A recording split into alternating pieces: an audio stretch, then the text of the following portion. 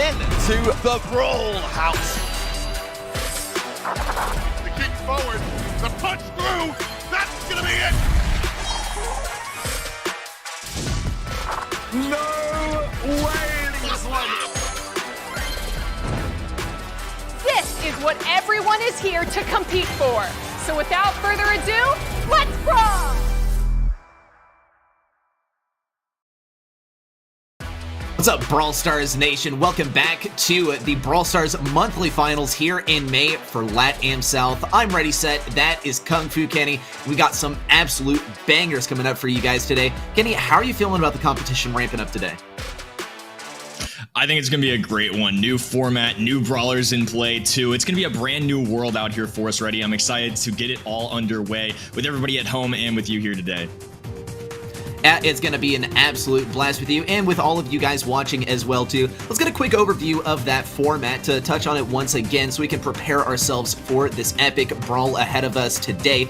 Just like usual, it's power match format, which has had a few changes. We'll touch on that in just a moment, but just as usual, a top 8 single elimination bracket for top 8 teams in the region following the monthly qualifiers. Also, best of 3 format in the quarterfinals, moving into a best of 5 once we move into the semifinals and the finals as well. And we got a lot of awesome teams competing today for that title of best team in Latam South. We have our bracket right up here in front of us. Kenny, why don't you walk us through the key matchups?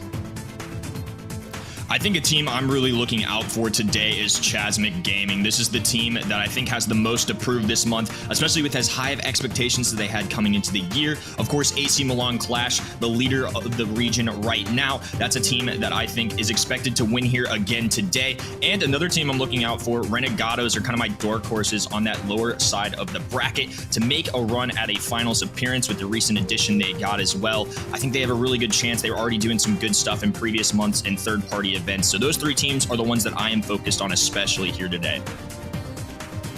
All right, and we will keep our eyes peeled for those key matchups today. Of course, if you guys want to submit your personal predictions on who you think is going to win today, make sure you don't walk, run to event.brawlstars.com to submit your predictions and get some points towards winning in-game prizes.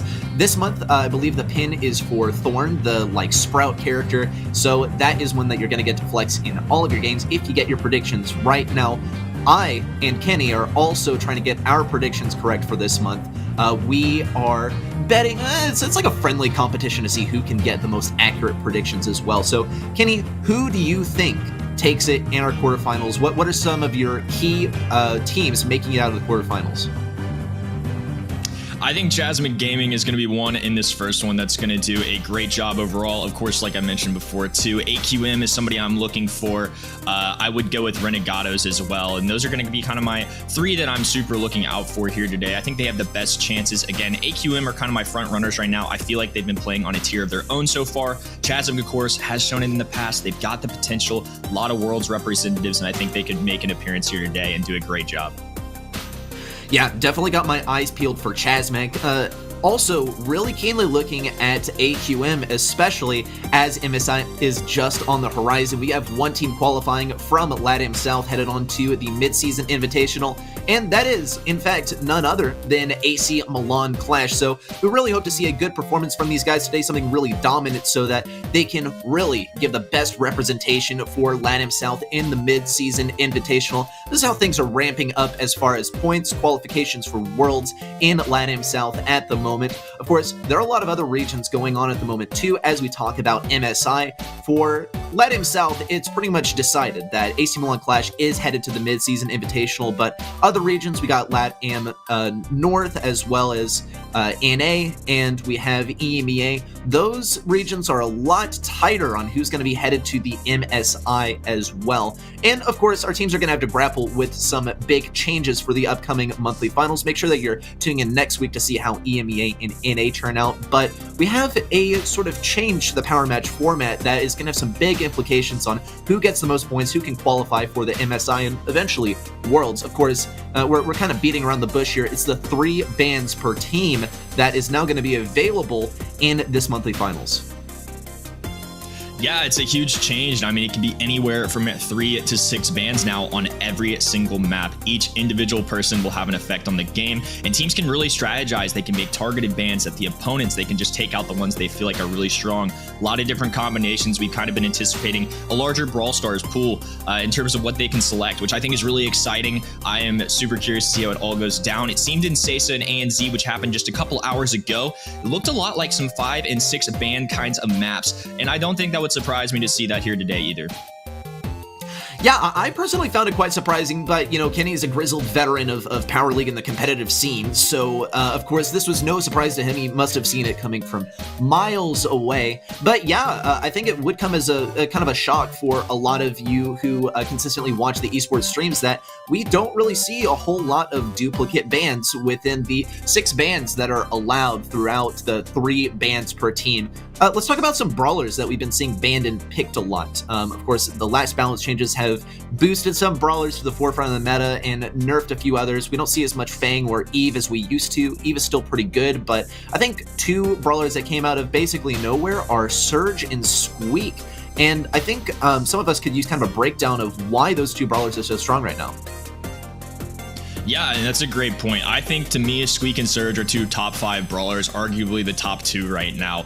Surge just got a rework. I think it was a good idea, though, as his teleport gadget was by far and beyond the best one you were going to get with Surge. They reworked him a little bit, varied it up, have 2 different gadgets that are really solid. The one that I've seen a lot right now allows him for 10 seconds to grow in 2 power levels. So remember, Surge is a brawler that starts at 1 and then elevates up to 4. So that can be really valuable. It made it a lot easier to chain his super, and now he can advance forward with his super. He can get over walls, he can chain it off opponents, and that's a region that I feel like Surge is so strong.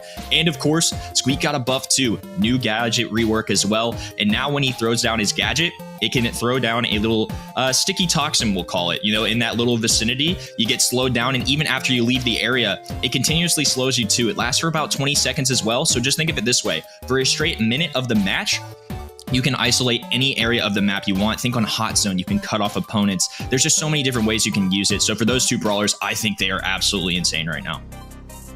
Yeah, and pretty much for those reasons that Kenny mentioned solely, these brawlers are being banned out so much. But when we eventually see them not banned, right, we are guaranteed to see them played and perhaps even first pick, because they're literally just so strong right now. I really like the reworks personally, Kenny.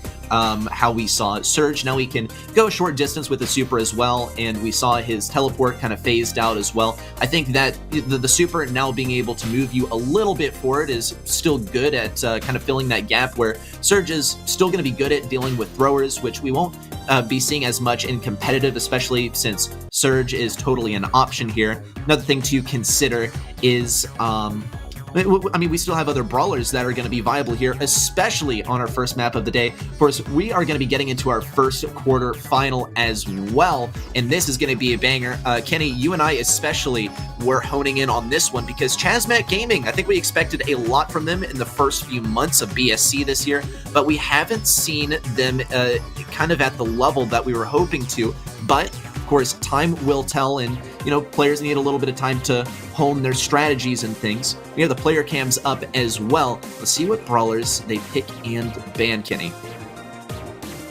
Yeah, and on Bell's Rock, it's going to make things super interesting. You know, in the past, brawlers like Tick and Sprout get played really frequently here, but one that I want to throw out, Grom, could very well show up here. I think it's a brawler that some teams have already implemented in their game, and especially with the bans coming in, if either of those brawlers get left off the board, which it doesn't look like they will, could always be an option too, especially as shot lines up really well with how this map looks. Okay, Brawler's banned out. I find it quite interesting to see that Max is banned out. It is going to enable some of the thrower play, I do believe, and KIB Esports are going to take full advantage of that, going with the Tick first pick. And I feel like we've talked about this one a lot in the past. Kenny, you say it's your favorite nursery rhyme of mine. Yeah, because if you have first pick, you pick Tick, or if you have second pick, you ban Tick, or whatever it is, pick and Tick happen to rhyme, and it works really well together. But yes, we do see the Tick, and okay, well, they stole the words right out of my mouth. Chazmac Gaming, they're basically guaranteed to play some Sprout here. Now, that does run a risk now that they have not picked that for their 6th pick instead. it is going to give them a little bit more flexibility in what they decide to counter from the side of KIB. But now KIB has a couple of picks to work with if they decide to play some kind of thrower counter. We'll have to see what 4th and 5th pick are, though. Yeah, and I think a great start with the Pam 2. Another brawler I want to shout out as well, Byron. Did receive a nerf recently. It takes now 4 shots to charge his super, and at least from personal experience, from talking to a couple pros, seeing it in scrims a little bit, doesn't seem like the guy's really going anywhere. I definitely don't think he's as strong as he was. For a while, he kind of felt like a top 3 staple, but now I think he's kind of in that top 5 to 7 range. I think he's still a really solid mid, long-range brawler, still really versatile. I think he's still going to be a great choice for a lot of maps. It looks like KIB is going to be concluding with a Bell pick here. I think they've got a nice, solid, well-rounded comp. Pam going to be a great brawler and knockout in general. Bell for the sharpshooter ability, and Tick can just be so pesky. Love him on this map, just like I do Sprout. All right, we got to talk about the elephant in the room, though. No Surge has been picked. No Surge has been banned. It is totally possible for a 6th pick here. From the side of KIB, I totally agree, though. This is a pretty well-rounded comp. I like the long-range thrower that's out here. Ooh. Okay, B for the last pick. This is going to be pretty handy for, I think, outranging Bell. It's also going to be pretty effective at keeping Pam from advancing forward too quickly. Big thing to consider, though, is that there is no wall break, unless you get lucky with exploding Tick Super next to a wall and opening things up for yourself. But I think that B is maybe a bit of a risky move, considering that not a lot of the walls will be favorable towards that. But we'll leave it up to Chazmac to show us why that is a good pick. Of course, we got to talk about the Dojo too. And B is pretty much a staple of LATAM South, and already Firecrow is putting it to work on the right lane. Yeah, some wise words from our co-caster there, and B is a staple of this region. You know, a lot of the brawlers that they select are kind of shaped around this, at least in last year's format. And things do change a little bit when the draft comes in, but it seems that this is still going to be a brawler they value rather than somebody like Piper, which is somebody I think a lot of other regions would have chose. I think Brock would have been an excellent choice too. They could go for that wall break onto the other side, could disrupt things with Tick a little bit, help out their sharpshooters. Right now, just a lot of back and forth, which is typically what we see in Knockout. Going to be trying to place down the turret from B to get a little slow in there, but they take that down pretty quickly. I think it's going to be really difficult to get value out of things like that, especially when throwers are on the field. Yeah, let's also talk about the supers that have been accumulated on both sides. Ooh, good dodge of the super there by Firecrow. And we see the poison start to close in as well. Firecrow has a super, so does Edinho on the right side. Pekka's looking for the last bit of damage. Down goes Prazi, and the last to go down is Alchemical. Chazmac Gaming BR just need to get one more round of victory within this game in order to take the whole thing. Now KIB can totally bring it back. Pekka is going to start things off with a bang with a super on the right side, and he has a decisive advantage in this matchup. Thankfully, Prazi is going to be here to provide a little bit of pressure, a little bit of control. Firecrow manages to thread the needle right around the Tick Super to get a little bit more damage on Prazi. Firecrow does not let up at all. And in a way, Pekka actually just saved Prazi's life there, blocking off Firecrow from picking up that last bit of damage as well. Alchemical on the right side opting to take on B. Really, there's not a great matchup for Alke versus anyone except for maybe Edinho, and we'll see that be put to work. Alchemical actually goes down, and now it's a 3v2. KIB Esports have to get a huge comeback in order to bring it back within this game.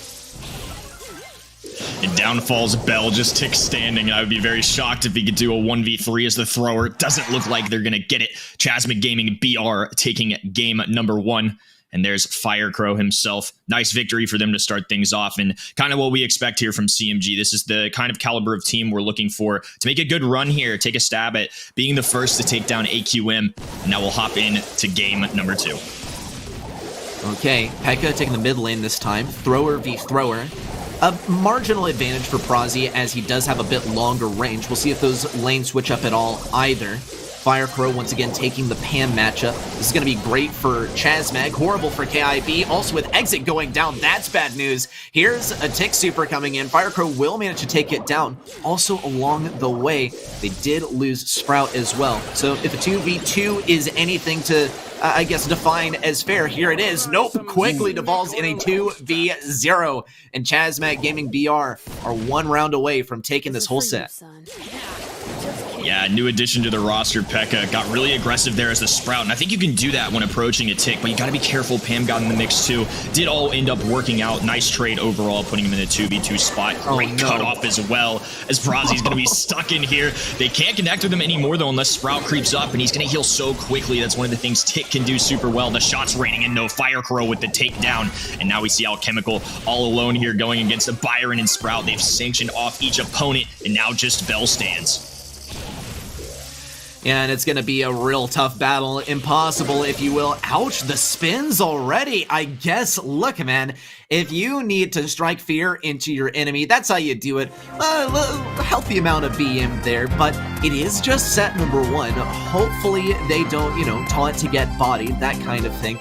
We've seen how that can happen in competitive, where spinning and pinning kind of can come back to bite you in form of karma, but solid start for Chazmac Gaming BR. We're going to be moving into dry season for some set number 2 action, and if Chazmac keeps up this really breakneck pacing, might even sweep things 2-0 and already secure their ticket to the semis.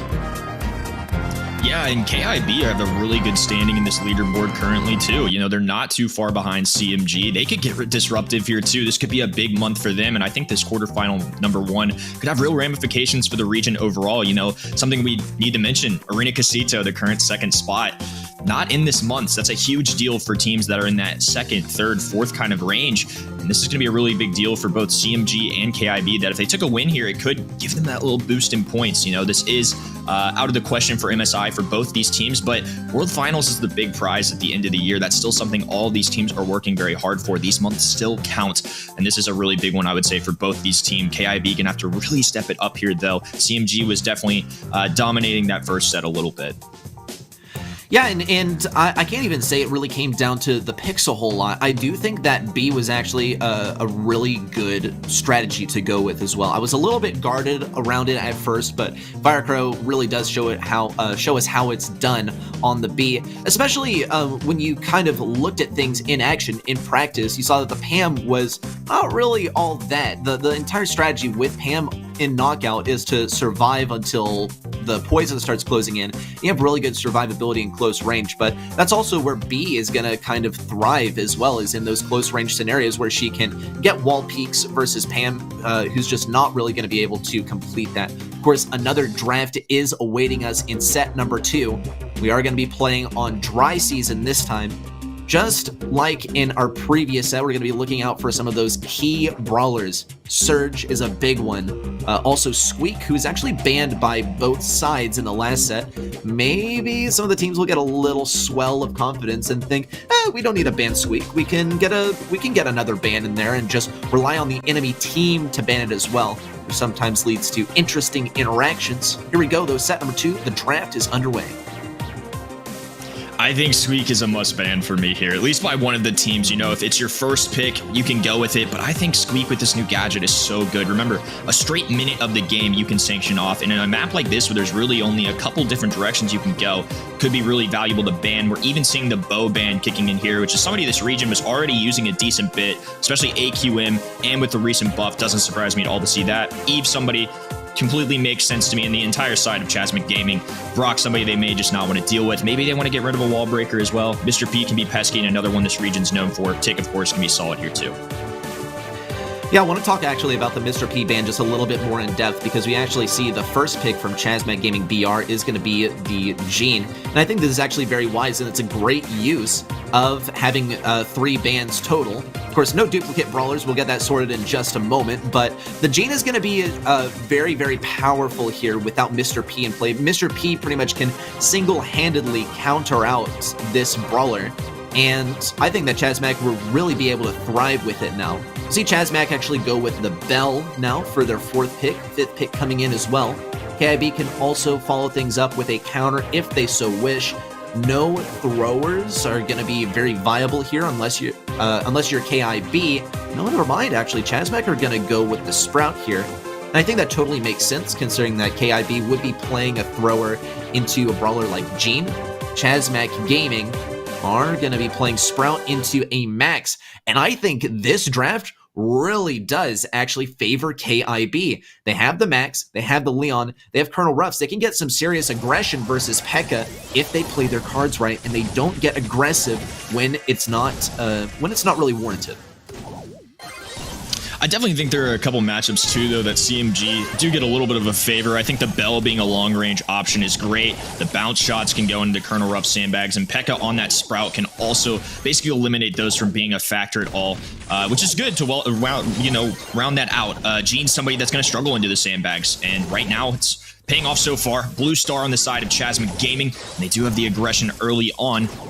And the side of KIB, not necessarily one I would pin for being a great defensive squad. You know, we've got Leon, who's an aggressor, Max, who's meant to help out the team here, and another sandbag going down there too. They're in a little bit of a pickle here, going to try and give a power up to their teammate there. But for now, it's all CMG as we approach a minute to go.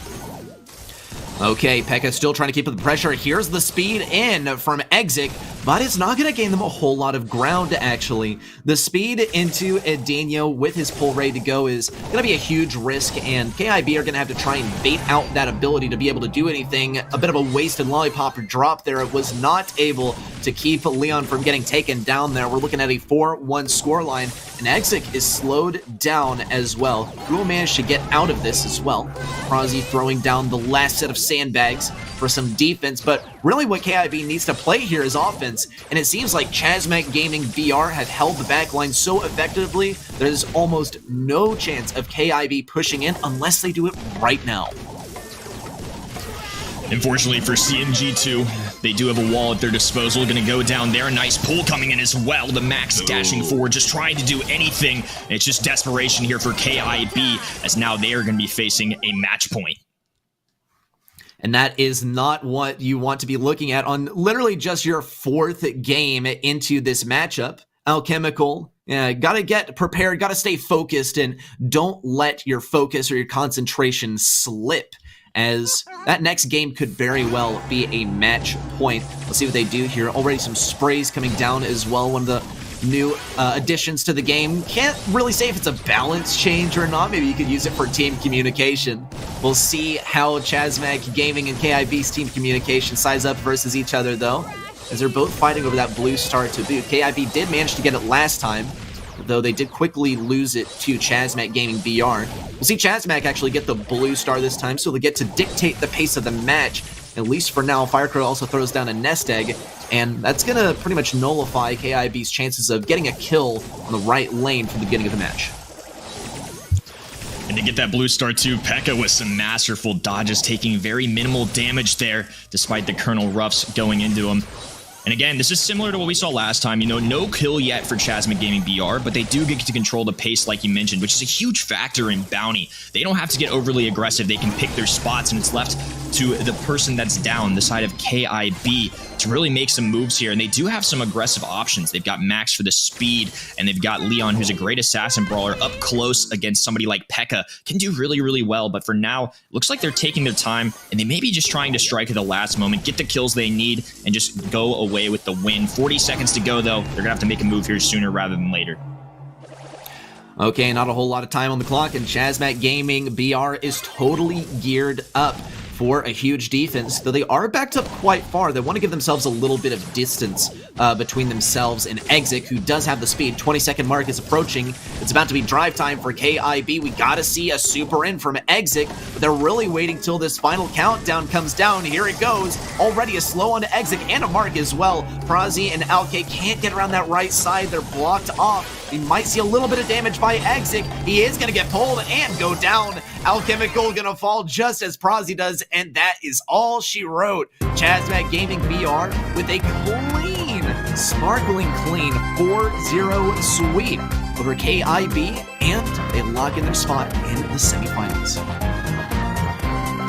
Great plays overall. This is the potential that they can absolutely live up to. Very impressive first two sets. They didn't drop anything. 2-0, 2-0. It didn't really seem like either contested sets either. It just felt like that CMG was in the driver's seat the whole time, in complete control.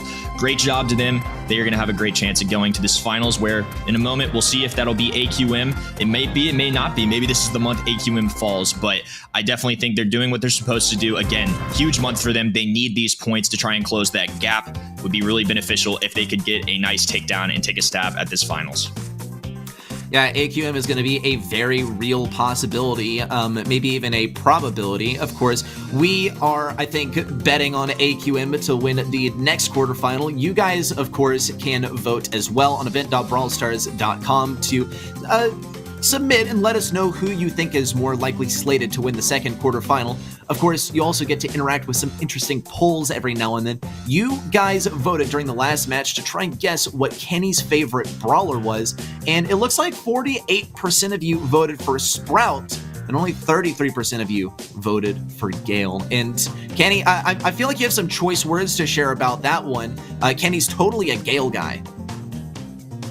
Yeah, I mean, I don't know if maybe some people are newer to BSC. Maybe they haven't, talked to me personally, but I know some of my other co-casters prefer the inferior brawler of Sprout, but the old man Gale has some great wisdom. The greatest goalie you've ever seen in Brawl Ball. I mean, it's a great time to be alive for Gale fans out here. Even though he got the nerf too, he's still a fantastic brawler. I'm a Gale guy through and through already. Through and through, and I'm not going to reveal who my favorite brawler is just yet, but I feel like there's some definitely good hints in the background that you guys can vote on in the later polls that are coming up as well. That's our first quarterfinal match finished, and our second quarterfinal is coming along very shortly here. Of course, we already talked about AQM. This is going to be an interesting one. Also, a brand new team breaking into the Latam South scene. It's going to be Regula Mentados, and that is going to be our second team. They're brand new to the BSC here in Latam South, and they are looking to make a statement here. AC Milan Qlash, though, this is just another obstacle in their way towards claiming their world final spot, and they've had a really good record so far, going so far as to already lock in things for the MSI. Yeah, and I think this is just a really unfortunate first seed for these guys. As 2 out of 3 of them, it's their first monthly final in 2022. But Kyle Zera, somebody that this scene should be familiar with. He competed with Aphelion Esports last year, making all 8 monthly finals, and was also a 2021 world finalist. This is his first monthly appearance, I believe, and definitely a really strong player. Getting back into the scene a little bit and playing with these two guys, I think they definitely are a strong roster. Great team. It's just they're playing against AQM, and for me, AQM is just on a level right now for this region where until they lose, I'm not going to bet against them. That's just how it is. The past 2 months, they've been playing on a tier of their own. Last month, only dropping 3 games total. That's a crazy feat overall. And just taking a game on them sounds like it's going to be a challenge as it is. But again, they have a lot of potential. They've got the experience. I think this could be interesting. But at the end of the day, I'm kind of with you. I just think AQM, until proven wrong, I'm going to be going with. Yeah, well, I mean, we'll see if Regula Mentados are able to prove us wrong. That in itself would be a massive feat. Even to take a single game off of AC Milan Qlash would definitely be something to be proud of yourself for and mark as an accomplishment. As you said, only 3 games have been taken off of AC Milan Qlash in all of the monthly finals so far, which is just absolutely insane. This is a very clean record for them. We'll see if things switch up now, because we do have a different sort of format that we're competing in. Power Match has changed up a little bit. We already got a little bit of a taste of it in the quarterfinals. And as we were saying kind of at the top of the show, if you were playing Power League, you got to play a little bit of yourself. If you're watching SESA and ANZ, you got to see what the implications of the 3 bans per team were. So we'll see how AC Milan Qlash plays around it. Knowing them, knowing how seriously they play the game, how seriously they take it, they're professionals, right? This is their job. They've definitely been scrimming like dawn till dusk in this 3-ban format, and they're gonna come with like a whole lot of preparation. Regula Mentados are gonna have to have something seriously tricky up their sleeve in order to take down these Titans. And that's the bright side about this new format. There's so much freshness to it. If there's ever been a time for an upset, it's now. These guys have had about 3 days roughly to deal with the new balance changes, the new format, and start scrimming it. You know, it really is a whole new universe out here and competitive. And if there's any better time, it's now. You know, they do have some veterans on this side of going against AQM. I mean, it's definitely a possibility. I think, you know, when it comes down to it, I'm going to rely on what we've seen so far this year. AQM has dealt with adversity before. They've proven time and time again they're one of the best teams in this region, and just for me, that's kind of where I'm leaning. But there's definitely some brawlers, you know, that they could get crazy with. You know, Bo is somebody that AQM uses a lot. Maybe they can keep things like that in mind and Bandit take it for themselves. I mean, to me, Bo's in a decent spot right now, especially for maps like we're about to see, like Double Swoosh. He's already been used before in this region. I mean, if anything, he's stronger now, and several other brawlers coming along with that too. All it takes is one really good draft and you can put yourself in an advantage. Yeah, I really like Bo on this map, especially at mid. And I think something that people sleep on this guy for a lot is that he does get very good wall break. And also he can take advantage of poor team communications for the enemy team. If you're not communicating the position of these different mines, oh look, that's our snake friend as well. Anyway, yeah, those mines can throw a serious wrench in your plans if you're not communicating that effectively. And I feel like maybe that could take down Regula Mentados. We haven't seen them before. We don't really know a whole lot about them in terms of what their comms look like. But typically, what you can observe from these teams is when you're facing versus AQM and you haven't been playing for as long, you haven't been playing together for as long, the synergies don't really lend themselves towards like effective communication. If you start getting dominated, then you might get a little bit withdrawn and not talk as much. I can definitely say that I get like this when things get real rough. We have the bans coming out though. We have the Stu, Mr. P, and Gale from the side of Regula Mentados, from the side of AC Milan Qlash, the Squeak, the Eve, and the Bo actually. So I'm very sorry, Kenny, but we won't be seeing any Bo, at least not in set of 1. Hey, that's all right. I think, honestly, a pretty solid ban overall. We see Gene and Mr. P get eliminated here, too. So that's several mids that can do really well. Eve, of course, I feel like still a strong brawler overall. First pick overall, though. 1.1. We get Surge. First time seeing him here today. I'm really excited to see what he can do. You know, obviously, Surge has had his moments in the past. He's a great counter to throwers and things like that, but Double Swoosh is definitely not a map historically that he's been played on. So it seems that Regula Mentados is really valuing him kind of like we evaluated before. This is a prediction that we had that Surge would be one of the best brawlers. And you know, even though Pam and Crow, 2 excellent brawlers, I'm a huge fan of Crow in the current meta right now. I really like what AQM did. I want to know how good Surge really is. We're going to put him to the test here on a map that he historically hasn't done particularly well on. Yeah, I totally agree. I mean, we don't really ever see Surge on this map. Typically, we only see Surge picked as like a counter to throwers, and obviously no throwers to speak of, at least for now. What he can do is outrange Pam and Crow once he gets those next levels, and if he uses that new gadget that has replaced his teleport forward now, he can get that right off the bat and try and farm up a super pretty quickly. We will see the M's pick from Regula Mentados as well as the dog from these guys as well. And I think that the Colonel Ruffs is going to be pretty effective at keeping Crow at bay, at least for the first bit of the match, unless we see AQM go for like an effective lane switch. And I think that they probably will try and shift Crow onto dealing with like M's or something instead. And we'll see the... What? Okay, well, that, in my opinion, is straight up bizarre, right? Because AC Milan Qlash have not picked any brawlers that break open walls. Regula Mentados have picked one brawler that can break open walls, and that's like their MO. That's Colonel Ruffs' main objective, is to break open walls. This is going to be an interesting one. Let's all sit back and relax and see if AC Milan Qlash are really able to make this happen with the Piper. Yeah, that's one I definitely wasn't expecting. You know, maybe in other regions they pull this out, but Double Swoosh, I have not seen a lot of Piper, and I think you're on the money. I feel like they're trying to go for a wall break strat, which can do pretty well into Ims, but honestly, it can be a little give and take here. You know, Colonel Ruffs could open up the map, which favors Piper, but also the sandbags Piper does really poorly into, and now getting up close to Surge. Surge with another takedown on the left-hand side, already at that level 2. Motep with a good takedown, though. Kauzera, though, going to be dropping the sandbags, staying up and maintaining those 4 gems. Lead so far for our red side. Yep, and we'll see if they're able to keep it up as well. I would definitely say that Kyodog and Motep could absolutely clutch up here. We'll see Lele Ninja take down BT Zim on the right side, though. Kyozera also trying to make things work on the left side. Motep is still going to keep on trying to slow things down, trying to bait these sandbags out of KaiOzera so they're not going to be a huge issue in the late game.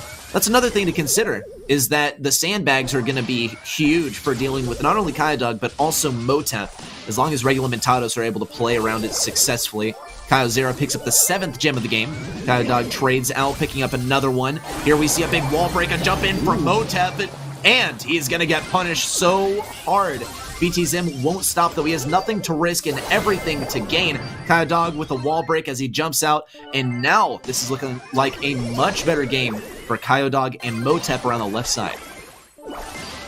KaiDog with some nice shots going in there. Gonna get a takedown to Ems, forcing KaiOzera back as well. BTZim now charging down the right-hand side. A little more wall break as well here, too.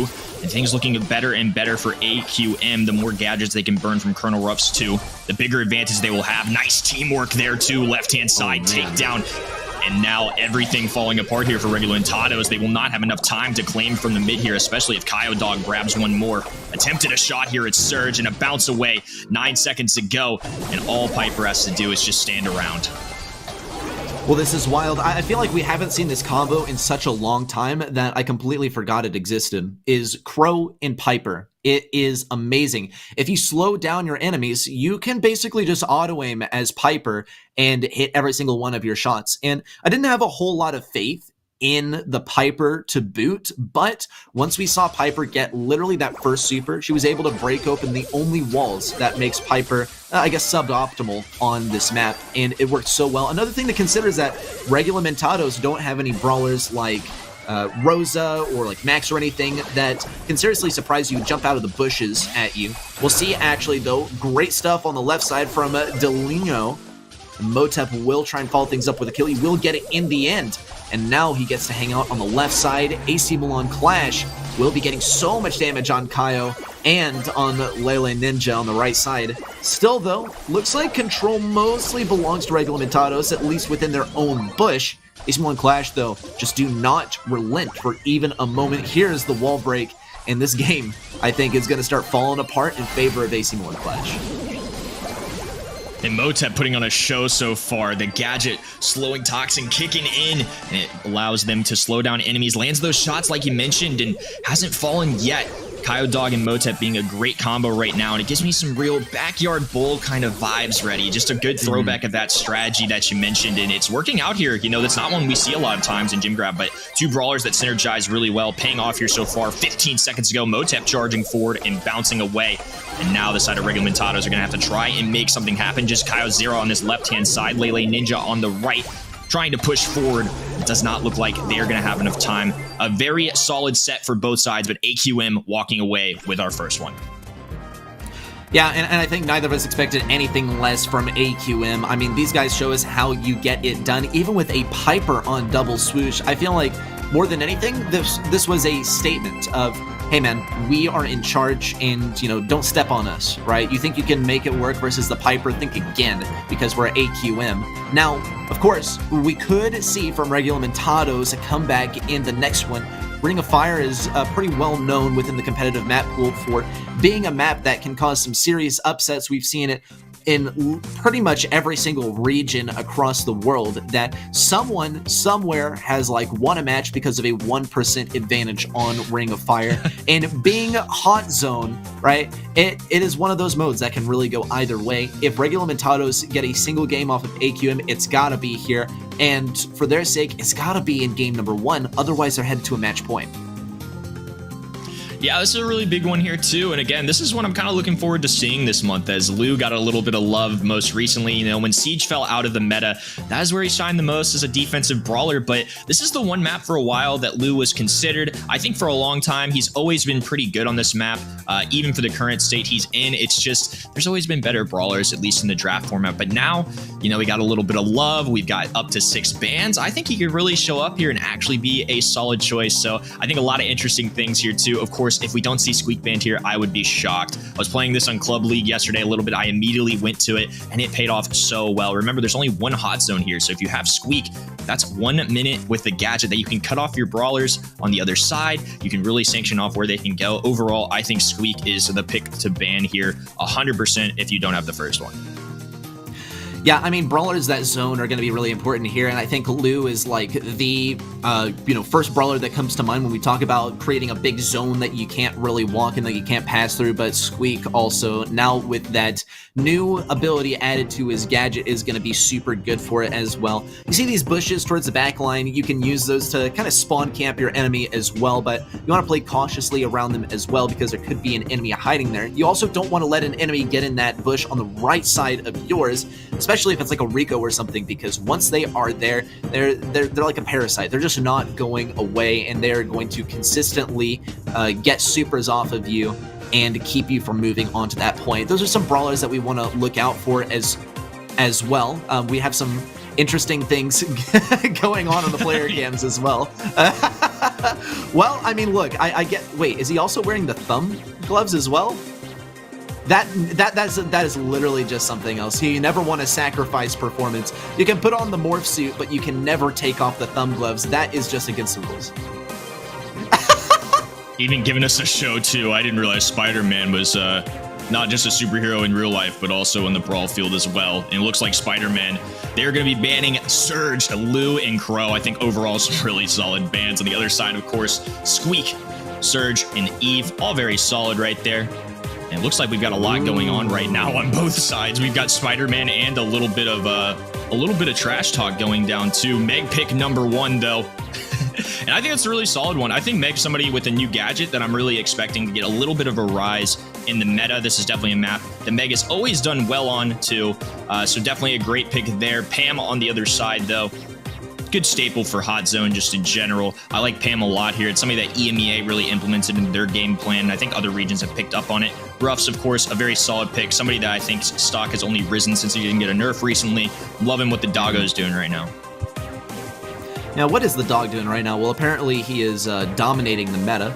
Of course, Spike is going to be here to counter out some of that, if possible. Going to get a good range of influence. I think Spike does have a bit of a rough time versus Colonel Ruffs with the sandbags, though. VT Sim's not having that. He's like, take the stream seriously. AC Milan Qlash, though, will finish things off with the Leon pick. Now Regulamentados get to follow up with a 6th pick as well. What will they choose to counter things out? And it's a bit of a mystery. I would definitely say 8-bit could be viable here, though they'll want to be cautious about any kind of brawlers that could disrupt them in close range, especially Leon. Yeah, and I'm actually a little curious. Spike did get that nerf to the life plant. I'm at least from personal, like watching some scrims, feeling it out a little bit. I really feel like he took a pretty hefty nerf with that life plant. That was really what, made him what he was. Pros are getting really good at dodging curveballs. Spike's been in the meta for a long time here, and I think this is a map that he can do solid on, but I'm really curious to see how he performs here, especially going to something like Colonel Ruffs with the sandbags and things like that. Loving the Rico pick here, too. I think that's a great lane option. Overall, a couple, pretty normal drafts, I would say. This is something similar to what we could have even seen last month. But yeah, I am personally curious to see how Spike does here. Okay, well, let's see how it performs. We do see the Rico on the right lane. This is the brawler that I was talking about. You don't want to let him get in that position. Already, he will find his little nook on the right side. Also, has to use a bouncy castle to stay alive. Also, Regulamentados have amassed a sizable advantage in terms of percentage so far. Kaio Zero will get the kill on Kaio Dog, actually. Motep sneaking into close range. Won't get a whole lot of value off of it, though. Down he goes. And AC Milan Qlash are actually being given a run for their money here. But with Kaio Dog popping that super, now with the mech up, things could very well change. Turn around super quickly. We'll have to see, though, if Regulamentados are able to deal with this push in. Looks like they have enough health pool to make it happen. Motep also going to get taken down by the super from Delineo. And AC Milan Qlash, it doesn't look like they're getting this game. And Delineo is just owning this right-hand side. Still in the bushes now, too. Popping the gadget to stay alive as well. Motep going to go invisible here, and Delineo just doing his best to scout him out. Landing a couple shots. Won't be enough, though. Kaio Dog is now owning the mid as well. Kyozera on this right-hand side trying to push forward. Scrap Sucker coming into a swipe coming in from Kyo Dog. And even the Pam turret can't stay up there. Definitely a hefty comeback here for AC Milan Qlash. A lot of work still yet to be done, though. Okay, Dog and Motep own this point right now. Delineo tries to beam things down with a long-range super. Motep gets the kill. Lele Ninja backed up as well. Kyozera goes down. And AC Milan Qlash are actually just on the cusp of bringing this one back and eclipsing Regula Mentados. It doesn't look like Regula Mentados are able to make it out of their own spawn, and this is what we've been talking about, how tough it is to make it out of your own spawn if you're getting spawn trapped, especially by Motep on the left lane. Delinea will be able to get some capture though, 88% for Regula Mentados, but 100 for AC Milan Qlash. And that's game number 1 and a match point incoming. Yeah, just a great comeback there. I mean, just real textbook disciplined Brawl Stars. They never gave it up. They kept pushing forward. They won their lanes eventually, reclaimed it, because once you get spawn trapped on this map, it can be really tough when you've got somebody like Rico owning in on you in the bushes. But again, if you've got the area control of something like Spike Super, the long distance with him as well, Meg, of course, being a very healthy brawler once she's in that mech form, and Leon, a great candidate to be in these bushes and get aggressive as we're seeing here on the top. It looks like the Leon getting some work done. Lele Ninja gonna fall there. Great job to Motep so far to try and claim a lot earlier on this hot zone, and a much better start here for AQM than we saw in game number 1. Let's hope that Lele Ninja is able to stay alive. He needs to be able to pick up this power-up, but Kyodog's not allowed, or not going to be allowing that to happen. Not easily, at least. He will almost be removed from his mech here. Does have to pop a little bit of healing, get a little bit of invisibility if he can, but most importantly, stay on that point and keep that percentage mark going up. And AC Milan Qlash are making just that happen. We also see a long-range kill from Motep on the right lane. Also going after Lele Ninja. VT Zim is popping off. Kyodog is unrelenting, and we'll see Delineo actually go down as well. Motep spawn camping these guys, and AC Milan Qlash approaches the 60% mark. So much time left in this game before things end automatically, but it doesn't look like it'll make it even remotely close to that mark unless Regula Mentados are somehow able to regain control. It's an uphill battle though. Yeah, and you can see Regula Mentados getting desperate here. They're even throwing down the Pam Super and to the sandbags closer to their spawn just so they can have the ability to push forward. And for now, they're holding on, but a nice takedown there on the Lele Ninja. We're going to see Motep creeping on this right-hand side, pushing towards the mid, now in the mid. Getting a nice pinch there. Delineo going to fall. About a 40% lead here still for AQM, and now we have a Meg in the mech form. And even though Lele Ninja is powered up, going to be a very tough situation. Kyo Dog with the takedown. Lele Ninja barely staying alive. Delineo landing the much-needed shots, but they have 50% to overcome. Can they make the comeback? Oh no, here comes Motep invisibly. Going to get a little bit of damage on Lele Ninja. Kyozera also. VT Zim making an aggressive play with that stick around. Going to be able to take down that super from Lele Ninja and go for kind of a back cap around here. Regula Mentados are about to pass that 70% mark, but AC Milan Qlash just needs 9% in order to secure their ticket to the semifinals. Kyozera is getting pinched between two brawlers right now, both Kyodog and VT Zim, and AC Milan Qlash are able to get the team kill and thus the win. Congrats to AC Milan Qlash, a clean 4-0 victory, just like their predecessors in that first quarterfinal. They're heading on to face off versus Chazmak in the semifinals. And nothing like the thumb sleeves with the Spider-Man uniform. Gotta respect it. Whatever works for him, you know. Some people just play the game on a different level, and they needed a hero, and they got one.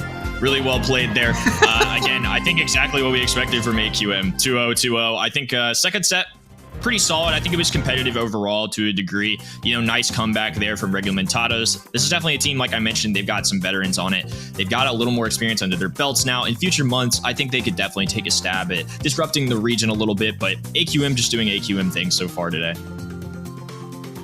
Yeah, they're just doing AQM things. Hopefully for Regula Mentados, they're able to face versus a different team in the next month, because honestly, I gotta say, I really do believe in these guys for the next month. We saw earlier on they were also lamenting the loss of Portuguesa Esports. They didn't get to qualify this month, but they're not the only team that didn't get to qualify this month. We don't see Arena Quesito in these monthly finals either, so a lot on the line for quarterfinals for the next month, but that does sum it up for our first two quarterfinals. We're going to be moving on to the bottom side of the bracket, but that, of course, living rent-free in the back of our heads is going to be our first semifinal matchup, which is already on our bracket awaiting us in the semifinals. Kenny, this one is going to be furious once we head on to the semis.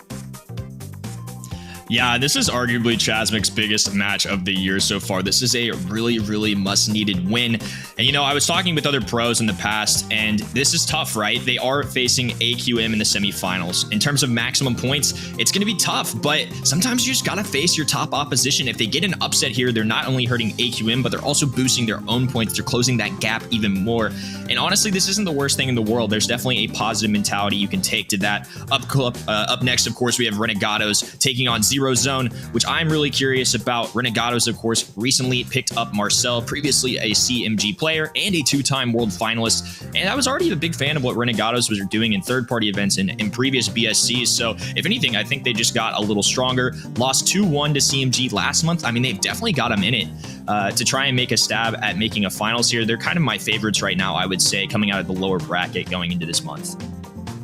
I mean, look, we're looking at the inventor, the Protesto, now being acquired by Renegados FA, right? We're talking about the home region of that Thumbs Down, which now got animated, so hopefully we get to see a little bit of that action in the games as well. If you want to get the chance of winning some in-game rewards yourself, by the way, make sure you go to event.brawlstars.com right now in order to start answering some trivia questions, making your predictions as well to get some of those in-game rewards, get a little bit closer to that fabled pin that awaits the best predictors among you at the end of the road for this month. You can also get the rewards from last month as well, so don't worry if you fell behind a little bit or you're just now tuning in for the first time throughout the esports season. You can get a whole lot of rewards, starting off with the March monthly finals and working your way back up to May. Let's talk about Renegados FA versus Zero Zone once again, though. I think we talked mostly about Renegados now acquiring Marcel.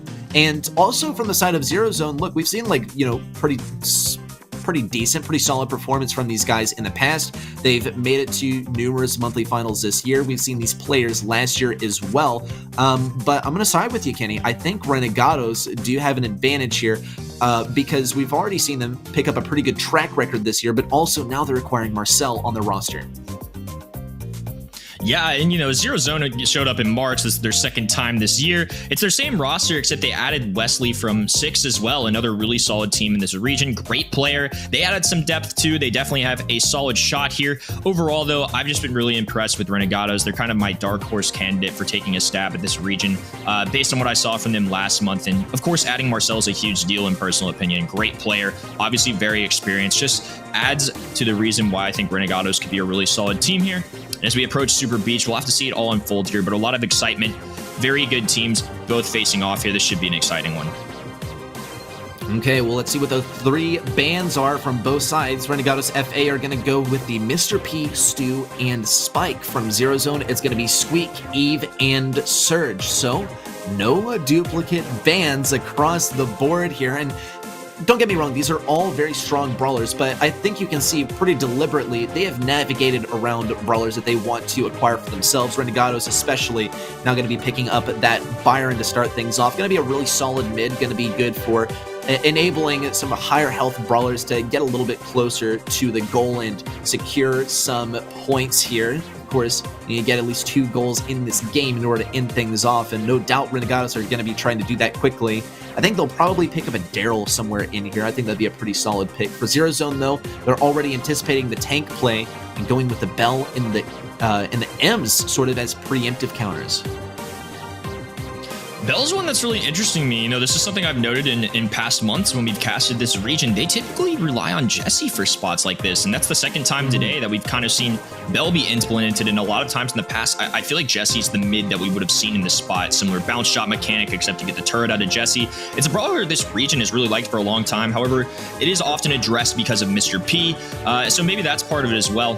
Fan of the Sandy pick here too. I think in times like this, when there's a new meta, a lot of things changing, you know, Sandy's a great, reliable brawler, a long time, a solid pick, and especially when you got invisibility on your side, I think it's a very solid choice overall. Definitely some options that are still available, though. We see the Daryl coming in here, and my mind immediately goes to Gale. This is somebody, even though he recently got a nerf, goes down to 1.25 seconds for that stun. Still seeing a lot of value, shows up in a lot of scrims, and he was even banned here earlier today in Sesa.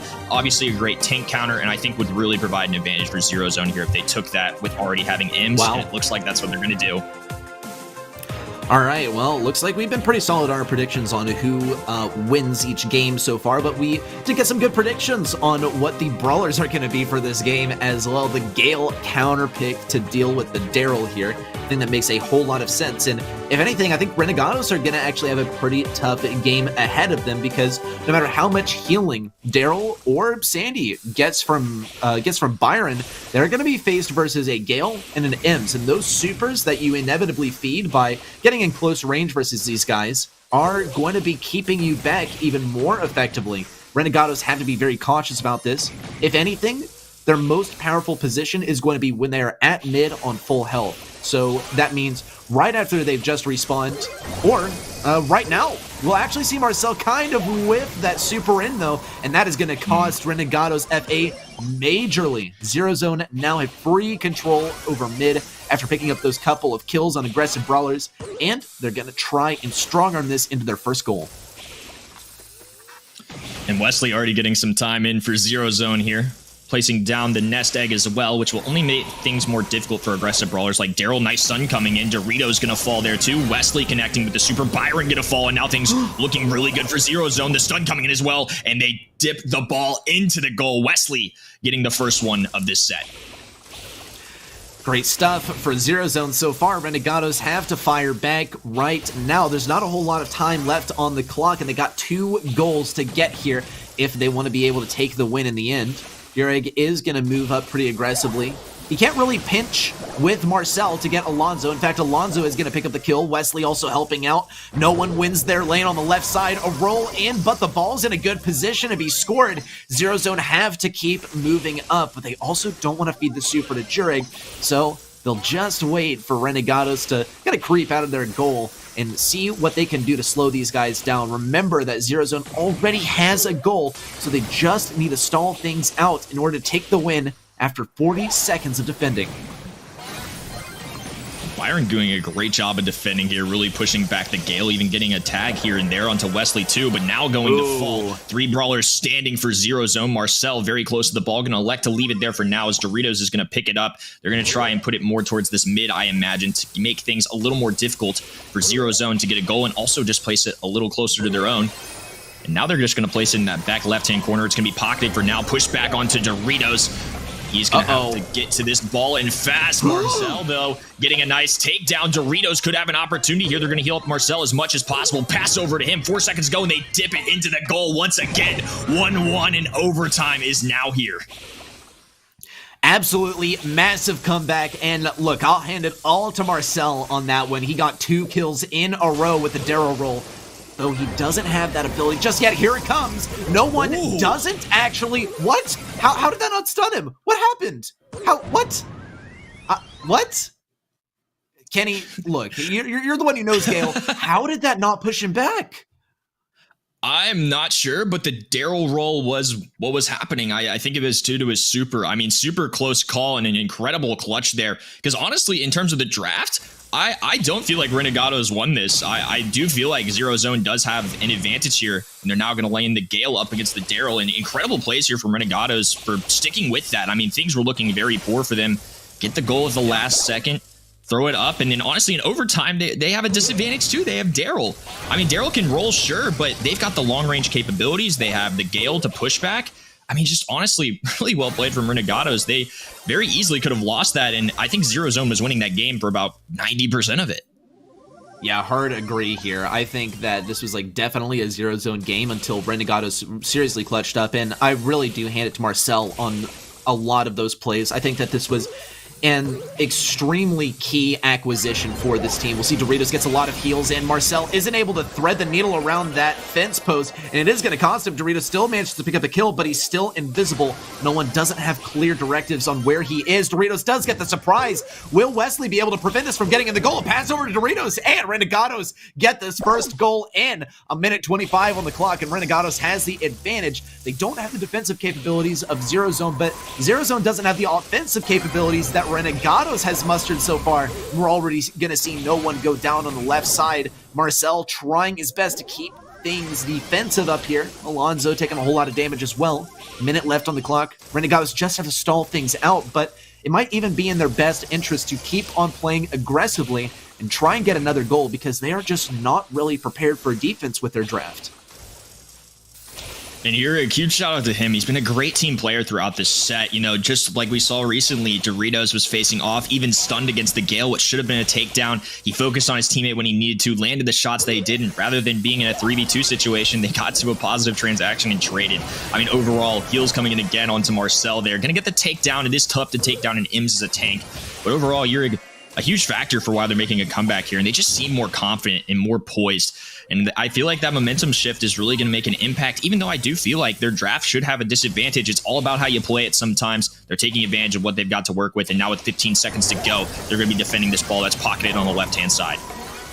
Oh man, Marcel needs to do something. Doesn't look like anything's going to happen. Marcel could get a roll in. He needs to heal up first. Ooh. It's not going to work, and Wesley's able to put that one in. Just a few seconds left till overtime begins, and Renegados somehow have to deal with not having the range to compete. What they do have, though, is they have Doritos, and Jurek has been doing a phenomenal job of keeping this guy alive and healthy. Doritos has been doing a good job of getting those sandstorms out pretty reliably and in good position, but with it worn down now, Zero Zone is going to make a big push on the side of Renegados, pretty much taking no damage along the way as they severely outrange Renegados. Jurek and Marcel are pretty much tasked with defending this, but that push is going to be enough to put that ball in the goal, in Zero Zone pick up their first game, and now it's all tied up 1-1. A complete reversal of what we saw in game number 1. I mean, it was completely the opposite. We saw 90% of the time Renegados was in favor, and then all of a sudden here comes Zero Zone charging with a couple kills. They get the nice goal in just as overtime's approaching. And again, I think when things are about even approaching overtime, I really do favor the side of Zero Zone. I think that's going to be something nice for them, at least how this set's played out so far, that they can always have in their back pocket. It's not the worst thing for them to go into overtime. You know, Byron can heal as much as possible, but the nice long-range tags from Bell, Gale can get a little bit outranged towards Sandy, and of course if Ims has a super, it's really difficult for Daryl to push forward, and we see him try and roll here now. Marcel gonna get taken down. 3v2 scenario once again. No one doing his best into Doritos here. Nice takedown. Now a 3v1 situation, and we're already gonna see Renegados on the defensive. Oh man, they are not really prepared for this. No one also has a stun ready to go. If he gets the ball, he might be able to make a goal here. Doritos actually gets a lot of heals, but no one gets the push out onto Jurek. He's not in front of the goal. Alonso forces him out by zoning it with his super, and Zero Zone pick up their first goal of this game. But look, Kenny, if history is anything to draw on, I think that means that Renegados gets this one, because Zero Zone had a great game at the beginning. Renegados were able to bring it back. We'll see a push in from Marcel. Can he make something of this? Well, he will get one kill. Alonso does get stunned as well. Not quite a kill yet. Jurek is going to look for something here. Alonso also gets to hang on to his super as well. Zero Zone have successfully defended, and a minute is left on the clock for Renegados to fire back, and they're also going to have to get rid of that ball in the corner as well. Now, Marcel has the mobility to do that once he has his super. Doritos also is constantly getting hit with this damage amplifier from Wesley, and I gotta say that's a great job by Wesley on making sure that that damage amplifier consistently finds its way onto Sandy. It does prevent him from getting that sandstorm as much as he usually would, which he did a lot in game number 2, but this is looking more like a game number 1 for Renegados, and they need a serious comeback somehow within the next 30 seconds. They got a sandstorm to work with. Let's see what they do. Yeah, and this is about as good of an opportunity as it's going to get. Marcel going to fall, though. And there goes no one on the right-hand side, too. 2v2 situation. Doritos getting healed up. The pushback coming in from Alonso, though, and Doritos is going to fall. 13 seconds to go. Can they make anything of it? And you're just going to stop moving at that point. All they have to do is put down a twister. They do have one remaining, and that is going to be tough. Daryl can roll through, though, and he's going to just bounce out of it. A funny interaction coming in there, but he had nowhere to walk. The twister had completely cut off that area, so it's just going to bounce him over the wall. And nicely done overall, honestly. Very competitive set. At the end of the day, though, Zero Zone getting it done. That was an absolute banger to watch there, Reddy. What a great one to watch. Yeah, seriously, there were so many moments where my mind was just blown and I didn't even know what was going on. But I've been thinking about it, and I think what happened at the end of game number 1 is Daryl's roll was just finishing as Gale tried to push him back. And of course, Daryl is immune to that kind of thing while he's in his super. At least he's immune to Gale's pushback as well. So that is what ended up happening. It was like split-second timing that caused Zero Zone to lose that first game, but they were able to bring it back in the end, and they're going to get to take it on to parallel plays for the second set. And I don't know about you, Kenny, but I absolutely love this map. It's probably my favorite hot zone map that's currently in rotation. Don't get me wrong, I love me some Ring of Fire, but I think parallel plays takes the cake for me because I like the interactions on different areas of the map.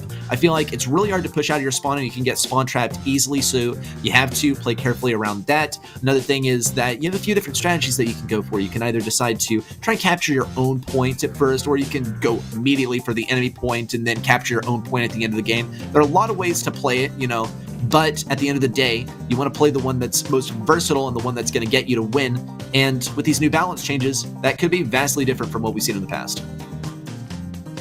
I love this map for a lot of similar reasons too. I think it's my favorite hot zone map as well, just because 2 zones always makes things so much more interesting. There's a lot of different play styles that get implemented here. Sometimes we get the super heals coming in. We'll have things like Byron and Pam be a combo. We even see crazy things like Ash show up in the lane on this map, and lots of different brawlers can be really solid here. In this region in the past, Jesse's been somebody that they use that's a little more unique to them, but I mean, we've seen Bell a couple times now. That's somebody that also does really well on this map too. Maybe that's just a brawler that they're starting to turn to in this region. That's now 2 or 3 instances just today that we've seen that be a little different than what we would have seen last month or the month before that, for example. And I'm with you. I think this is such an interesting map. There's a lot of different just strategies on how to play it. Like you said, do you get really aggressive for your enemies? Do you hunker down, play defense? Do you balance it out and do that traditional mid, left, right kind of scenario? I think there's a lot of different ways this can be played. Yeah, and we'll have to see what the players choose, of course. They got 3 bans to work with and then 3 picks per team to follow that up with. So in total, right, 12 brawlers will be either picked or banned, which is definitely a sizable portion of the current brawler pool as well. So we'll get a pretty diverse setup here, but a few brawlers that I'm particularly looking out for, no stranger to the ban phase, are most certainly going to be Surge and Squeak. Some brawlers that I think won't be banned that could very well be picked here. I'm thinking Colonel Ruffs, most importantly. Jesse is another one that I'm thinking of, but I think Leon could absolutely make a surprise appearance, especially in conjunction with a long-range brawler such as Bell or something, which you brought up earlier. What are some other brawlers that come to mind when you think of the best brawlers for parallel plays? Yeah, there's a few of them. Again, something I mentioned earlier too, and that you said Ruffs is somebody that stock has only risen for me. He was already a very solid brawler, and now I think he's kind of isolated himself as a great early pick. Very safe option with the sandbags. Somebody that shows up here a decent bit, though, is somebody like Stu. Bell across other regions shows up here a lot. Byron, a staple for a long time, and again, even though he received a nerf, at least from practice and what we've seen here today, still frequently an early pick. I think those are a few good options, and of course, big fan of the Pam on this map for both defensive and offensive capabilities. Okay, bans should be coming out in just a moment here. Let's see if any of those brawlers are banned out. If they're not, they are up for the pick phase. A very safe option. Here we go with the Spike, Mr. P, and Squeak from the side of Zero Zone. From Renegados, Byron, Squeak, and Eve. Only 1 brawler duplicate banned. I find that so interesting. And of course, Zero Zone deliberately leaves open Surge. And I really agree with this one on this map in particular. I think we saw Surge do Surge things in the past, but he didn't really bring the heat like we anticipated, and now I think we can fully anticipate that on this map, because Surge with his long range is going to be very important. It's going to be vital, in fact, to the success of any sort of composition that is permitted to use him. Renegados will be able to farm up some supers at long range with Gene. It's going to be kind of risky playing into Surge as well. I think Leon also might have a rough time surprising Surge. The Renegados does have a 6 pick. He'll also get to account for the Crow and the Bell that have been picked along the way by Zero Zone. There's another instance of Bell where I feel like this region would have trended towards Jesse. This is something that's been in development, and I'm honestly a fan of it here. I think Bell's overall kit is very solid. A lot of other regions use this map. Before the 6 bans came in, the new balance changed. This is a brawler that was pretty common across the world here. One of the most picked at that time, and it doesn't surprise me to really see that continue here. Gene on this map is a little bit of a surprise to me, though, and there's actually the Jesse now. Renegado is going to take a brawler that's of comfort to them, and I think with this new format, too, not a bad decision. Jesse's not inherently my favorite brawler, but I think on this map, definitely really solid. It's something that this region really hones in on, especially in times of uncertainty. They've only had 3 days, remember, to kind of mess around with these brawlers and practice these maps with the implementations that we've had. I don't think it's a bad idea to go for something that they're confident in, something they've worked with before. Overall, not a bad draft from either side. Yeah, I don't think it's a bad draft from either side. I mean, I wouldn't say Jesse is my personal pick, but Renegados can certainly put it to work. I think it could struggle versus Bell in particular, but as long as they're able to get Jesse onto Crow consistently, in fact, they've already placed Doritos on that lane versus Alonzo, then I think they could do really well with this strategy. Doritos needs to hit his shots, though, and Alonzo's doing a great job of juking. Zero Zone also get to encroach on this territory on the left side. Lots of damage being taken by no one, but also he has managed to get a little bit of capture on that side as well. And no capture for Renegados FA on the right lane so far. No one is able to stay alive on the left side as well, hanging on to that level 2. And that could turn into a level 3 if he's able to get in range. He has a lot of speed to work with as well now as he pops that gadget to upgrade to level 4 temporarily. Things could seriously start ramping up. Wesley actually goes down. Now Doritos is able to walk all over this point. No one is a sole defender. And Zero Zone have a rough time, or going to have a rough time at getting a Jesse off of this right lane. Well, Doritos actually is going to back out and opt to retreat just a little bit, defend the spawn, so that Zero Zone aren't able to spawn camp them. Things are looking great for Renegados. Zero Zone totally can come back, but there's a last gadget from no one, and if you can't get good value off of this, that could be a game decider. Nicely done there, of course. Doritos with a great transaction up on that top right, using the Jesse turret. Remember, Surge can't just teleport and get aggressive anymore. He has to use that super to get that job done now. Didn't have a super. Great job slowing him down with the gadget. Overall, going to give them that nice 9% lead now. Alonzo going to be on this left-hand side, playing against Marcel, who has been the ultimate defender here so far, still holding on to that super as well. Doritos with a takedown on the right, and things getting tough here for Wesley. With very low HP, he's going to have to deal with Yurik and Doritos now. Ooh, a nice connection there. Doritos finishing off 2. Crow jump on the left-hand side, but Marcel continues to defend. This left-hand lane has not gone the way of Zero Zone quite yet, but Alonzo getting close here. Pull coming through, pushed back as well. But a nice takedown, and now Alonzo's going to be forced to go help the teammates, though, as Doritos just continues to put in work on this top right-hand side. Yeah, he is not leaving, and Wesley's not able to get the pinch. He's going to have to wait for his teammate to come around and go for the pinch. Doritos stays alive for a little bit longer. He knows he's going to go down, but here comes Ureg to finish things off. And with the trade, Bell going down, no one really isn't able to do anything here. Ureg just needs to stay alive for a little bit longer. There's the Invisa-heal, and he is going to get tripped up by that nest egg as well, but it hardly even matters. 15 seconds left, and Renegados are able to get that last bit of percentage. That is, well, not a match point, but had set number 1 gone slightly differently, it very well could be.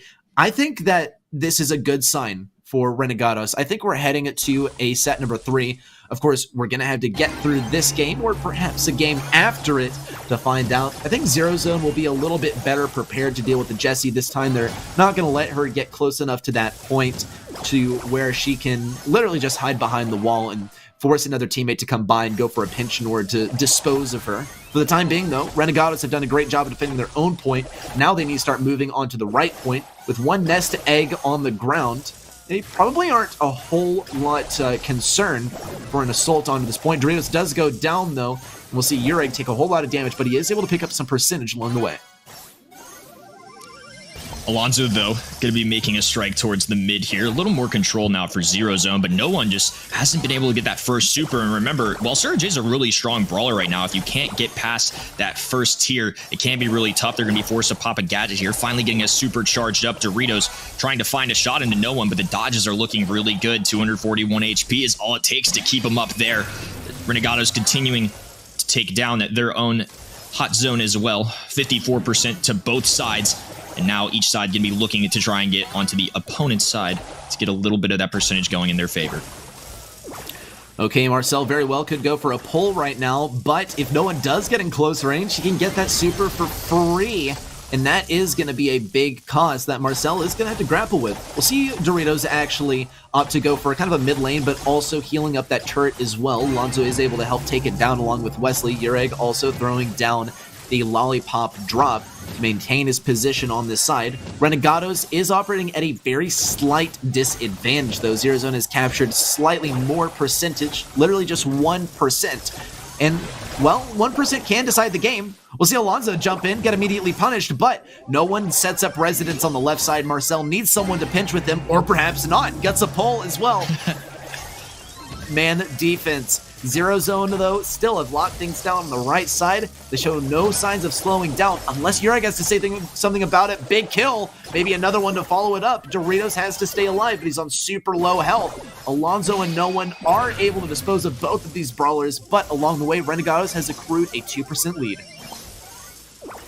And yeah, I chuckled just because Marcel's done so well on this left-hand side, and obviously until this moment, even Marcel falls victim to a 1v2 or 1v3 scenario, but overall, a really good job. This could be a lot worse of a situation for them if not for Marcel's efforts.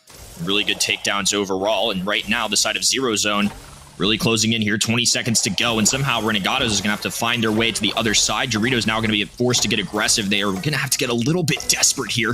Ureg now invisible. What a connection from Wesley, though. The game awareness to get that tag with 8 seconds to go. Can they make it? The pull coming in from Marcel, 6 seconds to go. They're going to have to charge forward, though, but with Alonso touching down on the left-hand side, we are now going to be going in to match point. Just like that crazy stuff. I thought this one was for sure in the hands of Renegados, but Zero Zone have other plans. Now, Marcel, I think, was absolutely pulling his weight. He was absolutely doing his part, constantly fighting 1v2s. On the right side, though, I think we see Zero Zone putting the work themselves, fighting off versus those 1v2s just a little bit better. Doritos and Ureg are having a rough time getting in close range on the right side, and I'll attribute that in a large way, actually, to Wesley. He is going to be on the left side this time. He's going to be taking on Marcel. Marcel was a great defender in the last game, so it totally makes sense. No doubt Zero Zone don't want a game as close as the last one. We'll see Doritos actually make a push forward, going for a little bit of damage versus Alonso. Alonso's on very low health. No one also is setting himself up in a good position to pop that gadget and fire 3 shots into Doritos, already get that next level up if he possibly can. On the left side, though, Wesley further sets up his defenses, throwing down a nest egg as well. I don't think anyone is really ever going to be going over to that area the entire game. Not because there's a nest egg, but because there's no objective to be played over there. Nonetheless, Wesley is going to be safe and sound, and Marcel is waiting for someone to walk into his range so he can get a good pull just like that. And a really well done job there from Marcel. Once again, only 5%. That's all they can capitalize off that 2v1 scenario. And just great dodges overall into the Bell lane. Another attempt at a pull there that would have been crazy, but Wesley going to stay up for now. Another misconnection there for the damage amplifier. And now on the top right of your screen, you're going to see Ureg getting a touchdown onto the enemy hot zone, takedown into no one too. And even though he's been playing Surge, who we've harped on as being a really good brawler, again, these are pro players. If you avoid giving Surge your super, that's a reason he hasn't really been in the meta prior to these recent buffs. And look, he's still on tier 1. Very tough to get that up. They only have so many gadgets to get through, and it's going to lead to a 20% lead here for Renegados. Okay, still a whole lot of time to work with here, and with Alonso getting a crucial kill, no way, Doritos gets so much damage. Is the turret going to be enough to take these guys down? Doesn't look like it. Wesley has the range, but Alonso is going to get pinched on this area, and Marcel is actually able to get the pull as well. I love seeing people get gene pulled. It's like, you know, get over here. Where do you think you're going? And Marcel does it so well. I gotta say, probably the best Gene player in Latam South. I mean, don't quote me on it, but I love watching him play. Let's see if he's able to fight his way out of this 1v2. It looks pretty grim for him there. Zero Zone will continue accumulating percentage. Ureg also forced to battle between No One and Alonso at the same time. Zero Zone takes a marginal advantage, and they're going to further that as well, almost picking up a kill on Marcel. Marcel has to get rid of Wesley here. Wesley is going to get pulled at max range, and we have an 8% advantage for Zero Zone here. If Renegados don't get this last bit of percentage, that is going to be Zero Zone headed on to the semifinals. Is it going to happen? Marcel can't do it, and Renegados are going to get taken down. Zero Zone is headed on to the semifinals. An upset alert. I mean, really well played, though, to Zero Zone. I think Renegados showed that they've still got it, too. They immediately implemented Marcel into their starting lineup, and he did a great job overall. I definitely don't feel like he's at fault in any way for this loss that they've taken. You know, obviously team game, of course, but he definitely wasn't a point of weakness, I think is a better way to put it. I think overall really well played from both these sides, though. This was really exciting to watch, and now in future month 2, I'm once again excited to see Renegados. We are going to take our first loss in the predictions, but we did get to watch a really solid match overall. I'm going to be keeping my eye out for Zero Zone for the rest of the day now after seeing what they just did to Marcel in this Renegados roster. Yeah, I'm definitely keeping an eye on Zero Zone as a potential candidate for the grand finals, as they are advancing on to the semifinals. Of course, in our next quarterfinal, we have to find a worthy opponent for them. But firstly, you know, we got to break down what exactly worked for them, what maybe didn't work for Renegados. And Kenny, I totally agree with you. I think that Marcel was absolutely not a point of weakness for this roster. In fact, from the very beginning, and I'm still sticking with this mentality, this was a key acquisition for Renegados, and I think he played spectacularly on the Gene. If we talk about some of the brawler picks, though, I think maybe this was not so well thought out on the Jesse pick. I don't think it really worked for Renegados as well as maybe they thought it would. Maybe in game number 1 it did, but just like in Brawl Ball, it didn't work out super well. And I think Marcel, especially in set number 1, did a good job on Brawl Ball at popping off on Daryl when he really needed to, but then came some later opportunities where he really needed to pop off his Daryl, and he ended up running into some fence posts or clipping obstacles and things, and it just is unfortunate, but it did end up costing them the game in the end. I don't think it was all down to him, but I think the reason they won in game number 1 is because he clutched up, and the reason that they lost in the following games is because he wasn't clutching up like he usually was.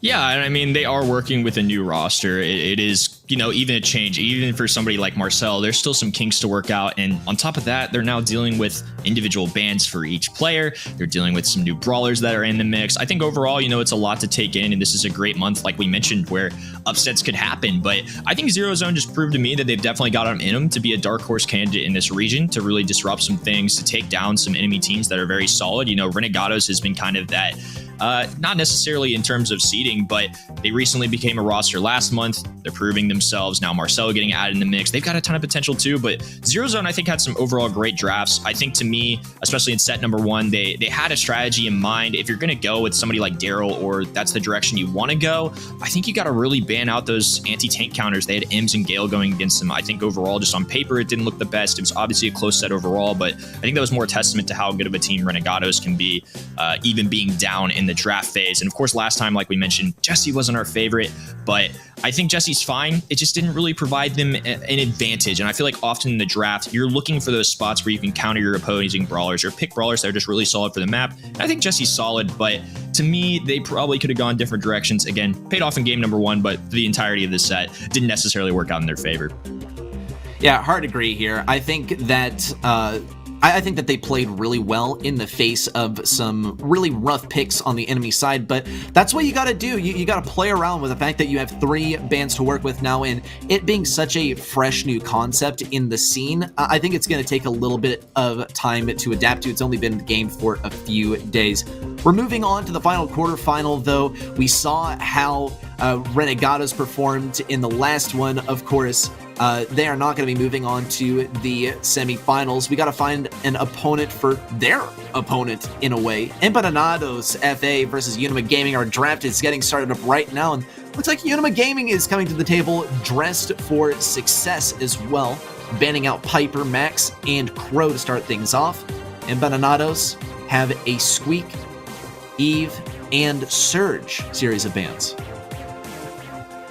Yeah, I feel like the side of Emban really went for brawlers that are just very solid overall in the meta right now. And on Crystal Arcade, all of them could definitely be solid. But Unima Gaming has some more unique ones, I would say. Max and Piper are two more targeted, I feel like. You know, they do really solid on this map, but it does surprise me a little bit to not see any of those brawlers overlap at all, just because I feel like Eve is very strong on this map, and it's something they wouldn't want to deal with. Squeak, of course, somebody I don't want to be dealing with right now. Surge, of course, very strong as well, and we've seen him at play already today.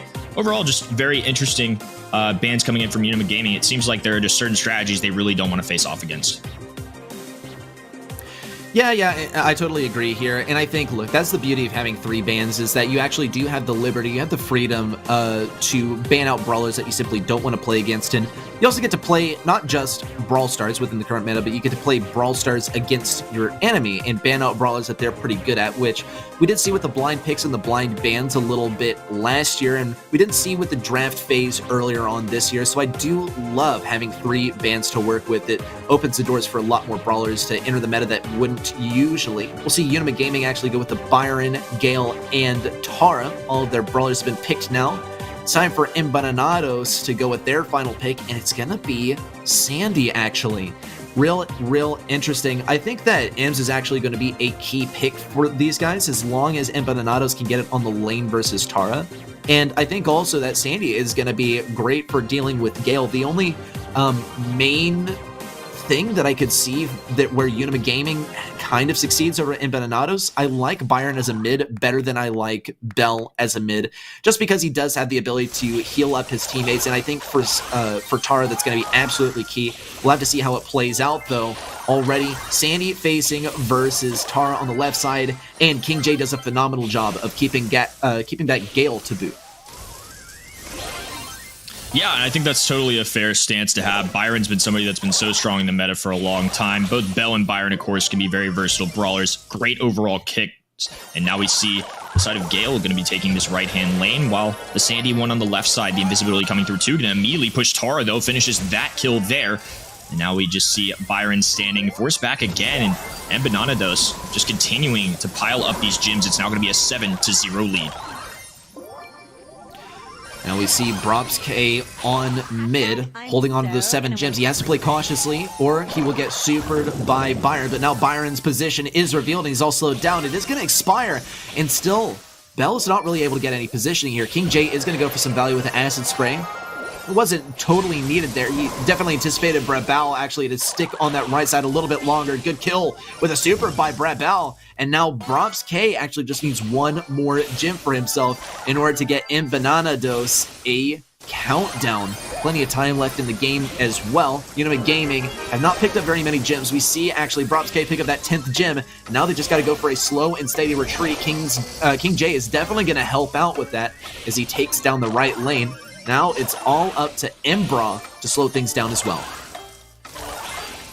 And Emban doing a great job throughout the entire set, just really putting opponents to sleep, taking them down. Great efficiency with those gadgets overall, and a very convincing first game there. Really well played to Emban for getting that taken care of very quickly. Yeah, I totally agree. And I think they also got some good offensive defense, if you will. I'm mostly looking at King J on the right side. He's able to play really offensively at the beginning, and then he maintains his position for pretty much the remainder of the game. Brawl is very aware of this, though. He's trying to get in range of King J to the best of his ability. A misprediction, and Brawl is able to get the kill. But Brobsk now on the left lane is going to be looking for some value in kind of a different venue, and Emban is going to come to take his place. It looks like these two are going to team up for just a little bit before Brobsk moves back to mid. King J does slightly get tripped up on that wall, and Brawl is able to maintain his position, at least for now. Very dominant start for Unima Gaming. It looks like they have pretty much learned what tricks Emban were using in order to get that early game victory in the last one, and they've use that to their advantage. But now with a Sandy super down, it's going to be a whole lot more challenging for them to take back mid. And it's always so fascinating, it's the same exact brawlers that are being played both games. But we've seen a very different start here for Unima. They're playing their strategy a lot better. Final gadget coming in here for Tara, who is now charged as Super 2. Going to go ahead and release here. Tag on to Sandy. Not a lot of capture there, though. Goes up right against that wall. Can save themselves from taking too many hits. does actually manage to stay alive there too. The Byron tags not going to be enough there, barely staying up, and now they own this left-hand lane and are going to get in a really aggressive positioning, and Bananados in a great spot here to try and take back the gym lead. Props K trying to stay as safe as he can. We almost actually see Skirts get a super here. He's probably just one shot away from getting that super off of Emban. There it is. He almost gets taken down. There's the kill onto Emban, though. And Tootie can pick up 9 gems total. Perfect timing on that gem to spawn for him. And also a whole lot of healing onto Gale so that King J keeps on getting held back. Emban does manage to snag another gem here, but another one is soon on the way. And it might end up belonging to Tootie. We'll see if he's able to stay alive here. Pops Gadget to stay healthy. Emban hasn't really been damaged a whole lot. Here's the opportunity. Tootie is able to make it out with this gem, but Bananados were prepared for this. They were pretty close to actually being able to get a 10 gem count to stall things out, but just as that happens, Skirts emerges from the bushes to get yet another gem and pick up all of those from Emban. We are going to be looking at a tied up set so far. It's anyone's game in game number 3. And look good to feel good, looking like Brawl really popped off in that last game. A huge difference maker early on there, just establishing the lane control early, cycling out a couple kills here and there, and even towards the end to secure the W, they ended up getting some nice takedowns. Again, even though Gale did get a nerf, not quite as strong as what he used to be, but still a great standalone brawler, and at least from what we've seen here today, still seems to be a brawler every single team is willing to interact with. Okay, let's see if Bananados have learned anything from the last game. They didn't have a whole lot of time to reflect, but they are playing the early game a little bit differently this time. Not in an amazing way. At least we do see King J get the takedown onto Brawl, and Tootie and Skirts now occupy the right side. We saw Skirts doing a great job on the right lane in the last game. Also, I don't think King J knows that Skirts has a super. He's going to be playing cautiously, but Skirts has this ace up his sleeve, if you will. Tootie XZ is going to be picking up a few more gems here as well. Unima Gaming will get to soon advance to that 7 gem count. Of course, they have to play cautiously around this sandstorm as well. Once they're able to scout out these bushes, it'll be a much different game. No way, Props K is able to get the takedown onto Tootie. That is the punishment for playing aggressively. And there's the blue team countdown. Bananados can run back with this one. And an angry pin as well from Tootie XZ. Unfortunate for Unima Gaming. It's not looking like they could bring it back. Yeah, and everything just came crashing down all at once. King J actually got pulled by the Tara, but it was a pretty decent misplay even on the right-hand side too. Just a couple crucial mistakes there, and of course Gym Grabba mode where you can be ahead 75, 80, 90% of the match and still get a takedown, and you know, once your gyms spill out and the other team picks them up and walks away, what more can you do? And I think right there, they took advantage of that, really capitalized on those mistakes, and Bananados are going to be taking our first set 2-1. Yeah, and I think also you could see on the player games, Props K was not too pleased with that. He had kind of a poker face, right? But he was not elated, and he wasn't seriously analytical either. He was just like, I think in a way, a little bit withdrawn, right? Just like, look, whoa. We're going to pretend like that didn't happen. We're just going to pretend like we need to get 2 sets in a row, and we're just trying to completely sweep, Bananados here, right? I think Unima Gaming can totally take it. Sneaky Fields is yet another map where those bushes are going to be a key factor around which they need to play. Bananados had some good play around the bushes, right? I really like the M's gameplay, but I think Unima Gaming had a fantastic response, and it kind of was just a freak accident that happened at the end of the last game. I really do think that Unima Gaming had pretty locked down control. We just saw that Props K played too aggressively right towards the end of that Sandy Super, thinking that, oh, there's no way they go aggro on me. But in fact, yeah, he was proven wrong shortly thereafter. Sneaky Fields, though, right? A lot of parallels between Crystal Arcade and Sneaky Fields. I think we get to see a few more tanks on Sneaky Fields, though, and with some of the bans that are possible here, 3 per team, I think we can finally see some tanks back in the game. Yeah, we might. Again, with just the draft format, even with the recent changes, I still really think teams got to tread lightly here. You know, we've got Ems, who has been the most popular brawler on this map for a long time, at least the most frequently picked. Now we've got more bans, though. Maybe she won't even be in play, but that's something that Crystal Arcade and Sneaky Fields are going to share. And I definitely think, you know, with Gale still in the mix, if you don't ban him, you got to be really careful. But there's Ems, there's Gale. People forget Griff recently got hit on as well in the recent changes, and definitely a brawler that's still shown up here time and time again. I think think there's a lot of options to really address tanks. If you're going to do it, it can work really well if they don't have those counters in play. But again, you got to be super careful here. But the most common ones we do see, if it does come down to the tank, are going to be Rosa and Ashe 2 that are going to get the job done here on this map if they're not facing off against some crazy picks. Again, too, B going to be another one that's a really frequently picked mid here and also does super well into tank. So I could totally see that being banned or in the mix for either of these teams. Yeah, I think when we talk like these really powerful tanks like Ashe and Rosa, you know, combine them with a healer, let's say like Byron or something. I don't think Poco is anywhere near where he used to be.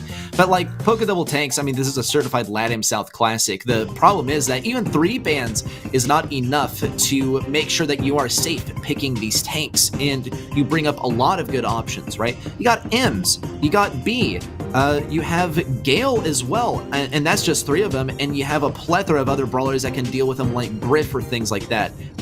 Brawlers that can not only break open walls, but can also do huge damage to tanks at long range, close range, however you want to do it, you can make it happen.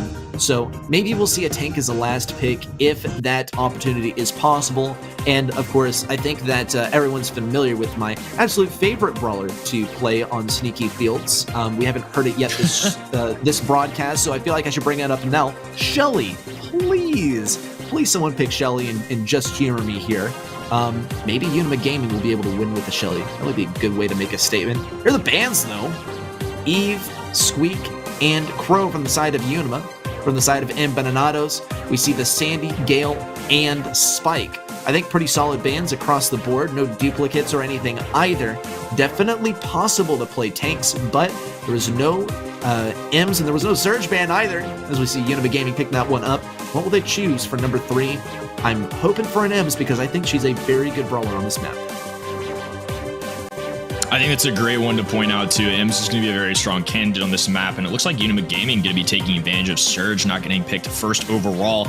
That's a choice that Emban is going to have to live or die by, and you know, we don't know how Surge is going to do on this map. It's not one traditionally in the past he's really been played on, but just given his current state, it seems that Unima Gaming is willing to take that gamble. Colonel Ruff's, of course, going to be a frequently picked brawler, and there's the Ems pick that you mentioned before. I'm going to give Bo a shout out here too. It's somebody I've seen scrimmed a decent bit. We saw it earlier in Sesa as well, and this region, at least AQM especially, really tends to like Bo. Did get that buff. I'll point him out. Wouldn't be my go-to pick, but definitely on Bo watch, if you will.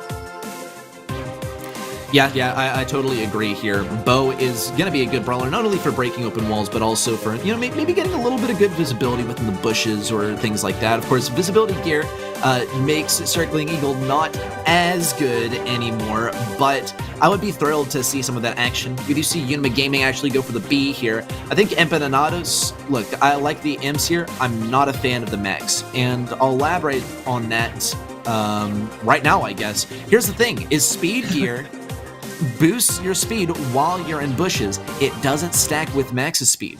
So max speed in the bushes is not going to do anything for you. It looks like Empanados are preparing for kind of the late game where Unima Gaming does have some walls broken open with Colonel Ruffs, and they're still going to have that speed when those walls are broken open. And I think that the response from Unima Gaming is actually quite good as well. I think B does well even not into a max-centric comp. Into a max-centric comp, though, you're going to be slowing things down severely. There's the first wall break by Skirtz, and Tootie will be able to pick it up and survive, surprisingly, as well. King J tries to make a push around the left side. Big push in from Brabal. It's not going to result in much, and this is already going to be a goal for Emban. Really well played there, too. I think the more they can break open this wall, the better for the side of Unima Gaming. I do like this combo between the B and the Ruffs, but King J with a nice super there, going to force back the Colonel Ruffs. However, he does retaliate with several shots there, going to put King J in a weak position. Now they're going to have to push up without him as he heals up. Huge defensive stance here once again for Unima Gaming. Brabal coming back with a power 2 surge, which is pretty solid, but they would ideally like to see that be a 3 or a 4. And coming in with the Colonel Ruffs power up 2, that's going to make him lethal if he can ever get to that power 4. Things looking a little bit better here for Unima Gaming as they clean things up a little bit. An aggressive super coming in there, power 3, but a nice takedown that's going to be big in the long term. And now Tootie in the aggressive positioning, they've reclaimed the mid. Okay, Emban getting tapped by that supply drop. It looks like he won't be able to make it out of this one. Brawl actually goes for the stop on him because he can, and also because he wants to get that level 3 up. We'll see K also looking for any sort of way to get that next super rep. Emban really want to have adequate defense for the late game, but they also would sure like to go ahead and score another goal in order to end this one off quickly. King J is going to be taken down. No, never mind. I spoke too soon. Skirtis gets taken down with a combo of Brovske and King J. A jump forward by Brawl on the left side. Isn't going to do a whole lot for him, though, as Emban does get the takedown. And there's the corner of the ball as well. 20 seconds left. Unima Gaming don't really have the speed to make it to the enemy side. It's looking like a lost cause. Yeah, it's going to be 1-0 here. Ball pocketed on the bottom left-hand side. Brawl doing his best to push forward, does get taken down by King J, and they're just going to pick up the ball with 3 seconds to go. Not enough time here for Unima Gaming. Game number 1 of Sneaky Field's going to be going to Emban. Yeah, and just like that, we're headed on to a match point as well. Emban. We saw a solid performance from them last month, and it looks like this month is no different either. And look, you already said it, Kenny, but look sharp to play sharper, think sharper. I'm actually not totally sure. I just heard the first couple of words of what you said. But you got to dress for success, and Emban definitely have a lot of success coming their way. Brawl will get taken down quite early in the game, though. Unima Gaming can get a few more takedowns here. Big problem for them is that they don't have a whole lot of viability until the walls are broken open. Now, Skirtis is going to get a good wall break here, and a takedown into Brovske is going to work out pretty well for these folks as well. Emban is kind of invisible, kind of an unknown enemy. Actually going to opt to retreat as well. Emban got to play defense now instead of going for any kind of offense. Once they're able to get at least one takedown on the enemy, they can start working for that goal. For the time being, though, it's looking like a 1v3. Emban is able to stall things out just a little bit longer, but it's not enough. Nope, not going to be enough. King J wasn't able to get the friend zoner out in time, and Unima Gaming gets the first goal. 2D with a very collegiate goal there. The defense from King J was almost enough. Tried to get the pushback in there with the gadget and a couple shots. Just not quite enough. Gonna be 1-0 here. Unima Gaming actually electing to put this in the back right-hand side. Nice takedown from Brawl on to Brops as well. Now we have a 3v2 advantage here for Unima Gaming. Taking their time here. Just keep recycling those takedowns for Surge, and he's only going to keep getting stronger, too. Imagine what he could do with a Surge power-up, or excuse me, a Ruff's power-up as well. I mean, this could get really deadly here. And the longer this plays out, the more these walls open. I do get a little scared here for the side of Emban, but look at them now. A little speed coming in, and now they're getting really aggressive. That's 2 takedowns. The Surge, though, getting 1 on the board as well. And they do make the decision to leave the ball for now. And Surge doing what he can to get those takedowns. And what a halt there for the side of Emban, who could have had a nice goal opportunity there. Yeah, complete and total shutdown for these guys. 30 seconds remain for Emban to bring this back, though. There's the speed on to Ems. Brawl, is it going to go down? No way. Emban gets slowed as well. It's all down to King J, but he only has a friend zoner. He's not going to be able to deal with this. 20 seconds left. Gotta see a max speed or something, but it looks like Brawl is absolutely popping off this game. He's not letting anyone through these back lines. A true paladin in the flesh and also in the game as well. King J will get taken down, and Brovske will make the last sort of push to try and get this ball, but it is going to be a fruitless pursuit. Emban, despite being on match point, are looking like they're meeting their makers now. A total complete shutdown by Brawl. In fact, not even just one, but numerous throughout that last game, and I expect nothing less for number 3, unless Emban can do something about it. Got a great set to watch so far. Once again, Brawl been a big factor in both maps so far, and once again paying off there. The Surge pick coming to fruition for sure. We're seeing why it can really be so lethal in situations like this. Early takedown for King J, though, and now a dash through the face shift. Will they have the angle? Not quite. So close, though, and it was worth the gamble. Now it's going to be a 3v2, and for now, Ball going to be on the top left-hand side. It is going to be cornered by Unima. Never a good sign to be cornering the ball so early. I feel like when you play that defensively, you're playing not to lose instead of playing to win. No way! King J with a huge play, already 2 kills. Brawl is able to counter things out. No way! Brawl with a single-handed defense of the entire push. And that is a clutch if I have ever seen one. And that is why Surge is so strong. If Emban somehow make it out of this set, and they make it on to the semifinals, there's no way they're letting Surge slip past their defenses again.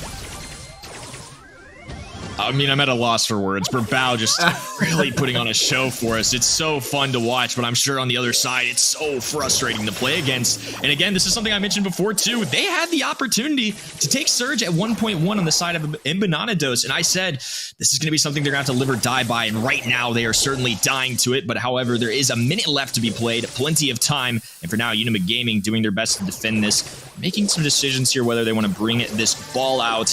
And it looks like for now, they're going to keep it in this top left-hand side. Surge now getting powered up. The speed coming through for Max and teammates. Nice slowdown coming in for B, though. The super going out. They're going to get really aggressive here. Pushback, and they take down the biggest threat for Brawl. Now going to be a 2v2 situation.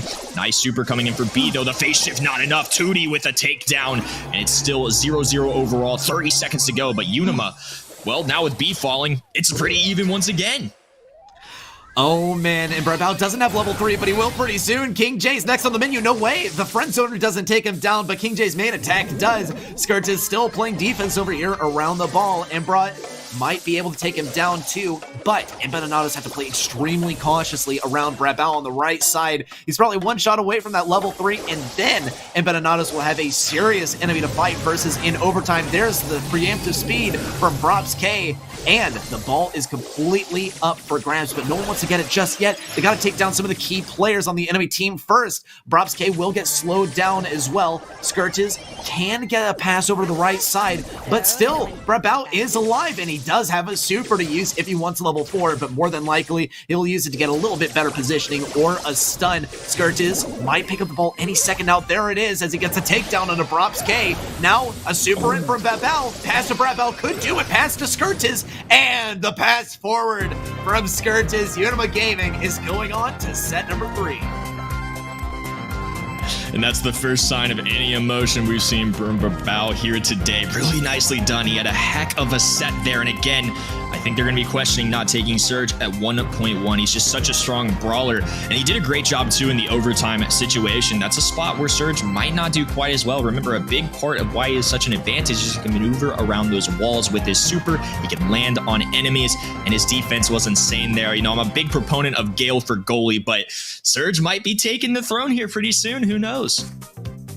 This is true. It's just like chain stuns, one after the other. You get a little bit of supercharge with your super, and then you fire off like a couple shots, and boom, then you have another one. It's ridiculous, and it's quite interesting to see how much being able to move like a really short distance, I gotta say, with that super changes Surge so drastically, because not only does he have invincibility when he supers, but he gets a little bit of distance too, so he can close the gap as well. I love the rework onto this brawler. Is he really strong now? Yeah, but like, I like it. I like it a whole lot, and I feel like it's not as free as that teleport used to be. Now, is Surge going to be free for the pickings in the next map? That is a big question up for debate, and honestly, I don't think that he'll be banned or picked here, because he doesn't have the teleport to counter out any throwers, and getting that super in the first place is going to be a real challenge, because as soon as he pops a gadget, everyone is just going to vanish into bushes on the enemy side. But who knows? Maybe Unima, for instance, could show us how exactly you are able to get yourself a Surge super by force using the gadget, and also getting a little bit of assistance from your teammates in the early game. We've seen Surge several times here today, though, and I think Layer Cake's not necessarily one that he's inherently favored on, but there's really sneaky fields. I mean, I think these teams are really starting to see that Surge can be a great pick. They might elect to ban him, they might not. They may just want to wipe it off the board completely on the side of Emban just to get rid of it. They don't even want to chance it, and that's one of the nice things that you have, the luxury of 3 bans per team. they can just say, hey, we don't want to deal with that ever again. Even if it's a map that he's not necessarily favored on, let's just take it off the board. And I think that's one of the really cool things that we're going to get to start seeing here throughout the competitive season as it progresses, of what these teams elect to do. They can really make some changes mid-set if they see there's a brawler that is a major threat. They've still got 2 more bans after that they can use to ban stronger brawlers, targeted brawlers, whatever they elect to do. And I'm really curious to see what both these sides end up doing here as we approach Layer Cake.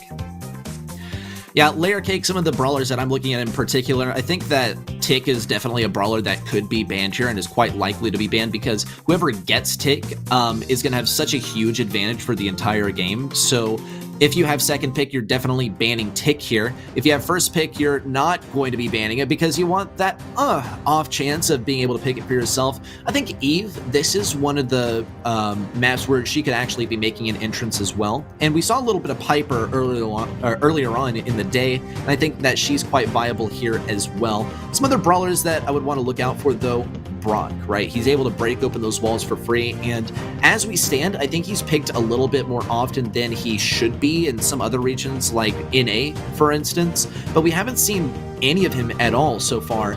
But if there's anywhere for him to make an entrance, I think that the walls here are going to be absolutely key to break open to make some other sharpshooters more viable. I think that's a great shout out. I really like Brock on this map. I think you have to be a little careful with it. I like going Brock a little later on in the draft just to get a wall break in there if they feel like they can take advantage of it, or maybe pair with some sharpshooters that they've already drafted. We'll see what both these teams end up banning, though. I think Eve is definitely one that I could still see getting banned here. I feel like Eve is still a pretty solid brawler, not nearly the overpowering brawler we saw last month, but still somebody that's really solid here. I think Sprout could get in the mix here too. Mr. P, a brawler that this region really likes, could be banned. It could be played. Bell, of course, going to give a shout out to Colonel Ruffs. Definitely one that they could take early, and it looks like ready. They're going to be banning the Brock on the right-hand side, which we mentioned before. We do see Eve coming through. The Tick ban as well. They were picked 2. Makes a lot of sense to me. The nursery rhyme continues to hold true. And look at that. Surge not employed, but I will mention Squeak is available, and I think you got to go Squeak. Oh, no. And there it is. Big risk there. But, I mean, look, Emban, they banned out 3 really top brawlers for this map. Maybe the one exception is Surge. I don't think he's a top brawler for this map, but look, if I were Emban in set number 2 on Sneaky Fields, I would never, ever chance Surge being played on the enemy team like for the rest of the day, especially by Unima Gaming, and especially by Brawl. We do actually have the squeak pick here. Brawl also styling on us. A little bit of confidence as well, as they really can take this one now. They didn't get taken down at the match point in set number 2, so they can play pretty comfortably. Let's talk about, actually, though, that final pick from Unima Gaming, Grom. I think Grom is really just being picked here because he is the only other thrower that can be really viable in no way. And Bananados nice with the Mortis to finish things off. I like it. I love the creature of the night, and I think that he only works as a 6 pick, and I commend Bananados for having the guts to play him. We'll see how he is in practice, though. I think Mortis is a great way to try and address what Unima has drafted. Again, Mortis is somebody you have to really tread lightly on, but as a 6th pick can work really well. Something I mentioned a little bit earlier too, and just something I was kind of looking out for with the 6 bans versus, say, we're up to 6 bans versus 3, is that typically on knockout and bounty type maps, Sprout and Tick are going to get the most love. I think they're the top 2 for this game mode, but Grom was used a little bit before by teams like, say, Stamina EU from time to time, even without those bans coming through, and now he's the next best available thrower. I don't think he's inherently the strongest brawler, but given this situation, it does make sense to me that they would want to go with this. Yeah, I totally agree. And so far, he is actually keeping back King and Jay and Embra pretty effectively. Tootie is also going to be at nice help as well. Scourge picks up the first kill of the game also, bringing the score line back in favor of Unima Gaming. We'll see Brops K on the left side, though, playing Mortis. Really, the main objective for him at the beginning of the game was just to get that blue star so that Empanadas could afford to play defense, but let's face it, Mortis is not a defensive brawler. Ouch, that is going to hurt. A big boom onto Mortis is going to further the score of Unima Gaming. But yeah, I feel like you use Mortis to get that blue star. He's not a good defender, so you pretty much say to your teammates, y'all gotta fight a 2v3 on defense, just try not to die. And, well, we saw how that one went. I don't think that'll be attempted in the next game. Not at all. but Emban is now going to play with the situation that they voluntarily gotten themselves in. 30 seconds remain. They have actually backed up Unima Gaming all the way to their spawn. We'll see if Brobsk can make a clutch up play. With the Squeak Gadget, this is definitely a team that can hunker down, but not when they have a cheat pool in the mix. Can the Grom super connect? It doesn't hit, but the regular shot does. 3-7 now, 15 seconds to go. The cutoff Sprout not able to move, and Grom now with 6 stars on his head, 11-3, and there's not going to be enough time here, I imagine, with 5 seconds to go. He's going to do his best as a Mortis here. Even if they get that takedown, they'll need one more. It was close. 14-9, though, final score. Unima Gaming turning the tides, and now they have a match point of their own. Oh man, the reverse sweep, that's what you love to see. It's what you love to feel if you're on the other side for Unima Gaming. For Emban, things are getting a little bit hairy. Brobsk, I gotta commend the guy. He's playing some of the riskiest brawl, or some of the most important roles, I think, to play. And I think that Mortis is a big risk as well. Let's see how the playstyle is shifted up though. Brobsk is gonna be trying to play kind of a defensive Mortis this time instead of just throwing his teammates to the wolves this time. Oh no! He misses the kill on Discourges to start things off, but he is able to get it in the end, but still, he goes right back to Emban Gaming. Hey, at least the Emban only have a 1-star deficit to work with. Emban can still get a kill on the Grom or something, but it looks like more than anything, Emban is going to have to wait till the game is about to end before they can start making a huge play. 2D also dropping the Gather. That's twice now we've seen this. They drop it right in that mid, and it completely cuts off the directions that Emban can go. It's slowing for about 20 seconds. That's about a minute of control of whatever lanes they want. And especially with somebody like Mortis, that really eliminates how many directions they can go. King J is being slowed right now, in fact. And a huge start for them too. Grom popping off really early once again. Now the super connecting too. The regular shot's going to finish the job as well. 7-4. And with 50 seconds to go, 3, now 5-star lead for Unima Gaming. I mean, it's like not impossible for Emban, but it's not looking probable. That is without a doubt. Brobsk, I believe in him. He's got to make some huge play here. Perhaps onto Brawl and onto 2DXZ. We see some Vengeful Spirits actually coming out, and I believe it got, I don't know if it got a buff, but it did deal 1,000 damage just then, and Brobsk gets hit with pretty much the death sentence here for any sort of Mortis or any sort of Brawlers trying to get in close range. That mark is going to be a huge disadvantage. Here comes the countdown. He needs to get in close range. Here's the final attempt. Not able to get that super off in time, and there's the pins, the spins, and the wins going to Unima Gaming. Congrats to Unima. They're headed on to the semis. And those are the 3 best things you can tell a team they have. Unima Gaming, it's the first time we've seen Brawl with this much emotion. And good for him. Really great set overall. Again, a really close one. Really nice to see teammates hyping him up, or maybe friends. I don't know. There's a lot of people giving him some support, though, which we love to see. No way. There's way more people than 3. I don't know what's got going on, but the watch party IRL hits different. Nicely done. Good celebration. And they will be seeing the semifinals here shortly. Oh my gosh, is there an earthquake going on right now? There must be so much jumping and celebrating. If only we had music, I would love to hear what they're saying.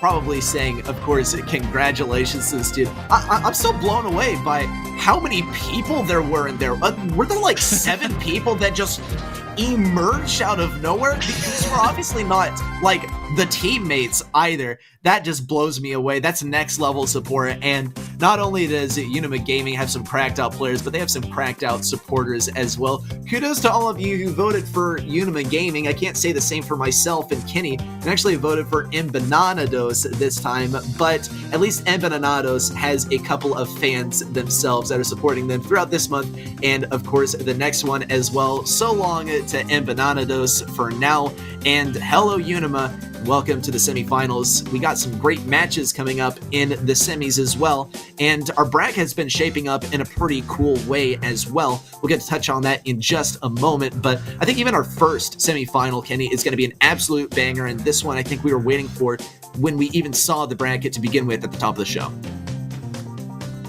I think these semifinals are both super exciting. Zero Zone and Unity Gaming have really impressed me here today. And earlier I was like, you know, Zero Zone got a nice win over Renegados. That's a team I'm definitely looking for. But now Unity Gaming's performance has me questioning this second semifinal. Of course, the first one, two Titans going up against each other. Chasmic Gaming, BR, the current third place in this region, trying to take a step up with Arena Casito out for this month. If they got a win here over AC Milan Qlash, it would be huge in the standings of the region, and it would be a huge confidence booster to you. That is a team that we looked for before the year that had a great chance to win this entire region, and currently sitting at third, definitely not quite meeting the expectations that many had for them. This is a great opportunity for them to turn it around. Yeah, I really do think that Chasmac Gaming BR has had a couple of big opponents in Latam South so far this year. Number one is AC Milan Qlash, and number two is Arena Casito.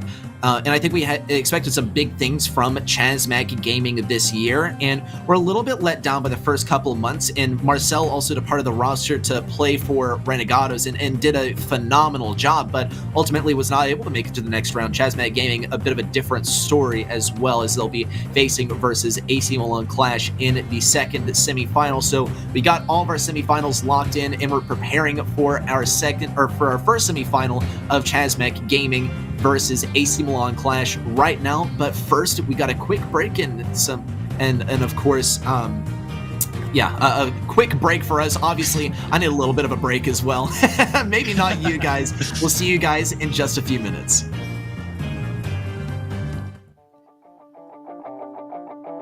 No, you're good. You're good, dude.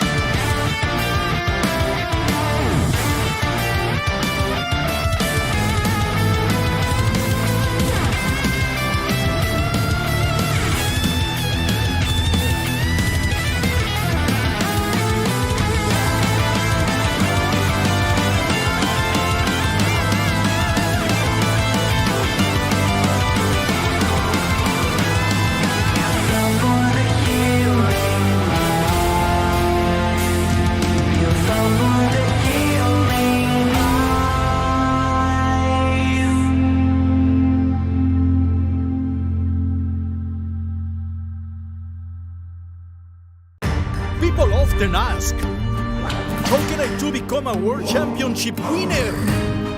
What must I do to get Abs of Steel and Fist of Fury? the answer? Gimnasio Primo!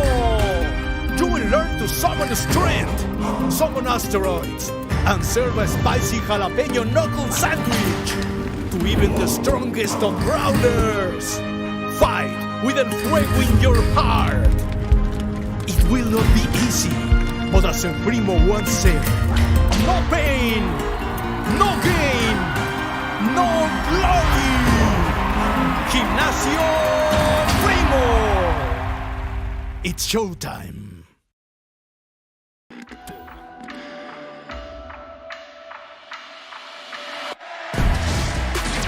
Welcome in to the Brawl house. The kick forward, the punch through, that's gonna be it! No way!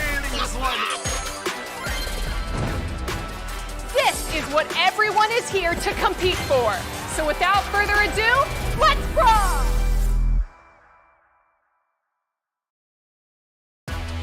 Welcome back, everyone, to Latam South. We just got through with all of our quarterfinals, and now we're getting ready for the semis. Chazmac Gaming versus AC Milan Qlash coming right at you. Kenny, this is going to be a fiery matchup.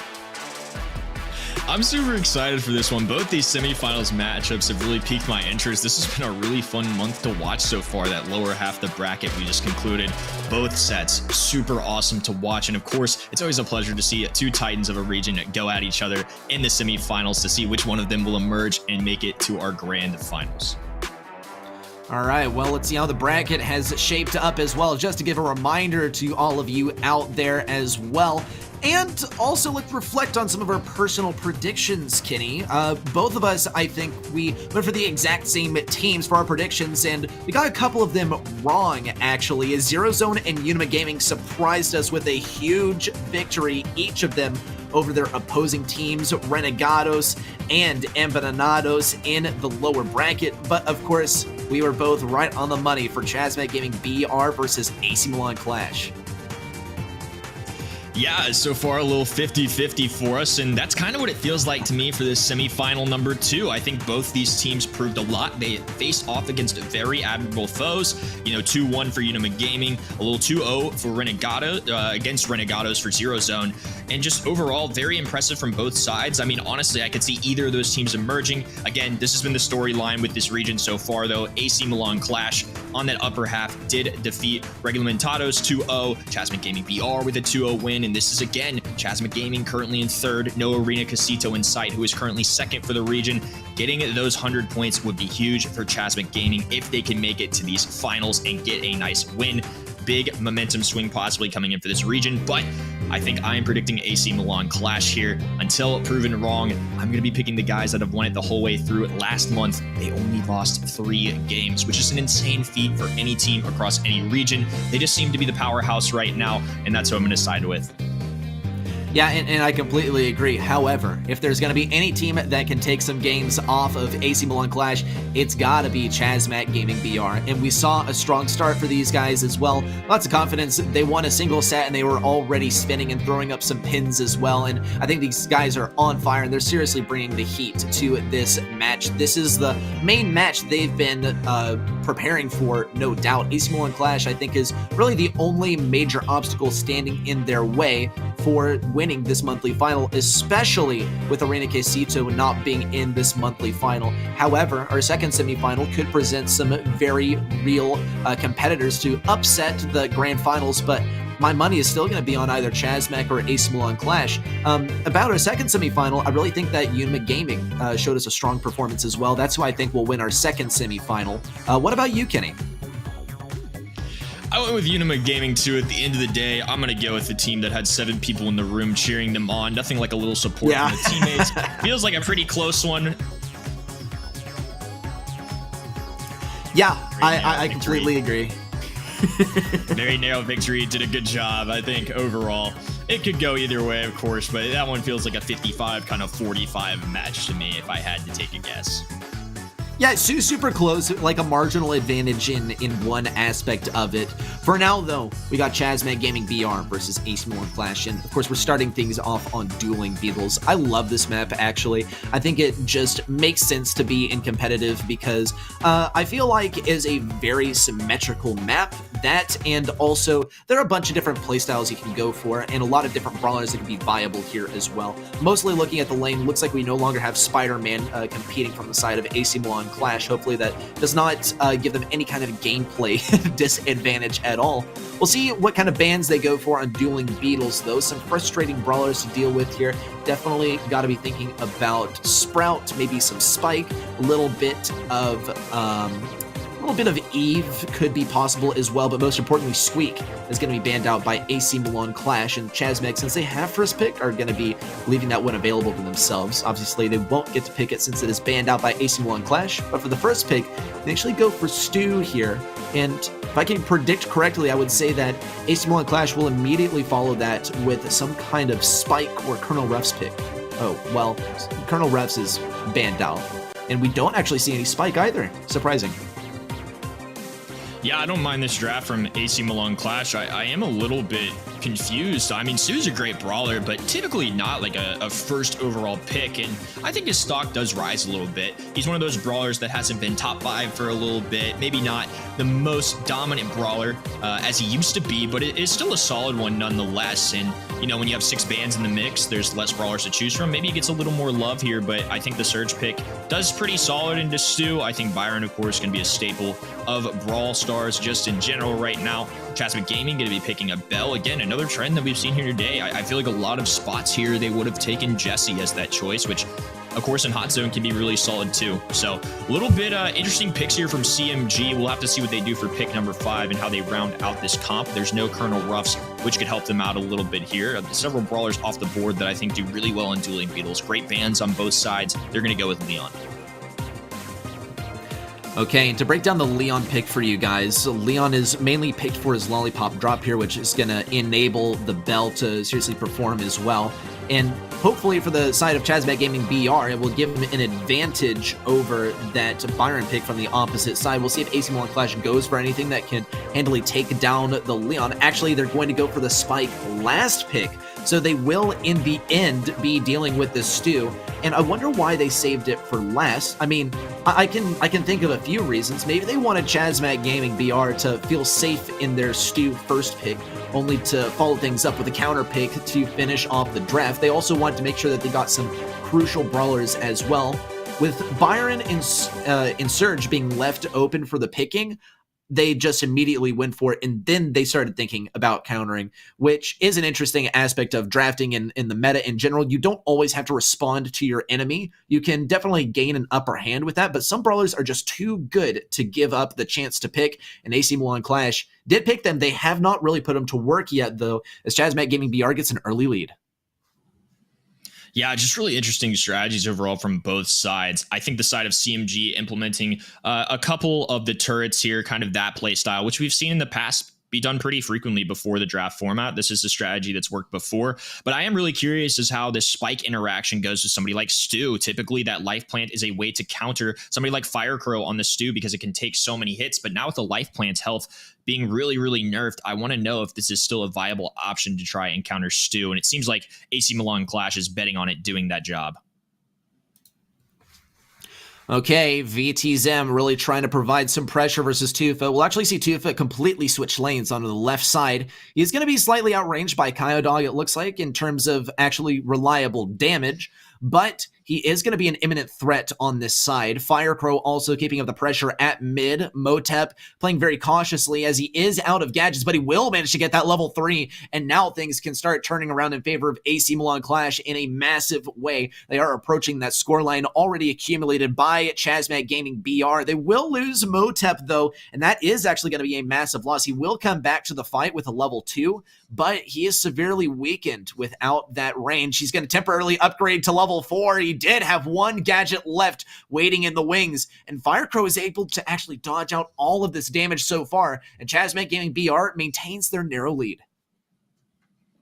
Yeah, and up close, Firecrow actually did a really good job into the Spike life plant. Again, it just doesn't have nearly the amount of health it used to after that nerf, and that's going to be something we keep an eye out throughout the whole time. Tufa for now, though, going to be pushed back. Motep falling onto a nest egg. Life plant going down once again. Heal couldn't quite get there in time. VT Zim going to fall. And now AC Milan Qlash with a good opportunity here to make a little bit of a comeback. Firecrow on the offensive now. Motep going to fall. VT Zim throwing down the super, just trying to cut off where they can go. And Tufa now going to go and Viz here too. Good game awareness from Kaio Dog though, but they only need a couple left. Chasmic Gaming a BR with game number 1. Great way to start things off for Chasmic Gaming BR, taking down pretty much their main rival in the very first game. And keep in mind that AC Milan Qlash, they only lost 3 games in the last monthly final. So this is number 1 of 3 if they are at least trying to maintain the record, right? They cannot afford a whole lot of losses here. For the side of Chasmic, though, things have to be absolutely on fire. A great way to start things off, I have to say. We'll see if they're able to continuously get that value with both Leon and Stu's turret going down. I think that was a major factor in the last game, is that they were able to stack those things up and make full use of them. Kaio Dog is going to try and play aggressively, get that super to take it down immediately if he can. We will see VT Zim actually take down the speed zone very quickly, and AC Milan Qlash is forced back so fast. And Chasmic Gaming BR will get to eclipse this early game lead taken by AC Milan Qlash. Yeah, they took a nice stab there at a comeback. At least for now. Motep, though, retaliating with a takedown of their own. Firecrow gonna fall too, and now it's just Tufa left standing.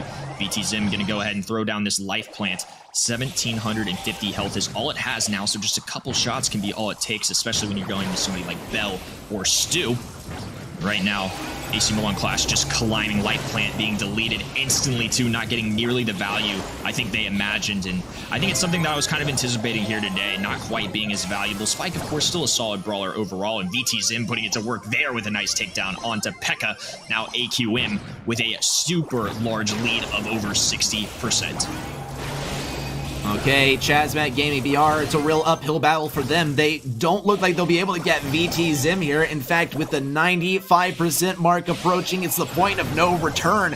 AC Milan Qlash, just as much as they felt the heat in that last game, they completely countered it and channeled it into their own and brought it back. Huge stuff for AC Milan Qlash, already loading into game number 3 as well to try and bring back this set for themselves. It's all tied up in set number 1, and the momentum shift is already seriously being felt, I think, by Chasmic Gaming BR. They've changed the positioning of their turrets just a little bit, no longer stacking them. VT Zim is doing his best to try and get that curveball to contact some of the turrets as well.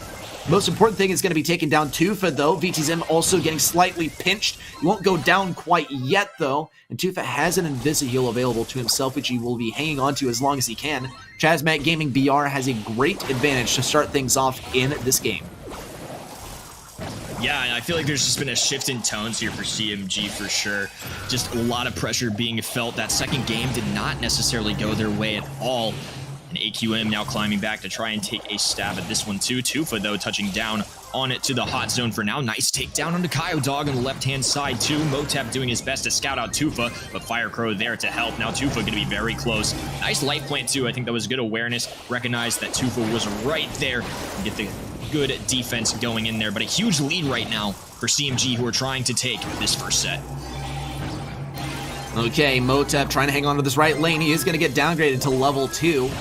Not a huge problem for him, though. He will try and bait Tufa into his sort of defensive area. It's not going to happen, though. Firecrow also getting some great dodges while also being invisibly so hard to touch. But if there's anyone for the job, it's going to be Kaio Dog with that last shot. Still, though, Chasmic Gaming BR are not leaving this point anytime soon. P.E.K.K.A.'s getting some great dodges as well. He's going to survive for just a little bit longer. Now it's up to Firecrow to get that last bit of capture. 15% and counting down in order to win this game. And AC Milan Qlash can't seem to push these guys off the point, nearing that point of no return. And Chasmic Gaming BR, there are the spins as well. They take set number 1 from AC Milan Qlash. Really nicely done there. They orchestrated a set number 1. Very close overall outside of game number 2. And that time, the side of CMG looked really good. I think both sides had some very interesting drafts too. You know, none of the brawlers are ones in the past that super surprised me, but again, Spike was something I was looking out for there. And to me, it really felt like Stu did just fine into the life plant. They took it out very quickly, especially when Stu's up close. They seem to be winning that transaction, especially if there were two brawlers focusing on it. And it used to be that that wasn't the case. It was very beefy, had about 3,500 HP roughly, which is a lot to deal with.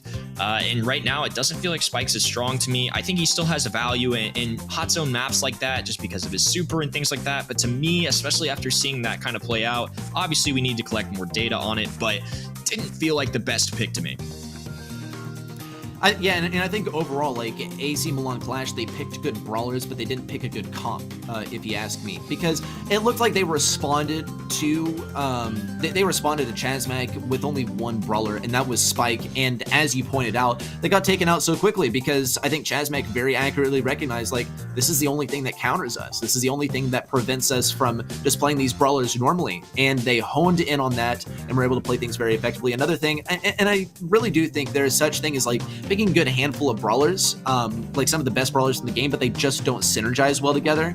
And that, I think, is exactly what happened for AC Milan Qlash. They saw the opportunity to get Byron and Surge, and they went for it immediately, and then they started thinking about playing Brawl Stars against their enemy. And I think that's what happens when you are on kind of your own level for so long, is that you kind of lose sight of the fact that, yeah, I actually do have to kind of play Brawl Stars against my enemy and think about the picks that they're going for, because we saw Surge got consistently outranged. He wasn't able to get his super reliably. Also, Byron and Spike were pretty much constantly competing for who's actually going to be the mid here. And Byron took more of a DPS role than a healing role, which is not usually the position that you want to place him in. I think Spike was a far better mid that when we saw him in action than Byron was when we saw him in action. I don't think that we're going to be seeing any Byron here. It's entirely possible. Spike, very real possibility. Main brawlers that I'm looking at for Hot Potato, I'm really thinking of Rico, and also in terms of bans, look, we got to talk about Squeak as well. This is a go-to for either team. Yeah, Squeak is my #1 pick if I have a choice at it right now. I could imagine that since Chazmag Gaming does have that first pick overall, they might consider not banning him here. I think Squeak can work really, really well. Of course, these are some narrow lanes as well if they don't have wall break options, so that gadget could really be a threat here. Some other picks that are popular, we see Ruffs being banned on both sides. That's the direction I was heading, at least. But something that does really well here, that's now several times now, we've seen Colonel Ruffs get a ban. But of course, there's a lot of brawlers that could get in the mix here. We're going to see Eve go down, Spike not going to be played, Jesse a solid mid here on this map and also a popular from the region. And I'm a huge fan of this Lola pick. I think Lola is somebody that was very underestimated for a lot of people in the last balance changes, and now to me her stock has risen a little bit more. No nerfs coming in or anything, and I think can do a lot of damage. The safe, solid lane option, the ego, so valuable right now, especially if you get the shield. And to retaliate, they're going to be going with Daryl and Bell, two brawlers that can do well here, but I am a little surprised to see Bell from this region and also Daryl this early. Yeah, and I think this is yet another case of AC Milan Qlash just kind of playing their own game here, going ahead and going for the Daryl pick really early on. And I think a big thing is that they don't want to allow Chazmag to get that pick, and obviously Chazmag really wanted that Daryl for themselves because they're going to be picking basically the second best thing, which is Bull. So if anything, AC Milan Qlash is basically picking the Daryl to ban the Daryl for Chazmag Gaming BR, and I can't even knock them for that. It's not a traditional use of second and third pick, but it's definitely going to be a pretty profitable use of it as well. We'll see what Chazmag Gaming BR follows up that Bull pick with, though. Something to complement him as he tries to push in. Maybe a healer could work, but also Gale does the job well. And yet again, this is going to be a case of someone picking a brawler that pretty much denies that brawler pick for the enemy team. And I think that Gale's going to be pretty effective for keeping Daryl off of the safe, and AC Milan Qlash no longer can use that brawler. So, yeah, what? Okay, that's kind of weird. See, to me, I was more thinking along the lines of Ems. Look, I love my boy Gale. My favorite brawler, of course, like we mentioned earlier today. But to me, I think Ems is somebody that can do well into tanks like either Bull or Daryl. Also a popular pick on this map. And can do a ton of DPS onto that safe. And Nita can do that too. It's really effective into shotgun brawlers. I think Nita will not do as well into, say, the other two matchups, but if they can find it onto Tufa, definitely a huge advantage for them. If you have an extra spawner on the field, especially one as healthy as Bruce the Bear, it can go really well for you. But Firecrow now going to have a decent lane matchup on this left-hand side too. Dog with a nice taking of the mid here. Firecrow left all alone as P.E.K.K.A returns to action. Nice roll in from Motep. Damage raining in. Does do about 26% in total and counting. Now CMG going to be the ones trying to push forward. I think that push that we saw from Milan Qlash was quite interesting because we saw Firecrow was trying to use that safe to tank versus Motep and get a nice pushback or some kind of stun onto Motep, but all the while, Dog was shooting shots onto the safe and reflecting them onto Firecrow and then back onto the safe and then back onto Firecrow once again. And now that we see Dog go down, actually, we're not going to get to see that combo once again. Firecrow is maybe going to get taken down. Let's see if VTZim can get some good value. There's Hyper Bear combined with Faux Fur and a whole lot of damage for VTZim. And really, with Nita, you got to know that your bear is pretty much your main goal. And VTZim is going to get a kill out of it as well. I actually really do like the Nita pick here, and let me explain why. I think that she's great at clipping shots around walls, and I think that she can effectively waste shots from the enemy brawlers, especially Gale as well, since he doesn't have good reload speed, he doesn't have a whole lot of damage up close. Really, the main thing is that he gets his super quickly. Here's a big push in from Chazmac Gaming. They're able to get a whole lot of damage, and P.E.K.K.A actually gets a takedown as well. But on the opposite side of the arena, Motep is going for some damage as well. 21% threshold reached for Chazmac Gaming BR. They have to keep up the defense, and Dog and VTZim are readying another push.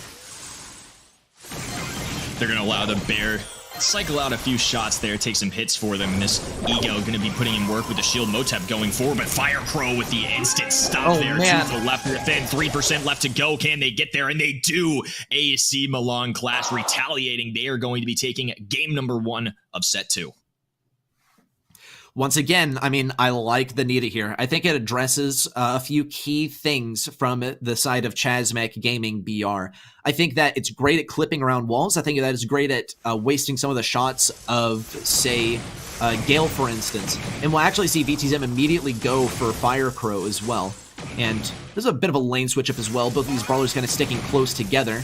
Dog also going to throw down a nest egg to slow things down. Motep has a super, and we're just going to see Tufa go for the safe. VTZim says, hey, it's a free super for me. Tufa heals up as well, and a whole lot of damage piles up on that safe. In fact, 25% taken off by just a single brawler. That is a big risk.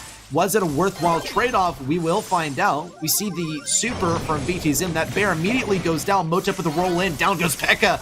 But still, Milan Qlash has yet to get any kind of substantial damage on the safe, but here it can come right now.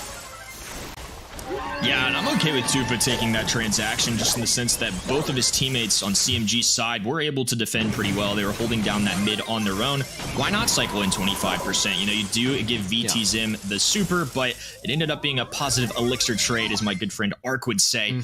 And now it is 2-2 in terms of brawlers. Nita now respawning. And again, they're just going to want to lane VTZim onto this as much as possible. The downside is without Nita Bear, can't really get that quickly, and Tufa once again getting a large chunk of damage in there, now 50% in favor of Chazmac Gaming. I'm a firm believer in Milan Qlash as long as they can actually solidly get close to that safe, and so far they have not been able to do that this game. Motep might be able to do something. Nope, Firecrow with a pushback, and that push is all over. On the enemy side, though, yet again, substantial damage done by Tufa, and he is going to get backed into a corner, but it hardly even matters. He's able to deal with that bear pretty well, and able to heal up just a little bit along the way. VTZim has his super. If he's able to get into a good spot, he can make really good use of it. Firecrow would get countered out pretty hard by the bear, but he is going to save it for a little bit longer. Big damage by P.E.K.K.A. in, rushes Tufa, so much damage, and this could be the end of the line. P.E.K.K.A. almost has enough to take down the safe. No, not quite. It's going to go for at least 20 more seconds, and Milan Qlash have a huge amount to bring back, and it hardly even looks possible. Yeah, with only 10 seconds remaining, and Tufa now landing on the safe too. Maybe a little bit of a base race, but not enough time on the clock. Bull does too much damage. 1-1 overall now, and we are going to be having a game number 3 as CMG is looking to capitalize on this situation. All right, we'll see if that Nita Bear is able to work this time. VT Zim, he was playing it pretty well, but I think that as a team, they depended on that a little bit too much, and I think the biggest mistake was allowing Nita to take on the Bull solo, and already AC Milan Qlash are going to be playing a little bit differently. This time, Dog flexes back to deal with the Bull as well, and VT Zim still gets his super. So all things are fine and dandy. They got exactly what they wanted, and they didn't have to take as much damage this time. I think this is a great adjustment from AC Milan Qlash. Tufa is able to take down that super really fast, and really, no one can do anything to capitalize on Tufa having no more shots left. I think it is a little bit tragic that that's the situation that AC Milan Qlash have found themselves in. And still, they also have not been able to get any damage on the enemy point. Peck is going to get some huge damage on that safe, though. Firecrow also getting this solid defense versus Motep. Tufa's going to look for the free supercharge, and there it is, a kill onto VT Zim as well. And this is looking so dominant for Chazmac Gaming BR. If they take this game, they're going on to set number 3 with 2 sets under their belt, which is a whole lot more than I think some of us expected. Tufa continuing to charge in here too. More damage being implemented onto the safe. Just a bigger and bigger lead. It's getting scarier and scarier, but in the sound, you can hear Bruce the Bear going to town on the safe on the other side. Looks like they finally took him down, but that's what those scratch marks sounded like. Now Motep with a roll in here too. The pushback going into Tufa, gonna get what could be a takedown here. He's gonna take his time. Motep staying alive a little longer than expected, and now Chazmac Gaming's lead only at less than 20% now. Oh, and this is where AC Milan Qlash is comfortable once they have that bear on the safe, but actually, that Vortex did a pretty good job of keeping the bear off for just a little bit longer. Dog gets a little bit more damage on that safe as well. Motep needs a solid roll in. It might be enough. A pushback from Firecrow will keep him off for a little bit longer. 800 damage from that gadget, and Chazmac Gaming BR are going to be making it onto the enemy safe. Do they have enough damage to make it out? Well, Motep is going to be taking his 8,000 health to work with. A little bit more damage trickle onto that safe because they need to preserve some health for that final push. But Firecrow pushes him back. Tufa might have too much to deal with, and that's going to be it. Chazmac Gaming BR are bringing it on to set number 3. 2 sets victory in a row. And CMG really showing that it might be their month. It's needed now more than ever. And there was just so much to unpack in that final 30 seconds or so. I've never seen a Twister be put on a high safe like that. What a unique way to play some defense onto a shotgun brawler and Nita the Bear as well. You know, when Bruce doesn't know any better, he has to go around. He can't get through the little tornado. What's the poor guy supposed to do? And I think overall, just really creative ways to do that. And Chazmac Gaming has really shown up here today. They're living up to that potential that we really saw coming into this year. It's now 2-0. Again, AQM have been Titans so far. They've been the top dog. Not going to be easy to take another set. And if there's any team that can make a reverse sweep, it is AQM. But CMG have just looked simply better so far here today. Yeah, and let's also talk about the upcoming map as well, because I think that this is going to be a great finale or a great start of a comeback, right? A great comeback story in the making, because we're moving into Shooting Star. And I think of any single map in competitive map rotation, this map is the most consistent. If you are more mechanically skilled, then I guess as a team as well, and you have good synergies, you're able to pinch and do some basic things like that, then look, if you have mastery of that, you're winning this map, is my personal opinion, right? Some brawlers that I like to see a lot on here, I like seeing Piper, I like seeing Nanny. I think those are some absolute go-tos as well, but with 6 bans being available to both teams, I think all of the mostly viable brawlers for this map could end up being banned out and giving us something a little bit less consistent than we would typically see on Shooting Star. I think something that does surprise us every now and then is a Max-centric comp, maybe like Max and Jean being combined together, getting like a Max range pull and also having the speed to rush right into some of those squishy brawlers that depend on their range for their safety. Great shout to Max, too. I could even see that being banned. It was earlier today in Sesa, of course, and it might just be a strategy that other teams don't want to deal with. Jean is somebody I could totally get seeing banned here. You know, we could see some really untraditional bans coming in, too. I think a lot of people have thought about the Pipers and the Bells and the Nannies of the world, all these sharpshooters just being the only ones eliminated, but these guys want to play them, too, and maybe they want to play them so much to the point where they're willing to ban what the opposition could use to address them. Brawlers like Max are really solid into sharpshooters. And in all those combinations, Pam going to be another one too that I could even see maybe showing up as a ban or being played given the result. B, somebody I'm definitely looking out for here now, just given the possibility that a lot of sharpshooters could get eliminated. It's usually the last straw for a sharpshooter you see on this map after brawlers like Byron and Bell and Piper, of course. But I think Nani's the best brawler if you can get it here. Eve, of course, not as frequently banned now as we've seen in the past, but still a really strong brawler. I think there's just a lot of directions you can go. Yeah, let's also talk about some of the brawlers that we expect to not be banned. Oh, okay. There's our latest addition to the game, who won't be showing up in this monthly final, just gracing, I guess, your screen for the time being. Of course, new environment with a new update as well that we'll get to get a bit of a taste of as well. But like I was saying, some of the brawlers that we expect to not be banned, I think that this is a harder question to answer than some of the other things that we've been asking ourselves, such as which brawlers will be banned, which ones will be picked. I don't think that Tick will be banned, and I think that's because not only is Tick a great brawler to play, but he's a great brawler to play against if you're able to bring the right tools for the job. Yeah, it's really interesting that you say that. I mean, Tick and Sprout are some typical picks here that you could see, and even Crow it comes to mind too as somebody that maybe it's one of those brawlers that you end up playing to counter something like Max, which is typically what you see done on this map, or maybe they just eliminate it. Maybe they really want to run the Max combo, and so even somebody crazy like Crow could get banned here who's not a typical pick. I think Shooting Star has so much potential for so many different strategies, and I think you really pointed something very crucial out for this map. We really don't know what the bans could be. I think this is a map especially where those 6 kind of ban numbers are really going to take place a lot of the time, but I don't think it's always going to be just the sharpshooters, which I think a lot of people would tend to think. I think it could really be a variety of things like we mentioned. I mean, any of the brawlers that we mentioned I could see being banned, it's being played. It's just no telling. I think Shooting Star, especially now, is going to be about as interesting of a map strategically as we've ever seen it be. Well, let's get the bans coming out, and honestly, this is not totally what I expected. In fact, I do think AC Milan Qlash will probably go for the Nanny first pick, if anything. Yep, there it is. I mean, look, that is the absolute best first pick that you can go for, and they definitely have to feel a little bit of solace, a little bit of comfort in getting that brawler on their side to boot. And the Max response. That is actually quite gutsy to go for as a second pick as well.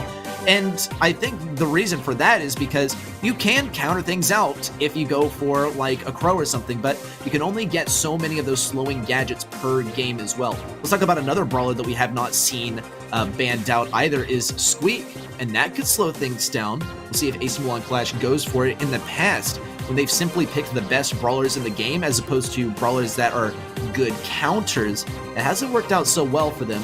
And one game going to Chazmet Gaming BR could mean the end of AC Milan Qlash, at least for their run in this monthly finals. A bell for the 4th pick. Let's see what the 5th one is. This is a really interesting draft to me. I think AC Milan Qlash, to me, banning Crow signals that they're kind of looking for that Max, or maybe expecting it to be banned. And the other side are going to take Max. Crow, typically a brawler that does super well into that. And I think Nani first pick is what you do there. I think you're kind of putting a rock in a hard place, but that's kind of what that signals to me of what they were trying to go for. They take another sharpshooter in Bell. They round it out with Leon. Nicely done. And Lola, of course, somebody you don't really ever see on this map, but I think it's a solid brawler overall. I am curious to see how it does on Shooting Star. This is going to be one of those, you know, we kind of have to see what happens here. It's part of this new ban process. It is interesting to me, too, that, you know, the side of Chazmet electing to ban B here as a brawler rather than somebody like, you know, Piper or Bell. Remember, they can have duplicates on both sides, so it looks like they had a very specific thing they wanted to go for as well. Jean would have gone really well with Max too. It looks like as the final pick, they're going to go Sprout as their thrower of choice. Remember, Tick was also on the board here too, so it looks like this is what they're going to use to address AC Milan Qlash. Chazmet Gaming going to be going with Max, Lola, and Sprout to try and take it in a 3-0 fashion here. I do think both the comps are very interesting though. They definitely are interesting. In fact, if I had to say for Chazmet, it's a bit of a hodgepodge, but I think that's because, like, I don't know if there is a brawler that they could pick that worked well versus what AC Milan Qlash is running, but also worked with this Max-centric comp that they were obviously trying to get right off the bat. Another thing to consider is that Crow isn't being played because he was banned out by AC Milan Qlash, and AC Milan Qlash basically decided that they were not going to respond to this whole Max thing. They were not going to go for any kind of slow. They were just going to go for a comp that was good, basically. because I think they already noticed that Chazmac Gaming BR was going to have a rough time deciding on that final brawler, and I think it's very evident in the Sprout pick. Like I was saying, it's not a bad pick, but it doesn't really fit well with the synergy that this comp is clearly trying to play around. For the time being, though, Firecrow has managed to survive long enough with this blue star. Tufa gets the first kill of the game, and Chazmac Gaming BR is appearing to be in an awesome place from where we stand. I think you bring up a great point, too. You know, I think a hodgepodge is a really good way to put it. They're all brawlers that, I mean, outside of Lola, could realistically show up in just about any time, but, you know, a lot of times we're seeing Max be paired with Pam or Jean or brawlers like that to address sharpshooters. But again,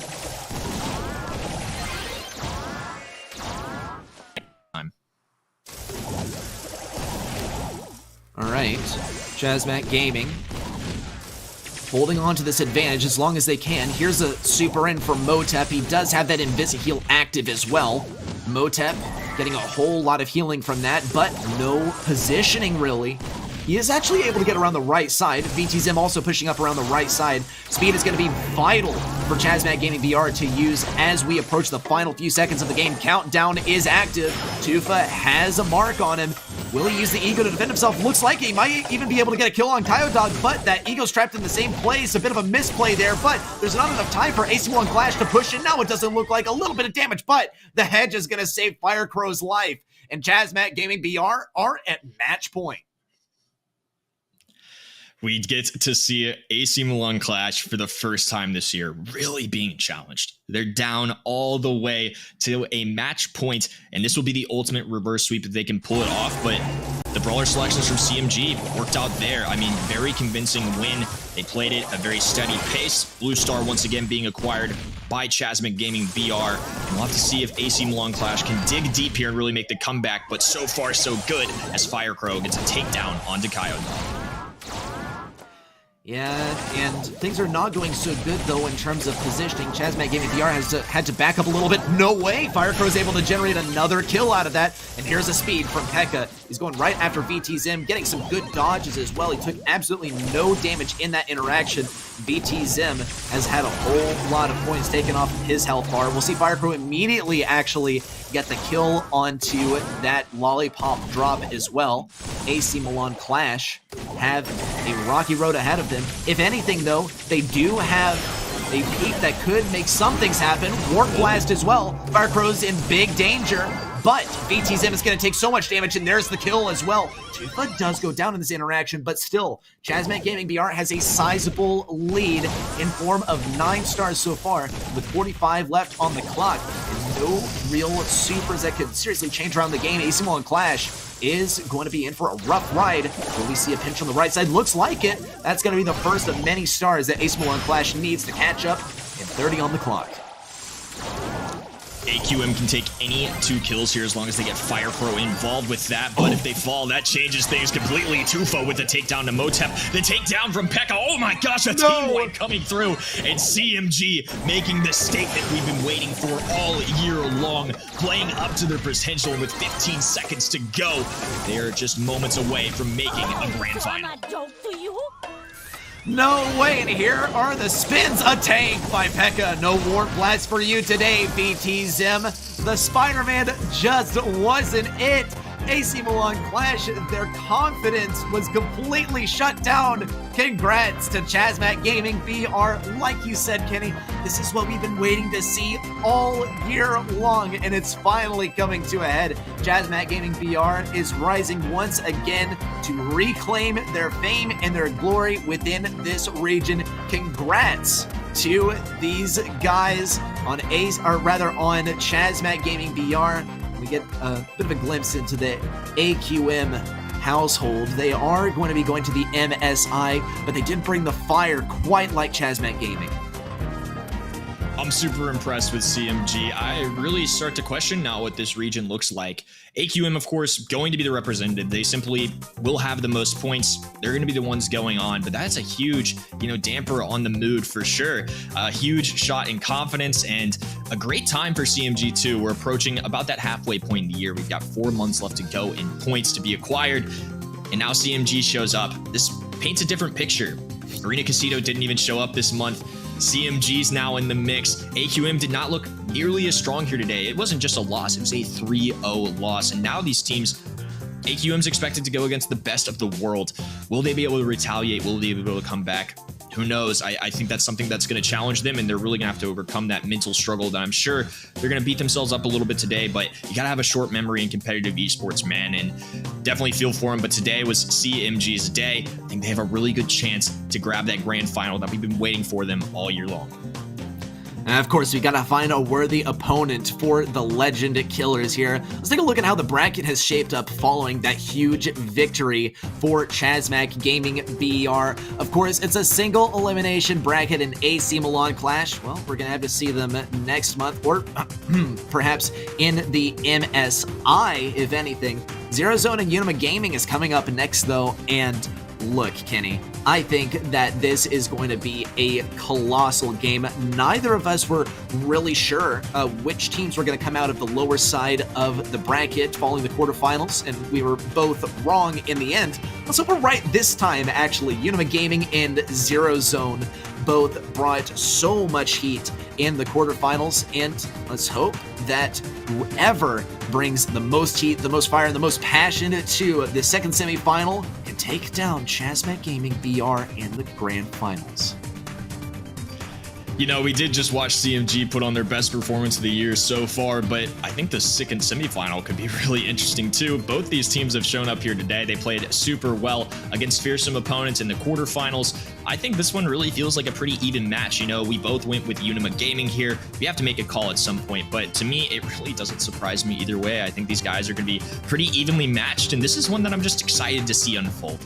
I don't know what's going to happen 100%. I'm going to be honest. You know, there's only so much we can do in predicting, but this really feels like, at least what we've seen today, two teams playing pretty evenly, very well, playing at their peak right now in terms of the competitive season, and I'm excited to see who gets to face off against CMG here in our next grand final. Look, that's the thing, is like, this is one of the only scenarios where we like being wrong, right? We like being proven wrong. We like being challenged and presented with the fact that, look, you don't know this scene, because that's what keeps you on the edge of your seat. That's what keeps you watching. That's what keeps you engaged in the Latam South scene. And this month, more than any other month, has brought so many surprises our way.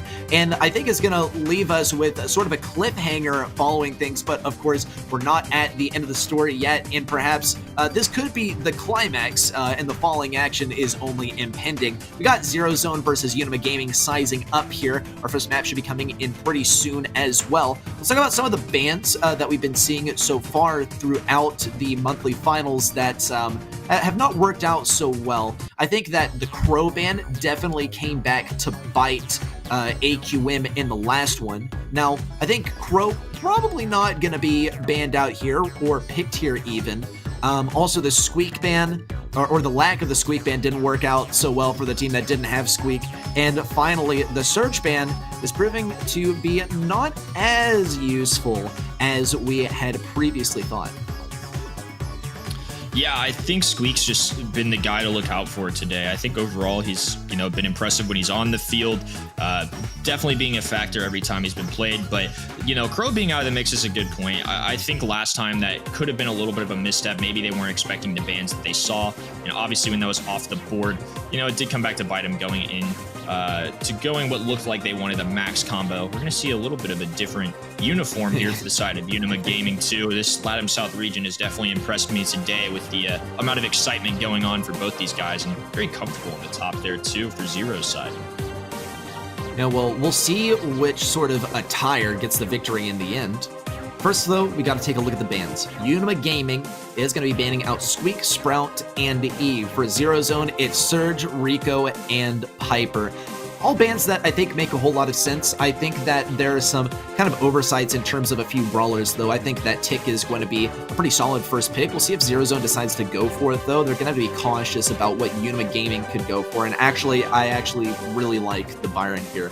Unima Gaming can follow up with something that can get in close range versus him.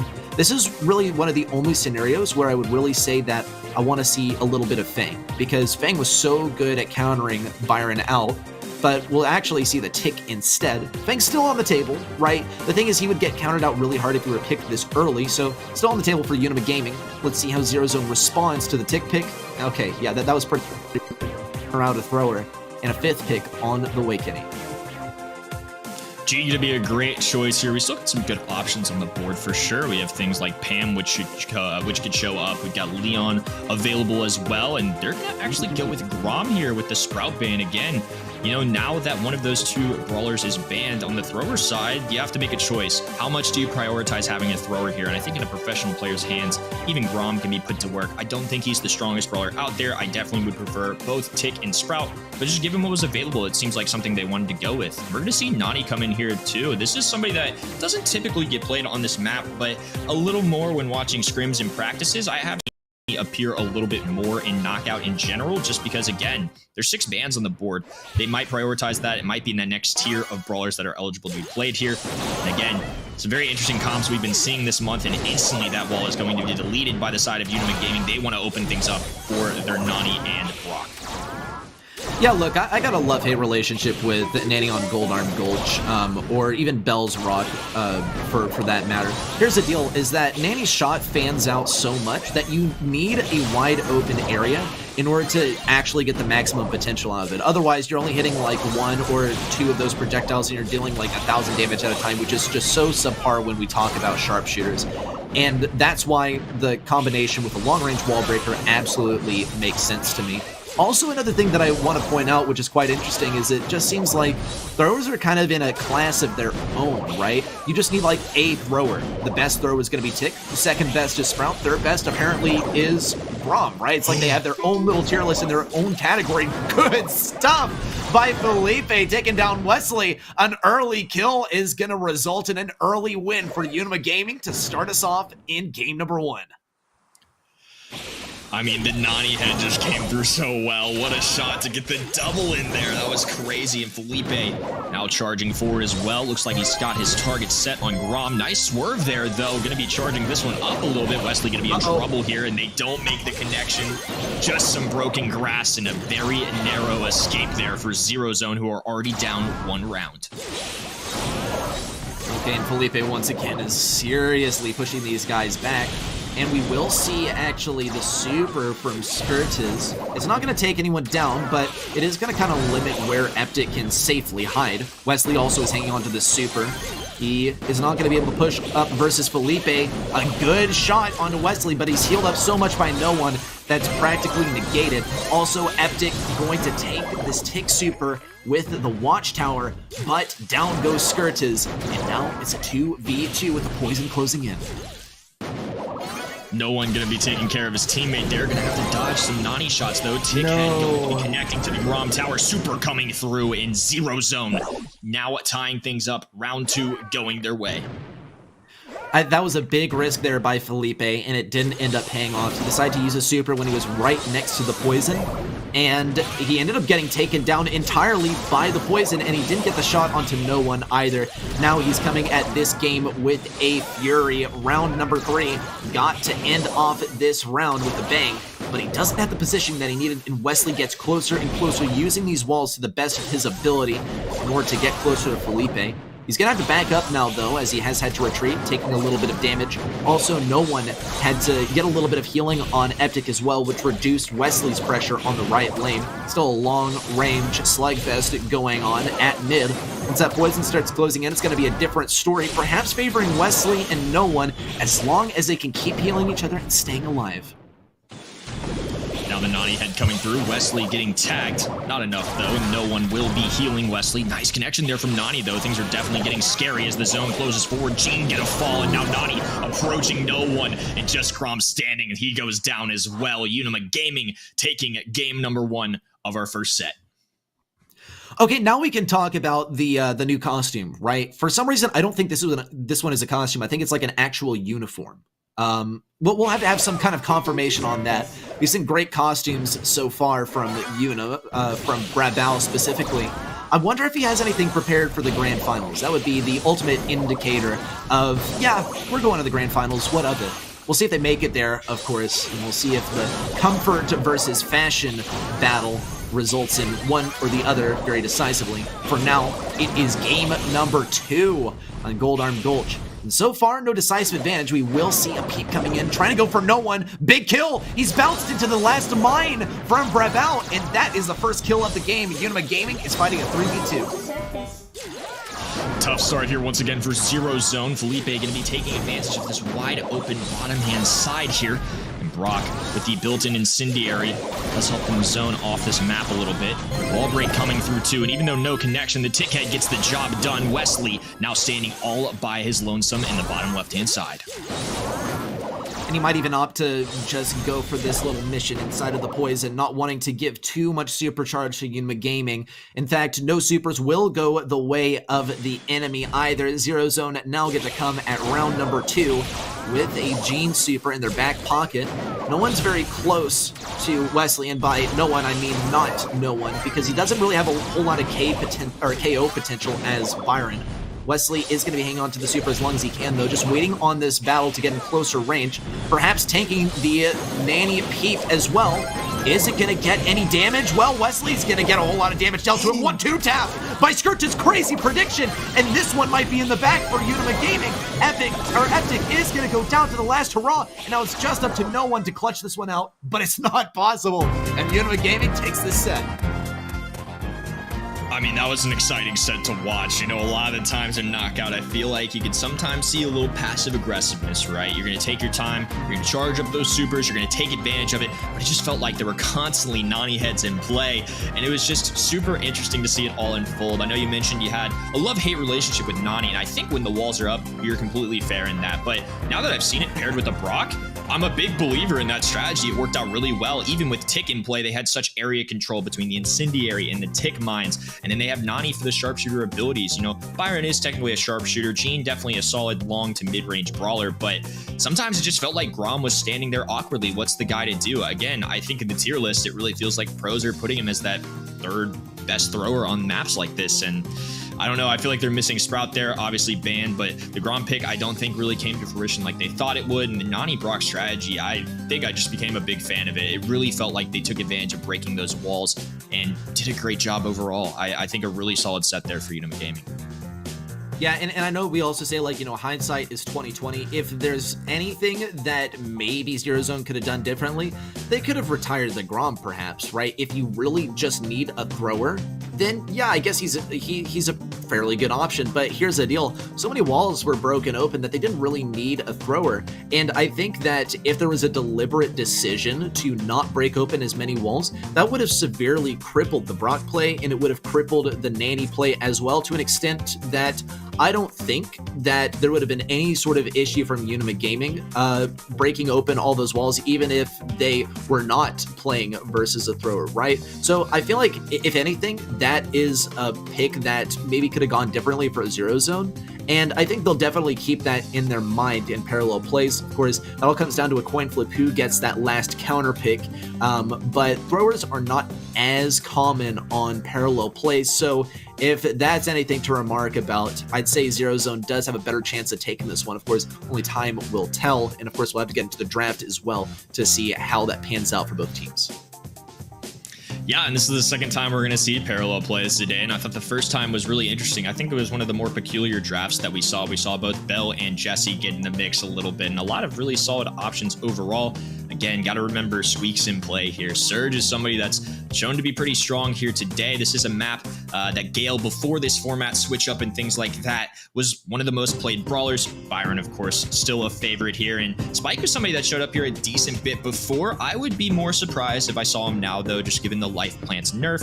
Of course, can't forget about our good friend Doggo either. Colonel Ruff's a very strong one early on, I feel like, and we've actually seen him be banned a decent amount today. Okay, and I'm getting the confirmation. I think that's a school uniform. Perhaps that is a pretty snazzy school uniform, if I must say myself. I went to a school that had uniforms on dress days, but it was never that snazzy. So good stuff for Brawl, bringing out the uniform and looking like he is in style and seriously dressed for success in this draft. Already, Unima Gaming and Zero Zone trying to set themselves up for success following this draft. Something interesting I want to point out, though, is Unima Gaming is going for some more pointed bans in form of Jesse and Fang. Fang kind of cast to the wayside recently after those last balance changes. Jesse, though, one that could be picked, right? You know, she's decent here. I wouldn't personally ban her, though, and I think this is indicative that Unima Gaming has something very specific in mind, something up their sleeves. Yeah, a couple thoughts that maybe they were going through. I think they banned Jesse, one, because it's really well played in this region. It's a popular brawler, but it seemed like Mr. P was something they wanted to do. They're going to take that first pick. I think it's really interesting for them not to ban either Squeak or Surge. Zero Zone were the ones that got that done. And if you're in Unima Gaming spot, if you think Squeak's the best brawler, no need to ban him, right? They want him first overall, but they didn't ban either Surge or Squeak. I feel like a lot of the time you're going to see teams ban the first best brawler on the side of Zero Zone, but they have to be careful because ideally they would almost want to take Surge.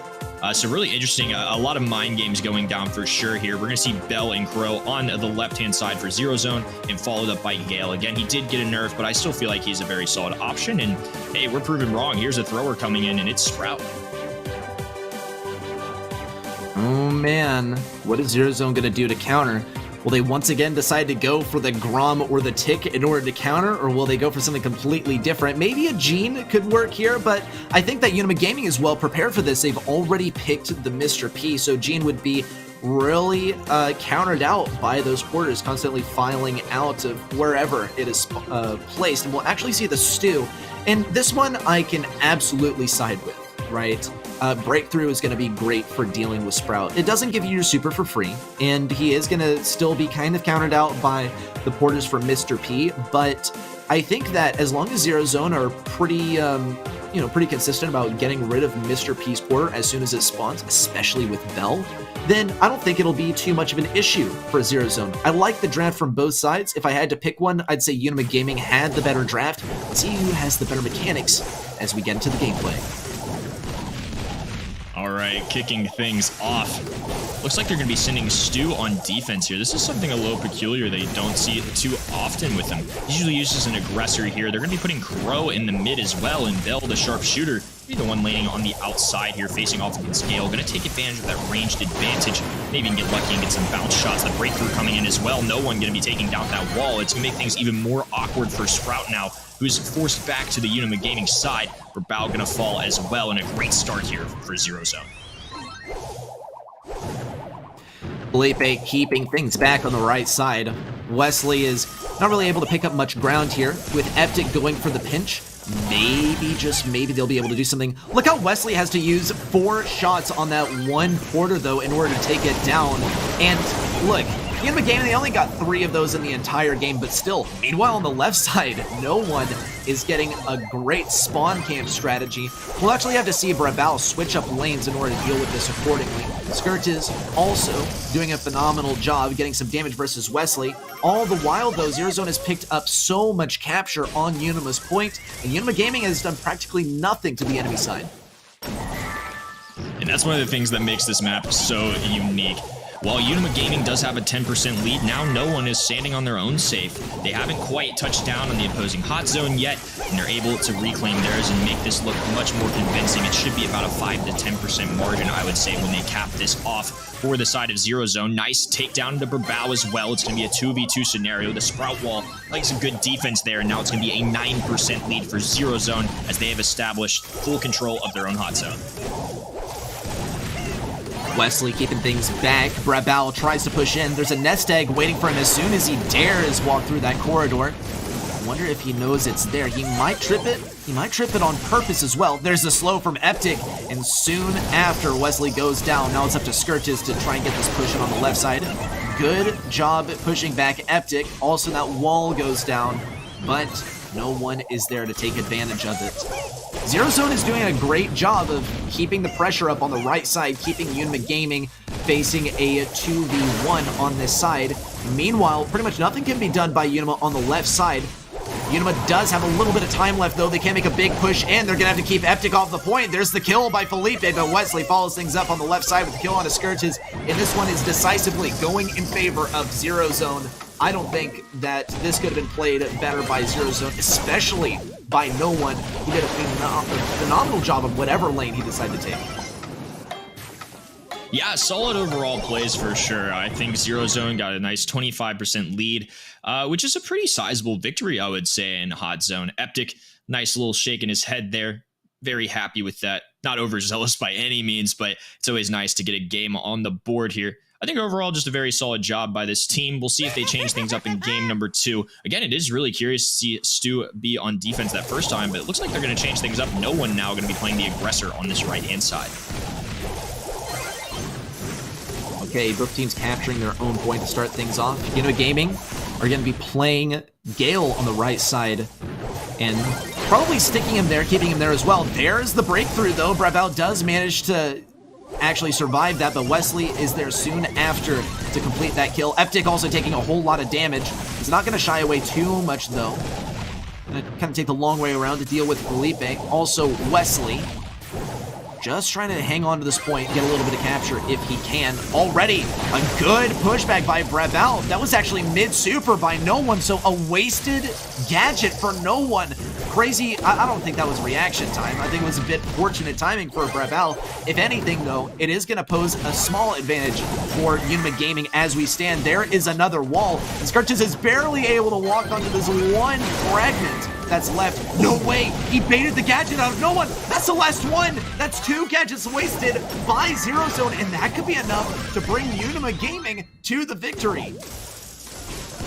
What plays from Skirtos, just tiptoeing his way around this situation. And he's got his pinky toe in there. He's just barely touching down, but it's enough to give them a lead now. And he's now dealing with a 2v1 situation. Tough one for him there, but it has given Unima Gaming the lead. What excellent Sprout plays there. You know, I think game number 1, they didn't necessarily get a lot of value out of it, but right there are the instances why you can see it being such a good choice. But now the side of Zero Zone closing in. They're going to take down into Brawl. It's going to be a 2v3 situation. Nice connection on the Wesley. They're going to force him back for the meantime. And Brawl spawning in on the left-hand side, going to be trying to deal with No One as he pushes forward. Brawl has this super ready to go. No One is going to back away for now, actually. Unima Gaming has a marginal advantage, but there's a whole lot of Brawl Stars left to be played. 1 whole minute of gameplay left. No One gets pushed back. Wesley's going to get taken down. No One could follow soon after. We're going to have to see, actually. Skirts has played very cautiously because this nest egg, he only knows approximately where it is, and we're actually going to see Mr. P trip it.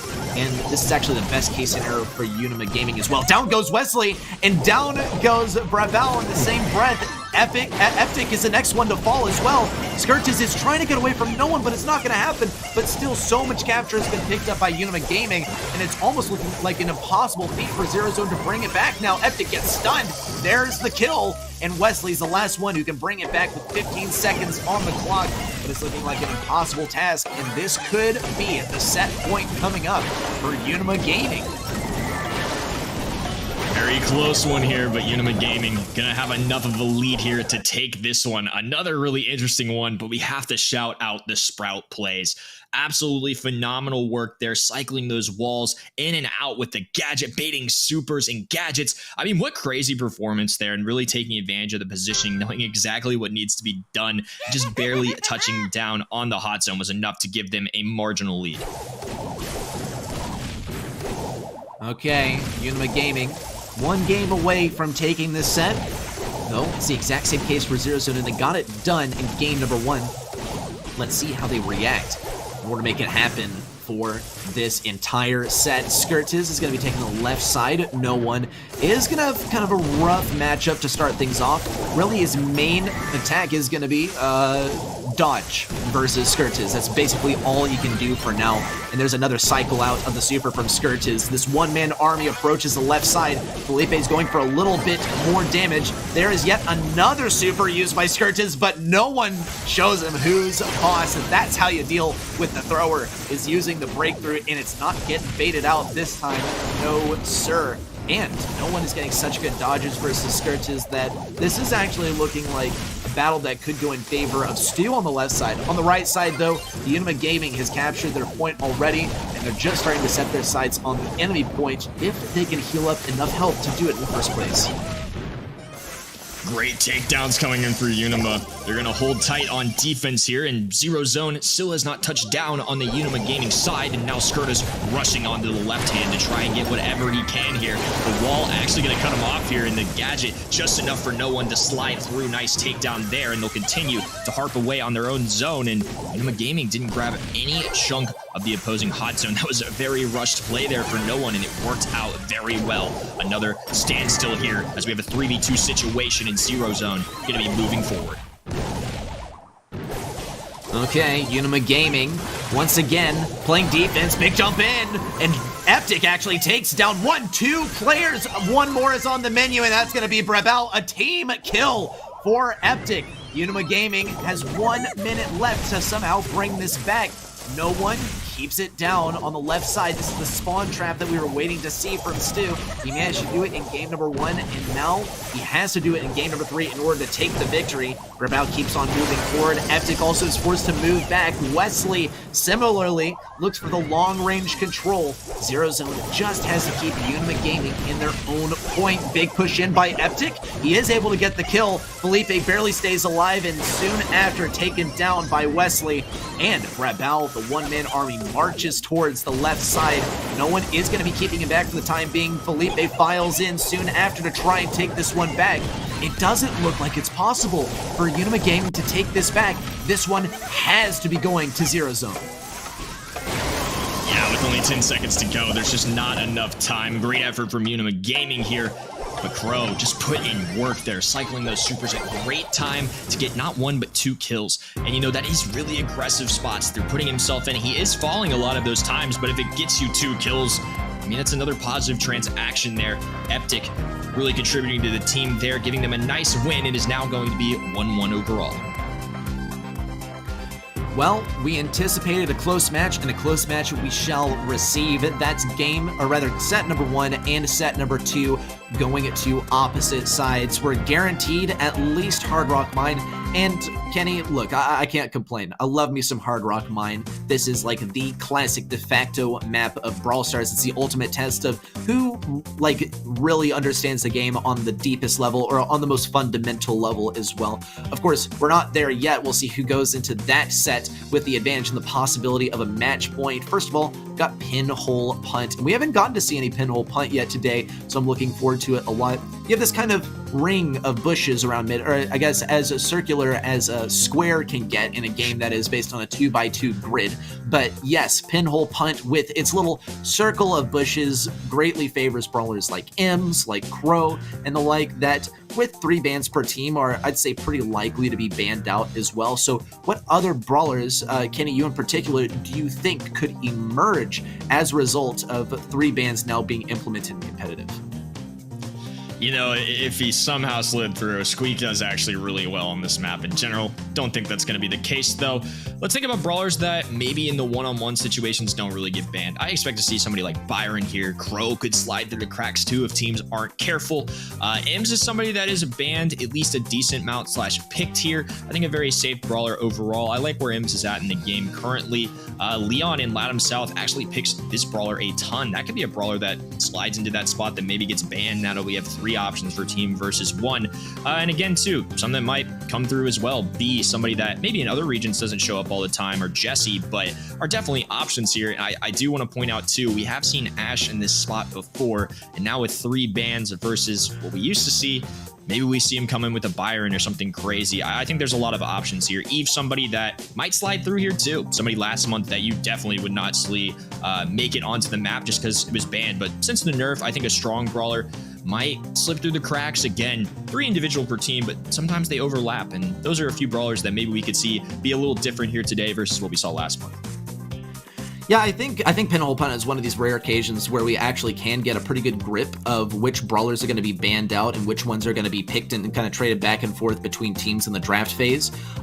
With 3 bans being available to both teams, I think that, that there's a strong likelihood that one team bans out B if they have like 2nd and 3rd pick because they want to play Ashe and Byron, and they just kind of hope that the enemy team is going to go for like a Crow instead, right? So that, yeah, I mean, you can counter things out pretty well, but Ashe and Byron, even going into the anti-heal strat of Crow, is still going to be able to prevail pretty consistently and pretty dominantly as well. So those are kind of some brawlers that we expect to be banned out in a way that enables some of the strats that would be very viable on this map. Some other brawlers that I'm thinking about, though, I'm thinking particularly about Max.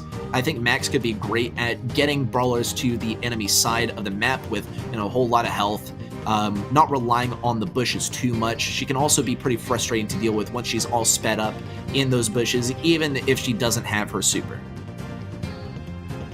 Yeah, max combinations could certainly show up here. I think especially with the 3-ban format now, it's somebody that may have not been a priority or a strategy utilized quite as much, but Max is certainly a great brawler right now, and in tandem with some of these other brawlers that do solid in this map, we see Sandy from time to time. Ims is a very popular pick globally here in the past. I think there's some great options. We could see some of those long-standing, tried-and-true Brawl Stars combinations like you mentioned.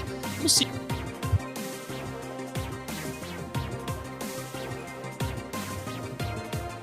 There too, bouncing and the scorecard there. I always love to see the little attention to detail they put into the game.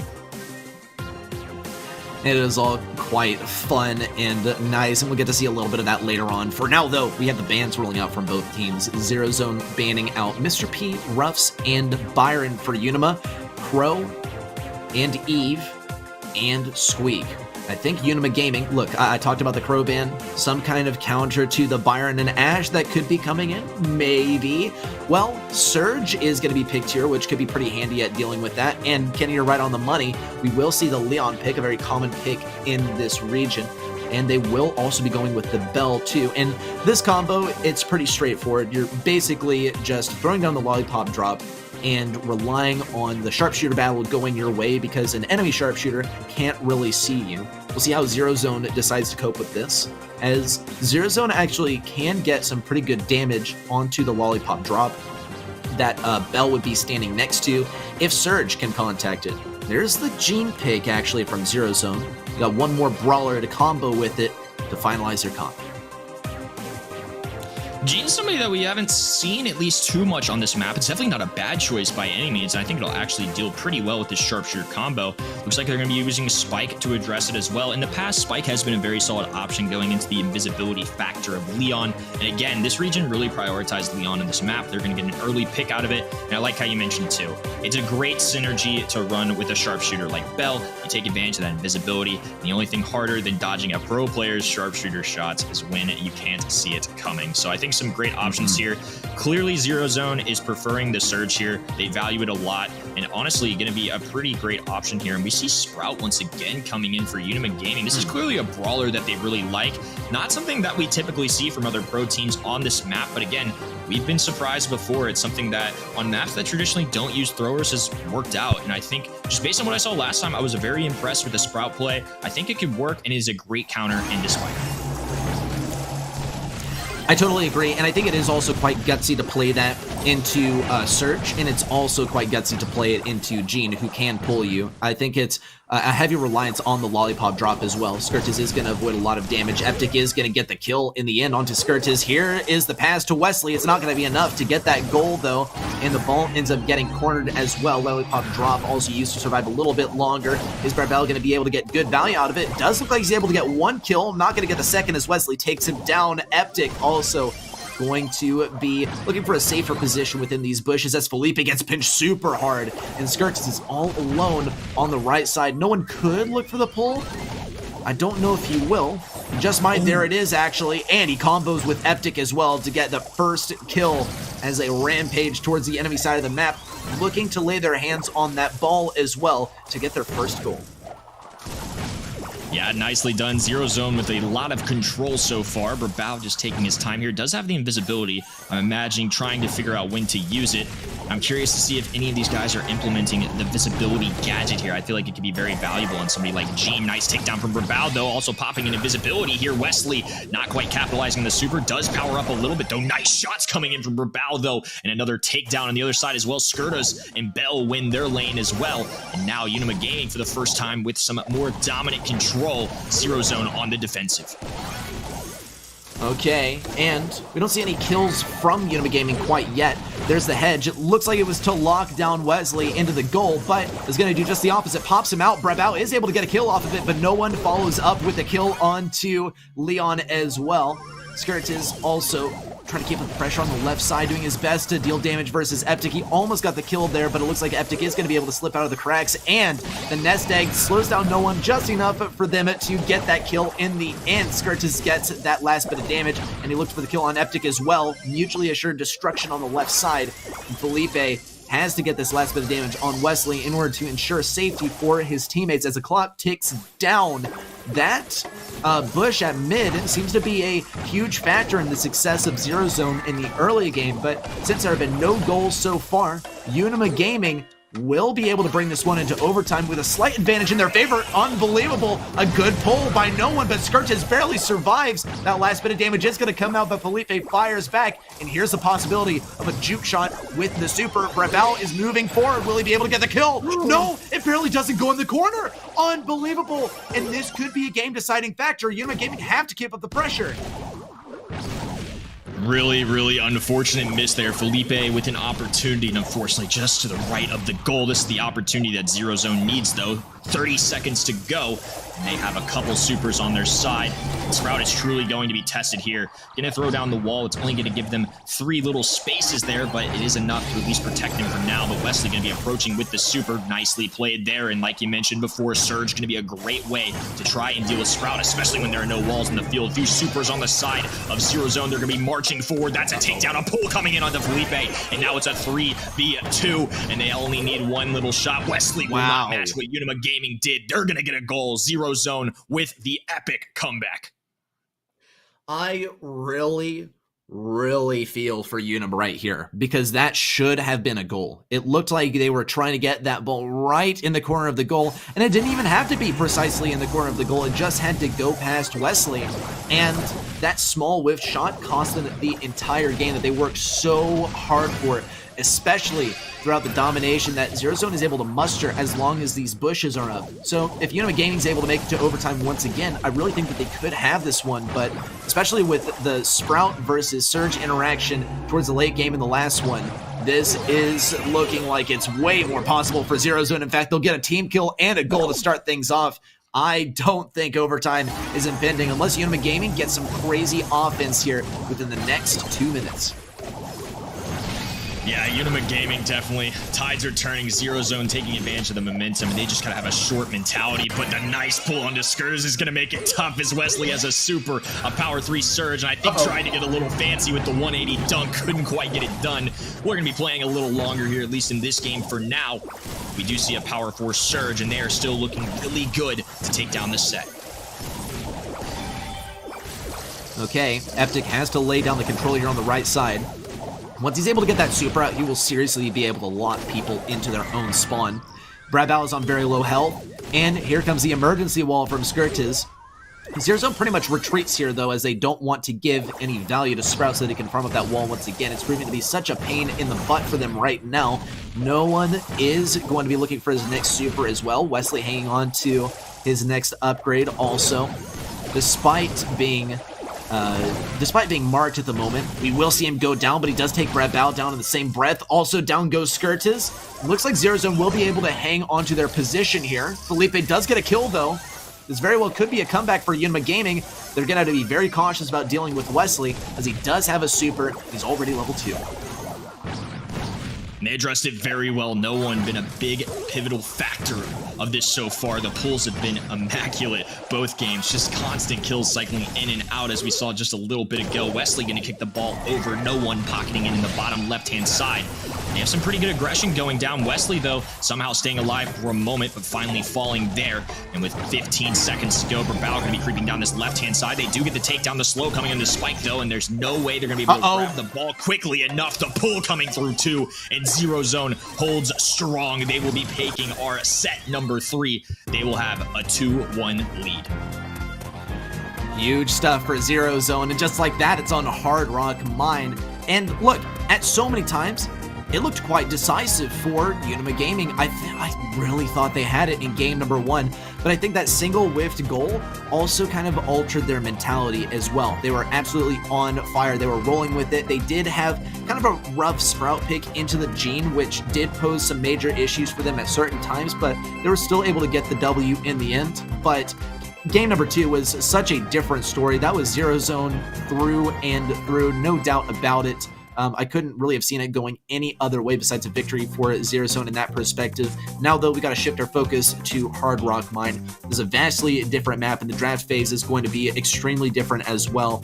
I think Gene is still a possible pick here, but so many brawlers are going to be left open, and I think even if you do decide to pick Sprout into, like, Gene, you're going to be so separated on the lanes that it won't even matter. So, much different game mode, much different play style, much different draft and bans coming out here as we move on to Hard Rock Mine. That's a great point. I could see a lot of different bans coming through too. You know, in the past, the most picked global brawlers have included things like 8-Bit, Colonel Ruffs, Rico, but do those things even survive the ban phase? We've also got Squeak in the mix now. We just saw Surge get in some action. Those could easily be banned, and we can't forget about Eve either, a really strong brawler that maybe slips through the cracks here on this particular map, but I still find to be a pretty solid mid in this situation. I just think there's a lot of different directions to go. I'm going to give a big shout out to Piper here. This is somebody in practice that I've seen implemented a lot more on this map. Already a pretty solid option, doesn't do great into 8-Bit, but is a phenomenal choice to just break open some walls and can really pave the way for your team to succeed. Again, if you can just cut off that one little section of grass on the spawn side, it can really help out, take down some walls too. I'm a big fan of Piper here emerging as a good candidate here, especially with more bans in play. Yeah, I definitely agree with the Piper here, and I agree with the point you raised about 8-Bit as well. 8-Bit is going to be super strong here, and he's going to be one that you're going to be cautious about playing as well. You don't want to allow, like, Jesse or Bell to be played into him because they do counter him pretty hard.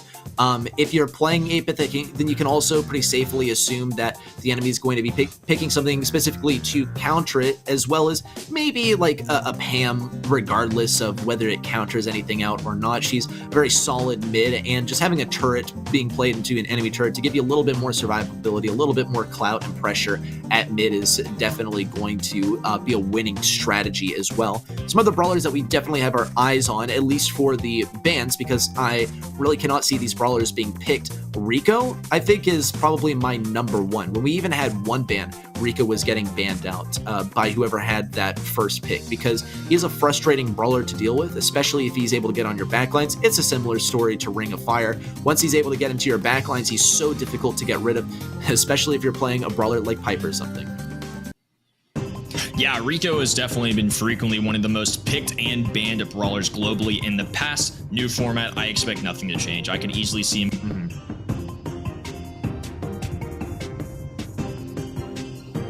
Is a great candidate overall. Definitely a good shout by you. Well, thank you very much. Yeah, I do love Rico on this map, and I think a lot of other people share that opinion as well, unless they just really hate playing into him. But I don't think anyone dislikes playing him or having him on their team on this map.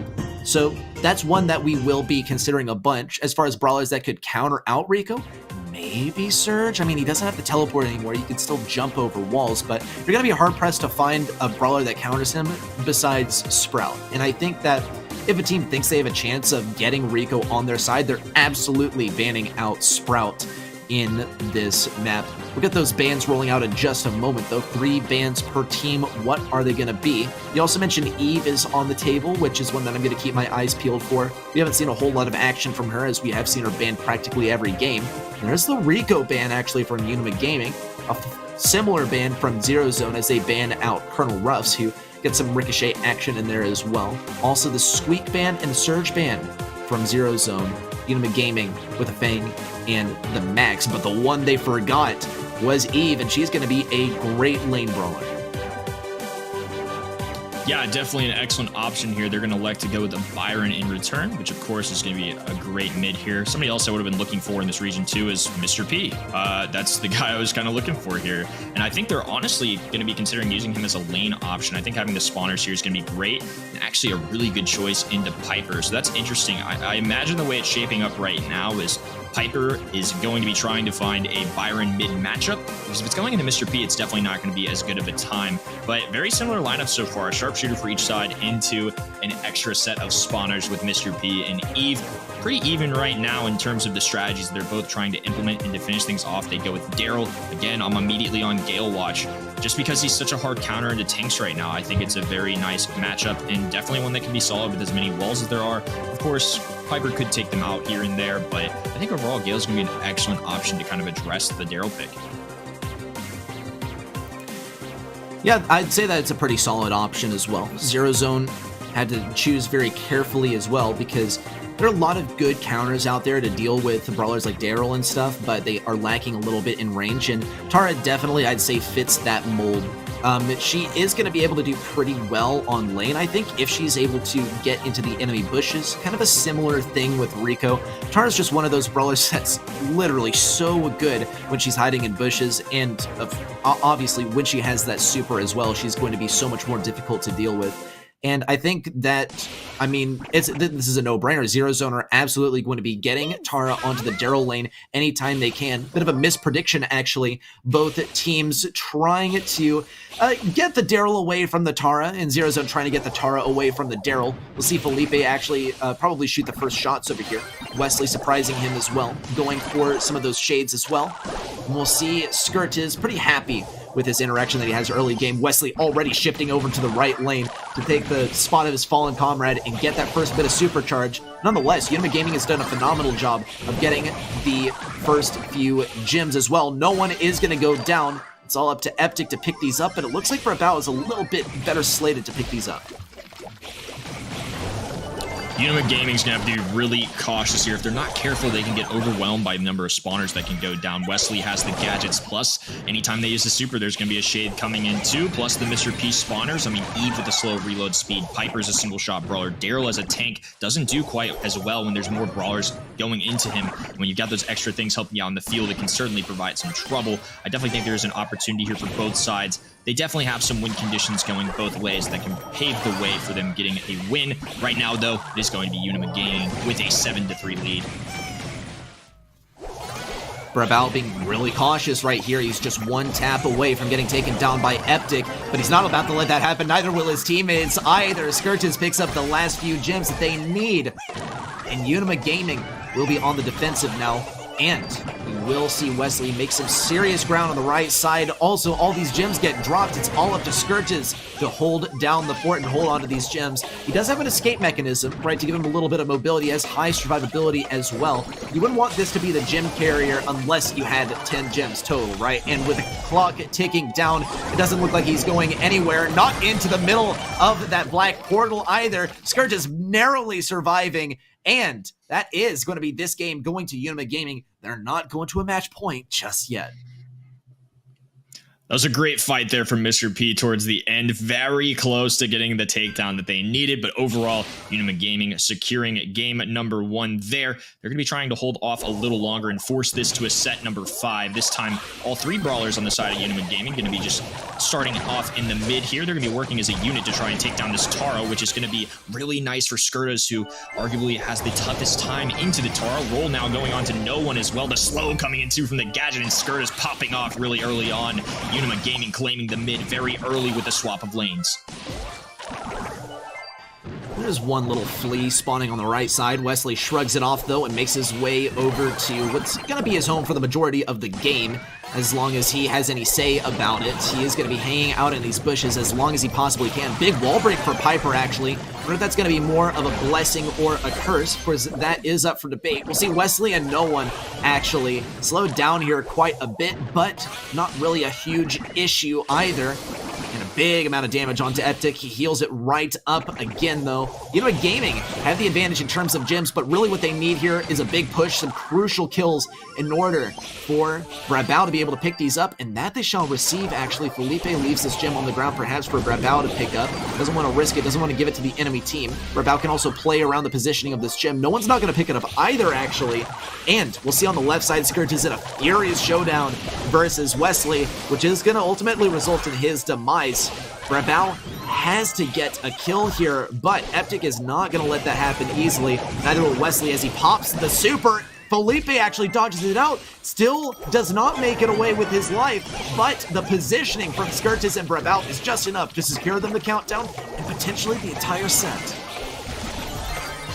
Great plays overall for Brawl with a nice connection to establish that mid control, and Skirt is now going to be collecting the remainder. 3 brawlers, though, going against these 2, and Piper doesn't have a lot of HP to work with here. Skirt is actually going to be pushing forward. They're just trying to get the blue side out of their zone. No one just going to go ahead and pick these up here. He's actually going to use the Mr. P porters to block off for him. Piper's going to do so little damage. He's actually just standing there, and it's working for now. Can they get a takedown, though? No one continues to back away. Skirt is finally picking them up, but Wesley with the super, and now 7 gems being delivered to the blue side. They can walk away with it here. 13 on their side, and they're going to their spawn. 13 seconds to go. Can they get the takedown that they need? The spawners blocking off a little bit. No one defending.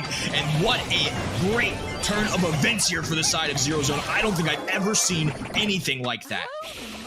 That is absolutely insane. This has never, ever happened in the BSC. Come on, Eptic. Can't you show a little bit of emotion, man? That was crazy. That was crazy what just happened. And he's not even reacting at all. That's what you call ice in your veins. Never let your enemy see any emotion. Never let them know what your next move is. That is for sure. Zero Zone are at the match point right now after that crazy comeback. Unima Gaming, though, they have to have the confidence that they can get this game. They played so well throughout the first one and the second one. Kind of a freak accident there towards the end of that last game. And Brawl is going to show us that that's exactly the case. Already picking up the first 4 gems to spawn. Skirt is also providing the pressure as well. And looks like he's going to try and enable Brawl to get a little bit of positioning here. 5, 6 gems on the side of Unima Gaming. This is pretty decisive in favor of Unima Gaming for the time being, but we know Zero Zone, we saw the last game, they can totally bring it back, but their time is limited. Great connection from Brawl onto the Tara. Mr. P on the right-hand side just trying to do his best. Felipe in a very aggressive position now, too. Skirta's lurking in the grass as well. He's just going to go ahead and pick up this gem and walk away. Once again, we're seeing Unima Gaming with a hot start here. 10 gems to their name, and they've already started the countdown. Brawl trying to help his teammate deal with no one who is in their spawn, and this was the pesky one that was the one that got away last time. A nice dodge from the Tara super, though. 7 seconds to go. All they need to do is have Skirtis and Brawl survive. About 2,600 HP, a takedown onto no one, and Unima Gaming do escape a tight set overall. They are going to be forcing this to a number 5. Look at Brawl just kind of sighing a sigh of relief here. Big win for these guys. And a bit of an upset there in game number 2. That was crazy. I mean, look, as a spectator, I cannot be upset. That was insane. I think we saw 2 things that we have never, ever seen in the BSC up until now. First of all, a comeback of that magnitude that was made possible literally by Mr. P, his porter, and his little porter station taking so much damage from Piper and just a whole chain of events, but also the mental reset that like completely took place on the side of Unima Gaming. I've never seen that much of a refreshment from one game to the next with the exact same brawlers after such a disappointing and crushing end to the previous one. Kudos to Unima, but also kudos to Zero Zone on bringing back that second game. In the end, though, it all comes down to Heist. Hot Potato is right on the horizon, and this game can end really quickly, or it can just drag out and seem to have no end in sight whatsoever. Some brawlers we expect to see here. I think the Rico is definitely one we're looking out for, maybe some throwers as well. But more importantly than anything, I want to see the Daryl once again, because I loved seeing Daryl played by Unima last time, and I also think that Zero Zone did a pretty good job of countering it in some key points in those last games. So far today, both the regions have used both Daryl and Bull. One I'm looking out for too. Definitely not in the forefront of my mind in terms of picks, but just want to remind everybody about this brawler. It's been a while since we've seen them, but back in the good old days of the old format, BB showed up here a lot. Recently got a buff as well. Definitely somebody I'm looking out for. It was somebody I saw get played in Say-So a little earlier today, and I was like, wow, I never even thought of that, but it was a really dominant brawler back in the blind format. Maybe if they can get those drafts aligned just right, could be somebody we see here today. One we didn't see earlier too in the draft that we saw for Hot Potato, I was kind of looking out for Barley as that 6th pick. They didn't go that direction, but certainly a really strong brawler here if you can make it fit. Once again, Bull, somebody I think we have to be on watch for too at this point. You know, I think a lot of teams prefer Daryl, but it seems Bull has definitely filled that role in. He is a long-time great heist brawler, and it seems like a lot of teams are bringing that back here today. Yeah, I love seeing the Barley here. He's like, you know, just a classic brawler to be played here, but following the whole blind picks thing going away and now draft being a reality, it's so easy to counter him. I mean, it's easy to counter him if you know he's going to be played, right? Because his counters are very clear cut. You play any kind of tank, you play any kind of brawler that can break walls, he is going to be very vulnerable, and his range isn't amazingly long. His safe damage is fantastic, so really that pick relies on there not being much to counter him. So as a 6th pick, I totally agree, Kenny. We could see him arrive here. We'll have to get the bans first of all in order to actually see Barley to begin with. I wonder if we'll see any tank bans by either team though, because we did see the Bull actually steal the show last time we saw Hot Potato played today. Daryl from the side of Unima Gaming was a serious threat for Zero Zone though, so it wouldn't shock me if they banned that. No, actually, Rico, Ruffs, and M's ban. They really want to play tanks here. Unima Gaming, I can't really deduce what they're going for here, but they are going to be banning out Squeak, Stu, and Eve. Definitely some frustrating brawlers to deal with. Zero Zone, start things off with the Lola pick. Let's see what Unima Gaming goes for. Another really early Lola pick, followed by another really early Daryl pick. Last time, they took Bell in that spot, the first draft we saw. This time, they're going to go Surge. Really strong brawler right now. Don't fault them at all for it. Sometimes you just want to take it off the board so your opponent can't use it to their advantage. I love Lola here. It's something I mentioned earlier. Great first overall pick. A lot of damage. That Ego Shield is very strong. I think people underestimate it. It's a reason that I would put Lola in a top 10 brawler spot right now. I'll go as far to say that. I think she's just overall does her job so well. A ton of DPS. The shield really helps get that damage in onto the high safe. Very solid lane brawler overall too. Definitely a fan of that choice, and we get to see our boy Barley show up here. We'll see if anybody follows up with a Bull pick, but this is agreed. I'm a little surprised too, just in the sense that it is a good brawler for this map, but way earlier than I would have expected to see it in the draft. If anything, I would have seen it coming with Unima Gaming as a 6th pick. And they're going to follow up with the Bull here too. Some crazy drafts coming in today. Ready? Yeah, this is crazy. I mean, look, the Bull I can totally understand. The Lola makes a whole lot of sense. She gets so much damage. We see her play a little bit differently as well. She's able to... Oh, no way. Dude. What? Well, look. No, actually, I'm lost for words. I don't have anything to say. This is insane. I cannot believe this is happening. Zero Zone has started off with the Barley to surprise us. Dynamite? Okay. I mean, look. Everyone has at least a few friends that main Dynamite, even though he's not like one of the de facto best brawlers in the game.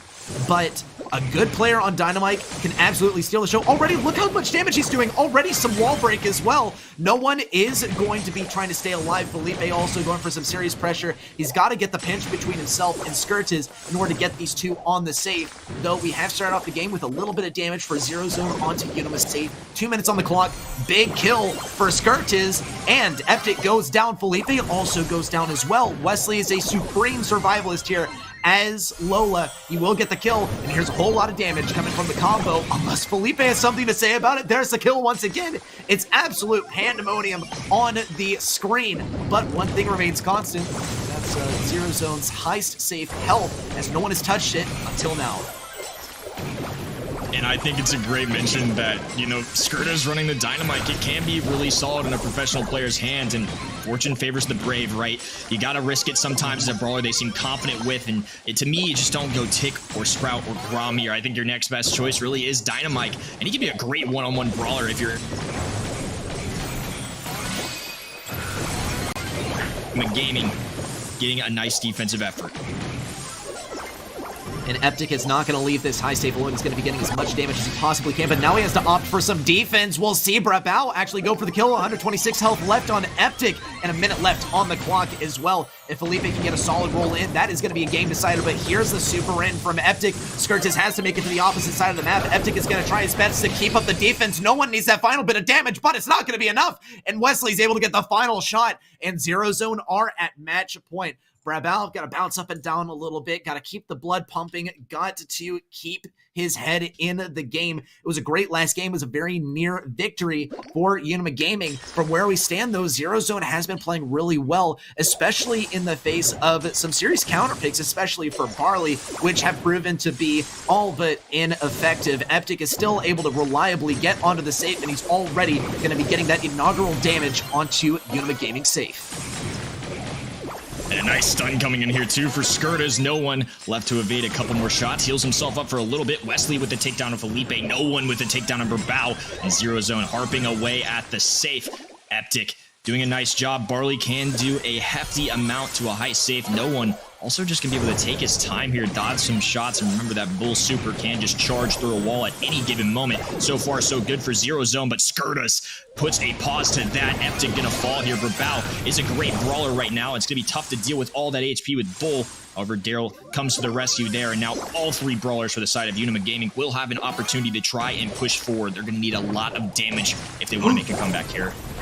Satchel charge stun on the Wesley is going to be enough to take him down. This could enable Felipe to get a whole lot of damage. And it looks like Eptic are going to have to decide between going for an offense and a defense. Skirtis is able to make it away, and he will survive just a little bit longer to get a little bit more damage. No way, no one is able to deal with this on his own, and Eptic has to take down Dynamite. Almost an advantage for Unima Gaming, but now they got to play defense with no one setting up for a huge push in. Eptic, much of the same. Here comes Skirtis to deal with him. Felipe gets a big push in, and he's able to connect with the safe as well. So much damage.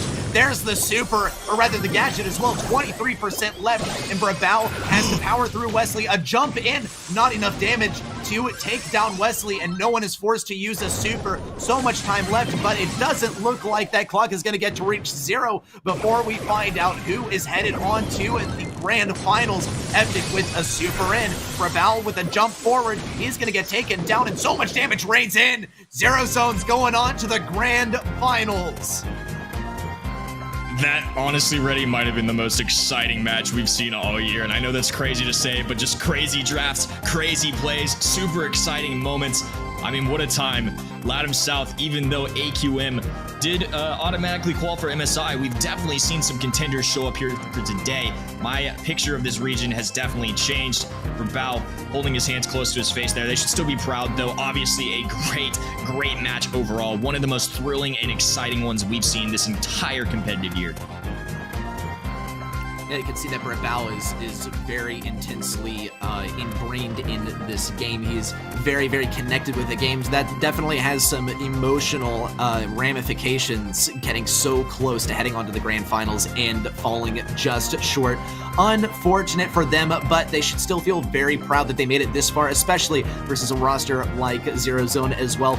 On the flip side, Zero Zone had to be over the moon right now, unless, of course, you are the player that we've been seeing on the player cams the entire time who has not so much as smiled until they literally have been advanced on to the grand finals. We'll see if we actually get some emotions shown by him as we move on to the grand finals as well. But first, let's reflect on this last match. So exciting. So many ups, so many downs as well. And look, even though we both predicted Unima Gaming would be the victor, I think that we can both rest assured that this is an outcome that we're both happy with.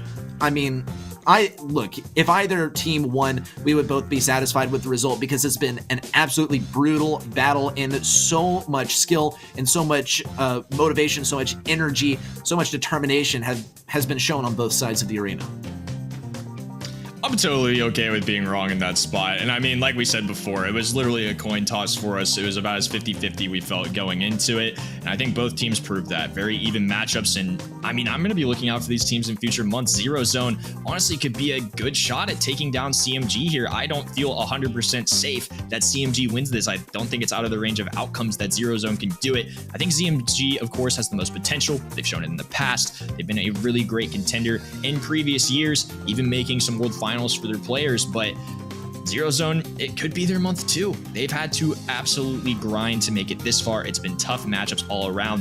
However, when you 3-0 somebody like AQM, I have to be on alert. If I have to pick a winner, I don't even feel confident saying it, but I'm going to go with CMG. It just makes the most sense in my mind, given the past, given what we saw today. But I hate that because Zero Zone's also proven that they are worthy of possibly taking a stab at this grand finals too. Again, if I'm wrong, I'm totally okay if it leads to matches like we had in our semifinal number 2. Hard agree here, and of course, with us advancing on to the grand finals now and Zero Zone graduating past the semifinals, we got a new bracket, brand new and refreshed for you guys to see how the competition has been sizing up today. How on earth did we get here? Well, Chazmac Gaming BR started at the very top of the bracket, facing versus KIB, a 2-0 versus them, a 3-0 versus AC Milan Qlash, which completely blew us all out of the water. Zero Zone also getting a 2-0 versus Renegados, which we did not expect, and taking down at Unima Gaming, which, okay, look, we didn't predict that either. I don't think either of us expected these teams making it on to the grand finals, but neither of us can be disappointed with the result. But it's time, Kenny, for us to be incorrect on one final prediction. Who do you think takes this one? Chazmac Gaming or Zero Zone? I'm going CMG, and again, they should be the favorites here. It makes the most sense, but if I've learned anything here today, not the predictable thing's going to happen. I don't know what's going to happen with this region now. My previous mentality about how these teams stand, the tiers that they're kind of at, completely out of the water. This month has changed everything for me, especially as we approach the second half of the year where double points kick in after AQM returns from the MSI event. I don't know what's going to happen. This should be a huge confidence booster for all these teams that are in the hunt for that number 1 spot, though. CMG now taking down AQM. That's a huge blow to AQM's amount of points for the entire year, and that's a huge buff to CMG with Arena Casito out this month and in second place. CMG are really primed to take a stab at a really solid spot in this region, and of course Zero Zone in that hunt too. I mean, they're proving to be a really solid team depending on how they do here today. Maybe this is a team we have to look out for in future months as well, kind of in that Arena Casito range or CMG or AQM range. I want to see what they can do here today. I think they're going to be put to a good test. It's a really big one for both sides. Yeah, I completely agree. I mean, look, this is a great chance for Zero Zone to completely turn everything that we knew, or we thought we knew about Latam South on its head. And likewise, it's a great opportunity for Chazmac to ascend to victory like we kind of expected them to do at the beginning of the year. And look, like, don't get me wrong, AQM, I think was like going to be their main rival. And I think a lot of people expected that going into the very first month of BSC here in Latam South. And Chazmac Gaming just kind of surprised us with them not being as dominant as we expected. Now it is time for them to ascend to that position and begin that, I guess, the period of the season where they are claiming that second spot for the World Finals, and it's Arena Casito that has to play catch-up, I believe. We'll see if Arena Casito even comes back next month. I have high hopes for it, but for the time being, this is Chazmac's opportunity to get a whole lot of points in a big lead on Arena Casito and perhaps be a reasonable competition for AQM in the running for that first World Finals spot for this region. Zero Zone, of course, a strong competitor that we got to be thinking about as well. We saw some of the brawlers that they're very talented at in the last one. We even saw them succeed with the Barley when no one thought that that would be like a really viable strategy. So maybe they're here to surprise us as well. We'll have to get into the draft to see how the first map is going to go, though. Yeah, and if anybody has a perfect bracket out there after today, please add me on Twitter if you have proof. I mean, it's been a crazy day. It's been crazy. You know, this is easily our worst prediction show, I would say. I'm so happy to say that. I love just having some fierce competition going through. I love being proven wrong. I love seeing the best out of all these players and teams, and it's just been such a fun day to watch. I just think definitely one that I'll remember for the year for sure so far. I'm sure we're going to follow up with some great moments to come in this grand finals too. I think both these teams have really shown the best of themselves here today, and I'm super excited to see how it all ends. Yeah, same here, same here. We're just gonna have to move into the game first. Chazmac Gaming, as far as like what sort of brawlers we can expect these guys to play as well, I think from Zero Zone in particular, we saw crazy surge plays from them. And if anything, Chazmac Gaming are gonna make sure that they don't allow that brawler to go under the radar. I think we talked about it in the previous games as well. They allowed Surge for just one game and really had a rough time with it. So those are some brawlers that we can expect to not be available. We did see, I think AQM claimed Squeak one time as well, and Chazmac were very serious about not allowing that to happen again. So these main two brawlers that we talk about in the current meta are just about not at all going to be played at all. And that's 2 out of 3 bans that the team that doesn't get first pick are going to have to be thinking about as well. And at the end of the day, it all comes down to a coin flip for each set. So who do we think will draft better? I think this is another big question that we have to ask ourselves going into this matchup. And Chazmac Gaming, I think, especially above AQM, had numerous points where they drafted, I think, in my personal opinion, way better than AQM. I think CMG showed that they had a great understanding of the game, and just 3 short days is really all they've had to work with for the new brawler balance. There's different brawlers that get in the mix here, and I mean, that was a great demonstration of that last set. We saw Bull, Daryl, Barley, and even Dynamite show up. We saw Lola be first picked again. I think this has just shown that each map's changing a little bit. There's new things that are going to be implemented, and I think CMG did a great job of getting creative and having some very firm and strong comps against AQM, but I also think Zero Zone got creative and it worked out for them. I mean, obviously a very narrow victory, 3-2, came down to the wire, but I think both these teams here today showed that they, even just a short time, have a great understanding of how the game is going to be working out in the future. Yeah, and I totally agree. And look, it's very evident that Chazmac Gaming has drilled and scrimmed this whole 3-ban sort of strategy a lot, and it completely showed in their draft versus AQM. Now, for Zero Zone, that's not really something that stuck out to me. Maybe if we put it under a microscope just a little bit more, then we will be able to notice that. Of course, we're going to be starting off on Sneaky Fields, and I totally think that this is going to be a great case study, if you will, as to who is better at drafting. Especially because there are certain brawlers that really do succeed on this map, and there are definitely a lot of comps out there that can trump basically anything that they run into. So I think the draft is going to be probably the most important section of this upcoming set. I don't know about you, Kenny, but I think that it's possible for a game to be won in a draft. Some people really disagree with that. I'm curious to get your take on it. I think the draft's a huge factor this year. If on paper you have a nice advantage, you know, it's really good. Obviously, it's different when you put into play. I feel like, especially with draft, we've just seen, even on paper, even today, we've seen times where it feels like a team should be outnumbered. A Renegado's Brawl Ball set earlier was a good example of that, and they still came close, even though they had some hard counters on the field. But again, you have to find and strike that balance between drafting the best brawlers for the map and also countering what your opponents have. It's very interesting, and I think, you know, so a lot of people at home, it may just seem like they're picking the 3 best brawlers or the 3 that are a good strategy together, but it's not always that simple. It's really difficult, especially when you take into consideration that they have 30 seconds to make each of these decisions. That's such a quick amount of time when you're trying to analyze what another pro player will do, what the best strategy for you is. Now we see these bans come in too, and it looks like we're going to have some more interesting gameplay to come. Okay, Chazmac Gaming BR. They ban out Rosa, Gale, and also Sandy. All really strong brawlers here. Zero Zone also.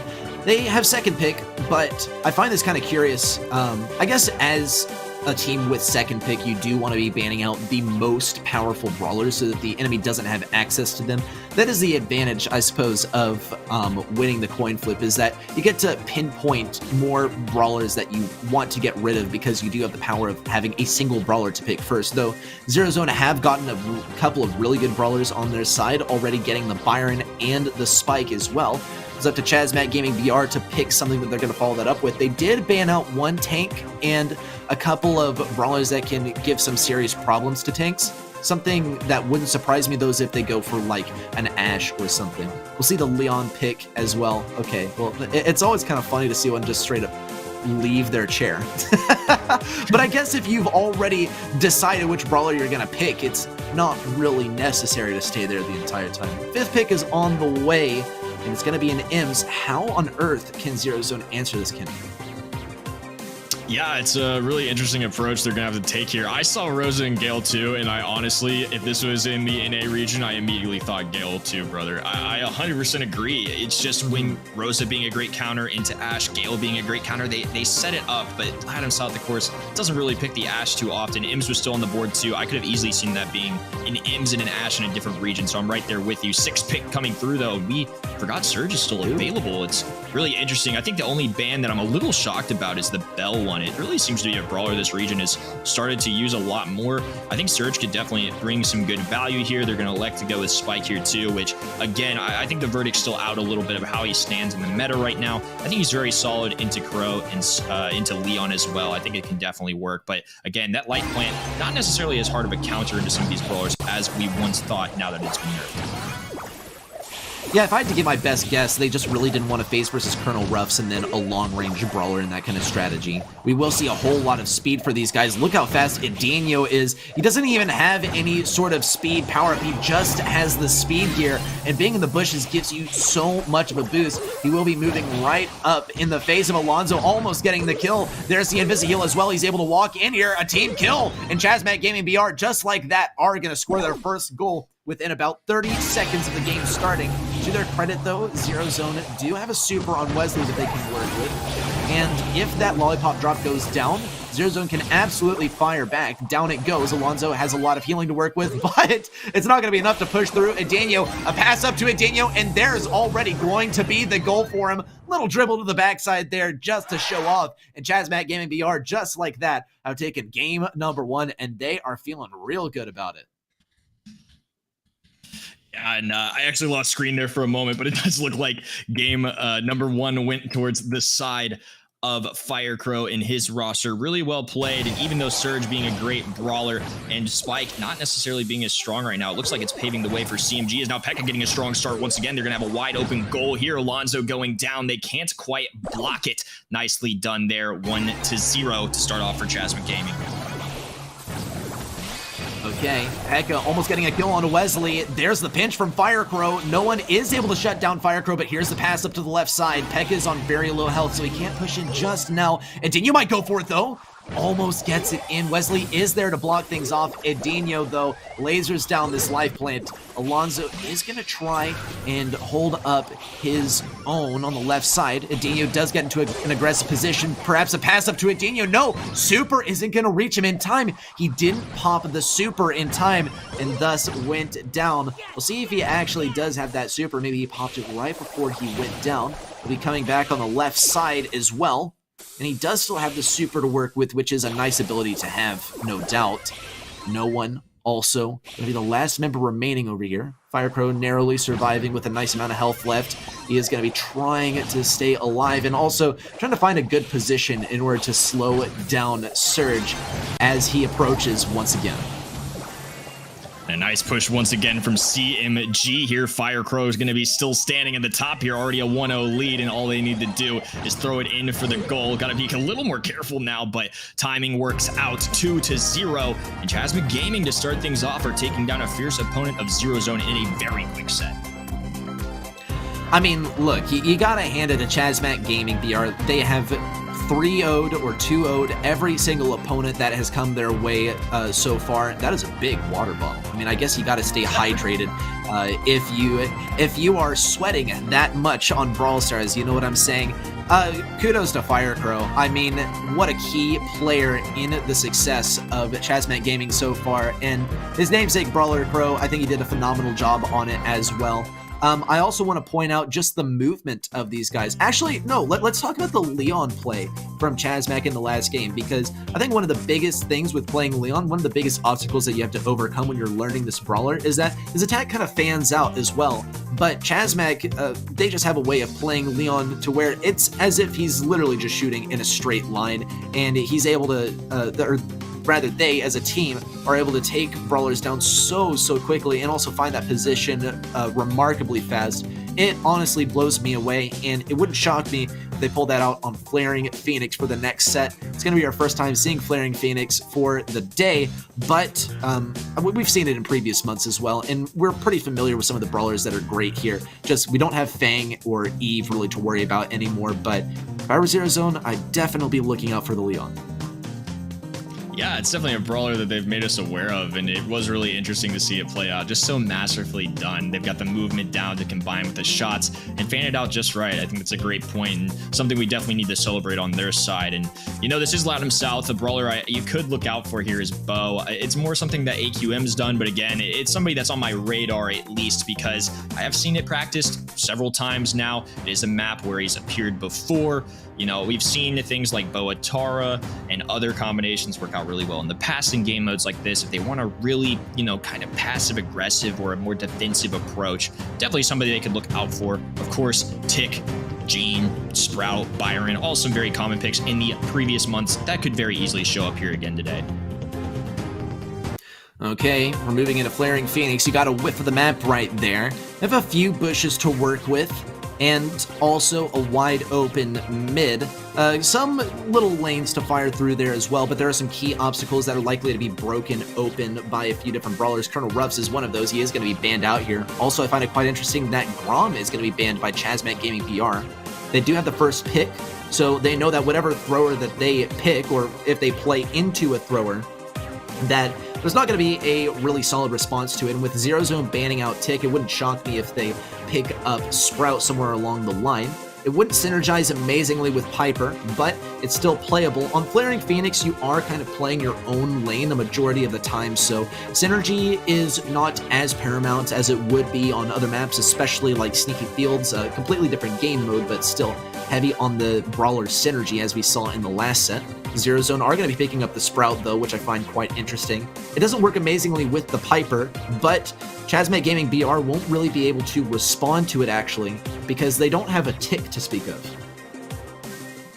I think grabbing Sprout here is actually really huge for the side of Zero Zone. I think this is where the mind games kind of kick in. They ban Grom rather than Tick or Sprout, and I think that was maybe to anticipate trying to grab that, or maybe they only wanted to bait it, and it looks like that's exactly what they're going to do with the Mortis. The trap has been set, and now they got to be careful, though. They do pick this really early. They're going to go with the Tara bow strat, too. I mean, everything is coming together here. The big brain plays from CMG, and they have trapped their opponent. What are they going to do to address this? Because I think the one thing they have to deal with now is Mortis, as he's going to be a great candidate to deal with both Piper and Sprout. And you love seeing this. The 3 bans allowed this to happen. Big brain plays coming in from CMG. Yeah, I mean, look, if Zero Zone is able to get a really good pick for pick number 6, and they got to give their coach a raise because, okay, Pam, I can definitely vibe with it. I mean, look, Pam is going to have some difficulties dealing with Bo, I believe. Primarily, though, she'll have some issues with Tara once she throws down those shades, but she'll be good at sucking all of the ammo away from Mortis. Here's the big thing, though, is that Zero Zone are going to have to stay as pretty much one single unit, and that is going to be perfect for Tara once she gets her super, and she's going to get it for free because she is playing next to a Bo who has a super totem. This is going to be a pretty stressful situation for Zero Zone. Chazmac Gaming BR do start off the game very defensively, though. Okay, we see Firecrow on the no-hat Mortis. I see you, Firecrow. Also, a lot of the ammo being sucked away. No one is going to get immediately punished, though. We'll see Pekka go for the attack from behind. Wesley and Alonzo forced in the same area. Firecrow sweeps it up. And Chazmac Gaming BR take round number 1. I mean, this is just crazy to see a draft strategy pay off this much. This time, they're taking it differently. They're going to get really aggressive. They've got supers on their side. The bow nine's coming through. Wesley going to fall, and Mortis continues. He gets through the wall, too. They finally take him down. It's going to be 2v2 overall, but the Tara pull, not enough to get a kill, though. The aggression not paying off quite yet. Both of them are going to be super weak here, and now, actually, I would say the favor going towards Zero Zone. Oh my gosh, it's so hard to make a call now. I mean, we do see the second super totem come out from Edinho, actually. Zero Zone are still in the running for this one, though Pam is primarily there to give some major issues to Mortis. Now he's not even here, which is actually way better for Zero Zone than if it were Mortis and literally anything else. Alonzo is still going to be in serious danger, and Pekka with that super actually ready to go, he might not even have to use it. But there's no harm in using it, as Chazmac Gaming don't even plan on having a next round to save that for. Still gotta play it safe though. Once things close in at mid, P.E.K.K.A is gonna be popping that super to get as much value as he can. Goes for the double pull, 0 value actually, and that was a huge loss for Chazmac Gaming BR. Zero Zone don't have really high value supers to work with. They do have Sprout Super, which can close off a single area. Chazmac Gaming BR also have the Super Totem to work with as well. We see Alonso use that Super to break open some bushes too. Firecrow's just biding his time, waiting for the perfect combo to get both Sprout and Piper in one go. I think cutting off that little patch of grass there honestly might be enough. They need visibility on Firecrow. Yeah. It's the biggest threat to them for both Wesley and Alonso. So nicely done there. It looks like a little more slow to play start here for Zero Zone. Firecrow now approaching, gonna be popping the gadget there. Cut off immediately though, and the wall break coming through too. No one though gonna be in a tough spot now. The Tara pull coming through as well. It's gonna be a 3v2 scenario. Firecrow approaching the pushback as well though. Wesley all alone though, trying to deal with two different brawlers, and now it's just a 2v1. Alonso, can he clutch this as little old Sprout against the big bad Mortis? Gonna be a tough one here. Firecrow does have a super. A nice cutoff though. I mean, giving himself the best chance possible. Another wall being cycled as well. Doing everything he can to just try and stay up here. Well, I mean, Alonso, it's a bit of a lost cause for him. Edinho and Firecrow are gonna humor him at least. Yeah, I would be putting up the very... Okay, dude, this actually, this is a companionship that I wanted to see. Chazmac Gaming BR. I mean, look, at the end of the day, which former roster is this? INTZ, and remind me, which team invented the Protesto? Right? Don't let the name change confuse you. These guys, BM is just ingrained in them, and this is what we love to see. At least it wasn't just straight up disrespectful, though. It was actually quite funny, so kudos to them on that, and they absolutely earned it as well. Completely dominating Zero Zone so far. Let's see if Zero Zone can fire back just as furiously, though. Yeah, they've got to be really careful off these starts here. Now a Tara pull coming through too. Firecrow looking to clean house, and there's one that falls. A very weak Alonso. Now the connection from Edinho, the bow buff paying off. No. Wesley all alone. The pushback. Firecrow can easily just close the gap though. Well played. CMG with another round.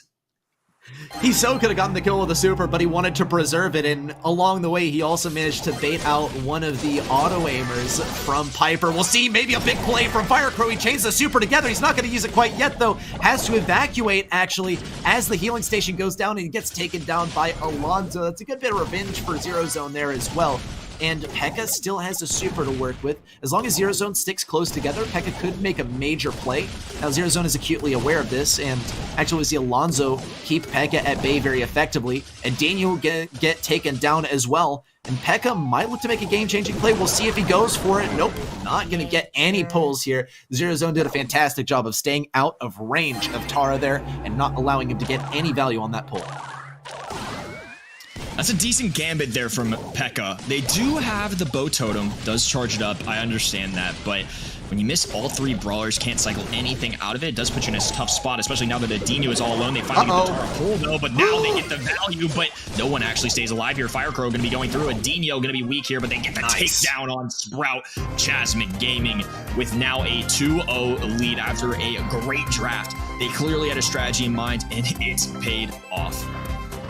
We need to talk about another plot development as well. Firecrow's cat has been like moving around like every single frame, but is never moving when we are looking at it. It's like Toy Story up in here, where the toys stop moving when you look at them.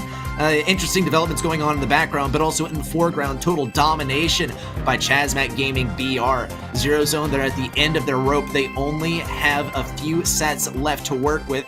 Crystal Arcade's coming up next. They can totally do it. I think that this is a mode where the draft matters just as much as the gameplay, so they're able to draft pretty well and then execute it pretty well. Then I think they completely got this one. And of course, I mean, every single game is like that. You want to draft well and you want to play well, but I don't think any part of it matters just a whole lot more than the other. And I think Zero Zone can play this really mechanically well. We saw it throughout the last set. Yeah, it was a 2-0, but they got a single round victory within both of those games. So I have a lot of faith in Zero Zone still, but it looks like Chazmat Gaming is on its way to becoming the next AQM of this region, where next month we'll be talking about how Chazmat Gaming didn't drop a single game throughout. Well, okay, I guess they dropped 3 so far, but same deal. I mean, these guys have been so remarkable across every single game, and it would be a good accomplishment for Zero Zone to first set their sights on winning a single game and prevent Chazmat Gaming from going on to the match point to start off set number 3. This is the high hopes that we all had for Chazmat Gaming coming into the year. The roster's finally coming together, great plays, and I mean excellent drafts here today. I think time and time again, we've seen them implement strategies that are really creative, not used too often, and brawlers that people forget about. They just use a Mortis and a Bow Tara combo. I mean, that strategy coming out of nowhere, working out really well. I really do believe they tried to bait out the Sprout Piper-esque type picks so they could just pick the Mortis there, and there was no real hard counter to kind of address that on the side of Zero Zone, and it paid off really well for them. A very convincing set as now we hop into Crystal Arcade. Okay, Crystal Arcade, we love seeing a few certain brawlers on here. Let's shout them out, name them off. I love Ems. In fact, she's gonna be on that like Jumbotron thing. That's quite interesting. That was a interesting cameo right there. Colt, yeah, Max, I don't really know if they'll be appearing here. Max is totally possible though, as long as you have something to pair up with it, like a Sandy, which honestly, it wouldn't shock me if Sandy is banned. But Sandy's a great lane brawler to be having here. So we'll see if that one appears. 3 bans should be coming out from both teams in just a second here. For the time being, though, we can also think about the possibility of Ems as well. No Ems ban. In fact, we have the Squeak ban, the Double Eve ban, a Gale ban, and the Piper. So only one sharpshooter banned out here. Yeah, and Zero Zone's going to follow that up with the immediate sharpshooter pick. Sharpshooter / support. I think it's going to be vital in making a Sandy or an Ems work. And I would honestly be quite surprised if Chazmak doesn't pick up an Ems here. I think Ems is a great pick here overall too. We see the Colonel Ruffs though, which is a very popular pick, especially early on. I think it can address a lot of different kinds of combinations. And now we finally get to see Ems, one of the most popular picked brawlers. In 1 month, it was actually the #1 picked on this map when it was the single band format. Still got a few good options on the board though, that this region is known for taking. Things like Mr. P could get in the mix here. I don't mind the Crow pick here at all. And excuse me? Oh, what? Oh no! Chazmat Gaming BR, they are playing with their food at this point. I mean, they are so confident that they are willing to pick a Dynamite here. And to be fair, this is actually not bad, especially if you're playing versus Ems. We'll see Pekka actually make the push on the right side, and this is exactly what he wanted, to face versus the Ems. This is going to be a tough battle for Alonso, actually. It doesn't matter how much healing he gets. Pekka is going to be able to pump out so much damage as long as he stays behind the walls and out of reach of Acid Spray. Already a kill by Fire Crow. In total domination, another kill for Pekka and Chazmat Gaming BR. No way. They are playing with their food. There's the spin. And the APX as well. Chazmat Gaming BR. They're not even going to grab the victory before they start spinning this time. I mean, the disrespect is unreal right now. The connection on no. I'm so nervous for Zero Zone. When you see a Dynamite pick come out, it is a boat of confidence. And now the stun coming onto no one too. No! Down he goes. Pekka just continues to cycle kills. And Fire Pro in the meantime gets powered up from Adinho. They get to take more time. The walls come down as well, and no one just can't advance forward at all. Just continuously even spinning on his side now. Fire Pro with a little low HP, but they get the takedown. It doesn't even matter. Pekka and Fire Pro teaming up for a takedown. 10 seconds to go, and my word, CMG is dominating. The lag won't too. It's like Chazmat Gaming BR flipping through the dictionary on how to BM, and they're looking for every single definition from A to Z. Fire Crow, I mean, look, that is the face of a man who is completely dominating his opponent and says, yeah, what of it? Yeah, I'm Fire Crow. What you gonna do about it? I got a cat and a Bruce in the background. What you gonna do about it? Rough gets tough. Great stuff. I love it so much. Let's see if ChazMag Gaming are able to do it again. They are going to switch P.E.K.K.A onto the left lane this time, just for a little bit of flavor. Alonso also doing actually a phenomenal job of pushing back Colonel Ruffs in the early game. No one is going to get right on to P.E.K.K.A, and I don't see any spins or pins this time. This is a stronger start from Zero Zone than we saw last time, but still, Firecrow is able to make off with 4 gems to start things off. And a damage amplifier hitting no one as well could be a bigger deal than we think. No one with a nice jump in. However, P.E.K.K.A is just going to be able to claim all of these. The pickup for this month, the new player to CMG, rocking the Dynamite right now with a great game number 1. They still have a lead now of 5 gems to 1. Firecrow taking a stab at the middle once again. Has a Bell Mine down as well. The Nest Egg placed really well. Going to be tough for Wesley to move forward here, and finally trips it up. Wesley with a nice takedown too. Another connection onto no one. The gems do spill though, but P.E.K.K.A is within striking distance. No one with some nice dodges. A stun coming in too. He's actually looking for blood here. He's going to get really aggressive for that, and it doesn't pay off in that instant. Now Alonso and Wesley are going to be forced to try and pick these up to the best of their abilities. 8 gems now for the side of Zero Zone, and a countdown has begun. Oh man, it could be ChazMag's game number 3. There's the spin. Zero Zone are going to be biting off a little bit more than they can chew, though, if they are going to get taken down. No way! Oh my gosh, it's a Tyrant Star incident all over again. It's always the spin that sends you down. It's the taunt to get bodied, and Zero Zone are going to be 2 gems short of starting this countdown once again. Alonso will get taken down as well. No one has to jump in. P.E.K.K.A actually with the bait and switch does manage to get the takedown, and ChazMag Gaming BR just need 2 gems in order to get the countdown in their favor. And I was about to say CMG's the one that need to be careful about spinning, but they're the ones punishing Zero Zone. It's now going to be 8-9. No one going to fall there, and they get a double takedown and another connection from P.E.K.K.A. And the gems fall for the side of CMG, but their positioning holds strong. Now P.E.K.K.A going to be rushing back to claim these gems and start a countdown. He's got 10 to his name, Adinho with 1 as well. It's going to be a close call here. It's looking like they're going to need a takedown. No one going to be dashing forward. A tag onto P.E.K.K.A. No gadget though, he will die here, but Adinho now with 19 gems. Their only hope is getting a takedown onto the lone Colonel Ruffs on the left-hand side. I love how history repeats itself. Once again, don't let the name change fool you. This is the same, well, with the addition of P.E.K.K.A, same roster that took down one particular spinning and protestoing team in the World Finals, and they do it again to win the Grand Finals for May. Congratulations and some cuddles for the kitty cat from Firecrow. That really is the MVP of the team. Yeah, and everything that the light touches is your kingdom, kitty cat. Well played by ChazMag Gaming. Congratulations to them and their furry friends. They are going to be reclaiming their throne as the kings of this region. What a day. I just feel like it's Christmas morning at Brawl Stars. We got a new format. We got new brawlers in play. We had some crazy matchups. We got to see Dynamite get played. I mean, I couldn't ask for much more on the day. Had some crazy moments, of course, too. I'm overall super happy, ready. You know, we obviously got our finals right, which is nice and all, but it was so fun to watch it all go down. We got to see CMG back in full swing, and for future months, I'm really excited about this region now. It's a new, resounding yes for me. I'm going to continue to watch every single month, like I always do, of course, but now especially, this is a lot more close in competition. I don't know where AQM is in this region anymore. CMG might be the top dogs now. Zero Zone taking a stab at some of those top 4 kind of spots. I mean, what a crazy month for us, right?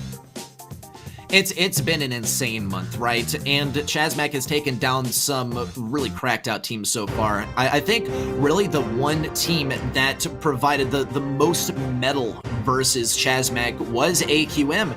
And look, it was clear as day that these guys were prepared for that semifinals matchup. They had their eyes set on the prize from the very beginning. They knew that in order to win the grand finals, they had to get through AQM as fast as they could, and they did just that. And I think AQM are thinking about a couple things, or a couple teams in particular. ChazMag, but also Arena Cito could be coming back next month.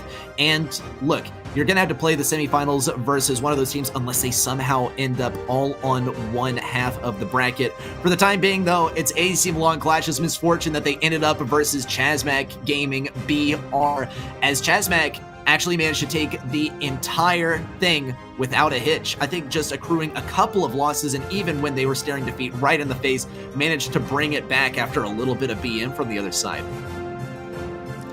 Not a lot of opposition here against Chasmic Gaming BR today. I mean, just really impressive overall. They're doing things that AQM were doing in previous months. And again, a lot of question marks for this region. It's really exciting. I love not 100% knowing what is going to happen in the future. CMG, we will not see for a couple months here because they will not be at the MSI. That'll be AQM.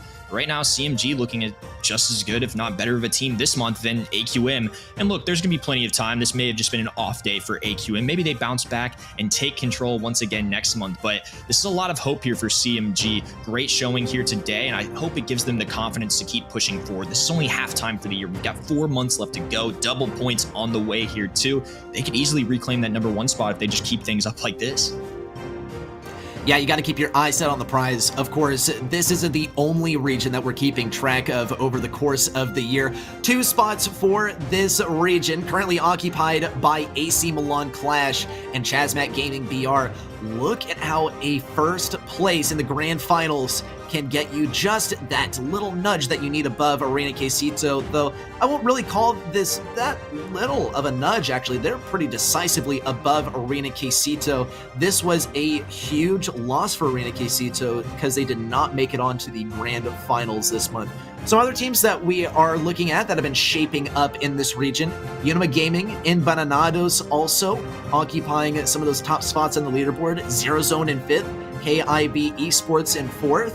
I think that these are all very reasonable competitors, but it's really clear that after this month, AC Milan Qlash and Chasmac Gaming BR are the 2 teams to beat in this region.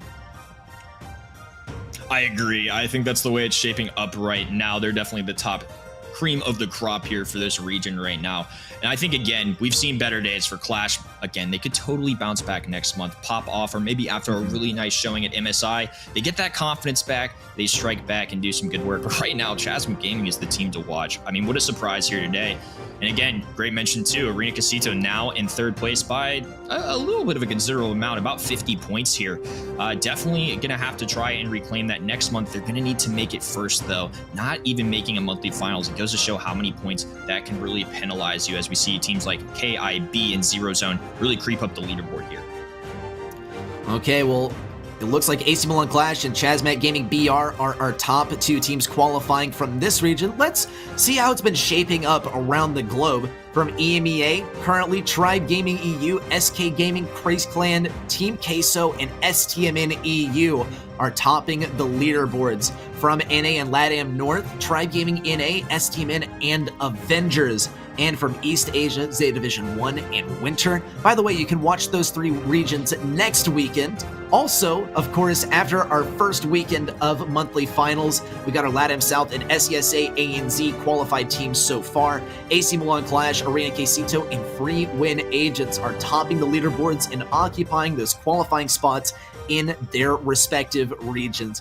That's how it's shaping up in the rest of the world, but of course, all of these regions are extremely competitive, and it's not really decisive for any of these regions. The only things that are really locked in as we stand are the MSI teams, and you can expect to see AC Milan Qlash and Free Win Agents thus far qualifying for that MSI. So congrats to those teams, and once more, congratulations to Chasmac Gaming for taking this entire monthly finals, and just really good luck to them in the next few months, even though we won't be seeing them in the MSI, Kenny. Yeah, and again, CMG really climbing their way up to that 2nd spot. They should be ahead of Arena Quesito now. Really well played for them. I can't wait to see what they do in the future, and this region just gave me some new, rejuvenated excitement. I can't wait to see how it's going to all play out in our second half of the year. It is going to be absolutely exciting, and look, this has been a fantastic day to watch. I hope all of you guys enjoyed watching it as well. I enjoy being a part of it, and I think I can say the same for Kenny. All I gotta say to send us off is make sure that you keep on, especially if you're seeing yourself potentially in the competitive scene, that you keep on grinding, because we saw so many comeback stories today, and you can find yourself on the come up as well. Kenny, do you have any final thoughts that you want to share with everyone before you sign off? Not much. Be sure to tune in for the rest of the BSCs this month. It's going to be a really good one. All the other regions remaining not secured, not like this one. We didn't know who exactly was going to qualify for a lot of these regions. Spots up for grabs for our Mid-Season Invitational that has a huge prize pool. And it's going to be awesome to see all these guys clash in person. Going to be super exciting to see ready. Yep, we got East Asia live next Saturday, May 7th at 4 p.m. Korean Standard Time. Make sure you're there, and we will see you guys next time. I've been Ready Set, that's been Kenny, and everyone have a good one. Keep calm and brawl on. We'll see y'all next time.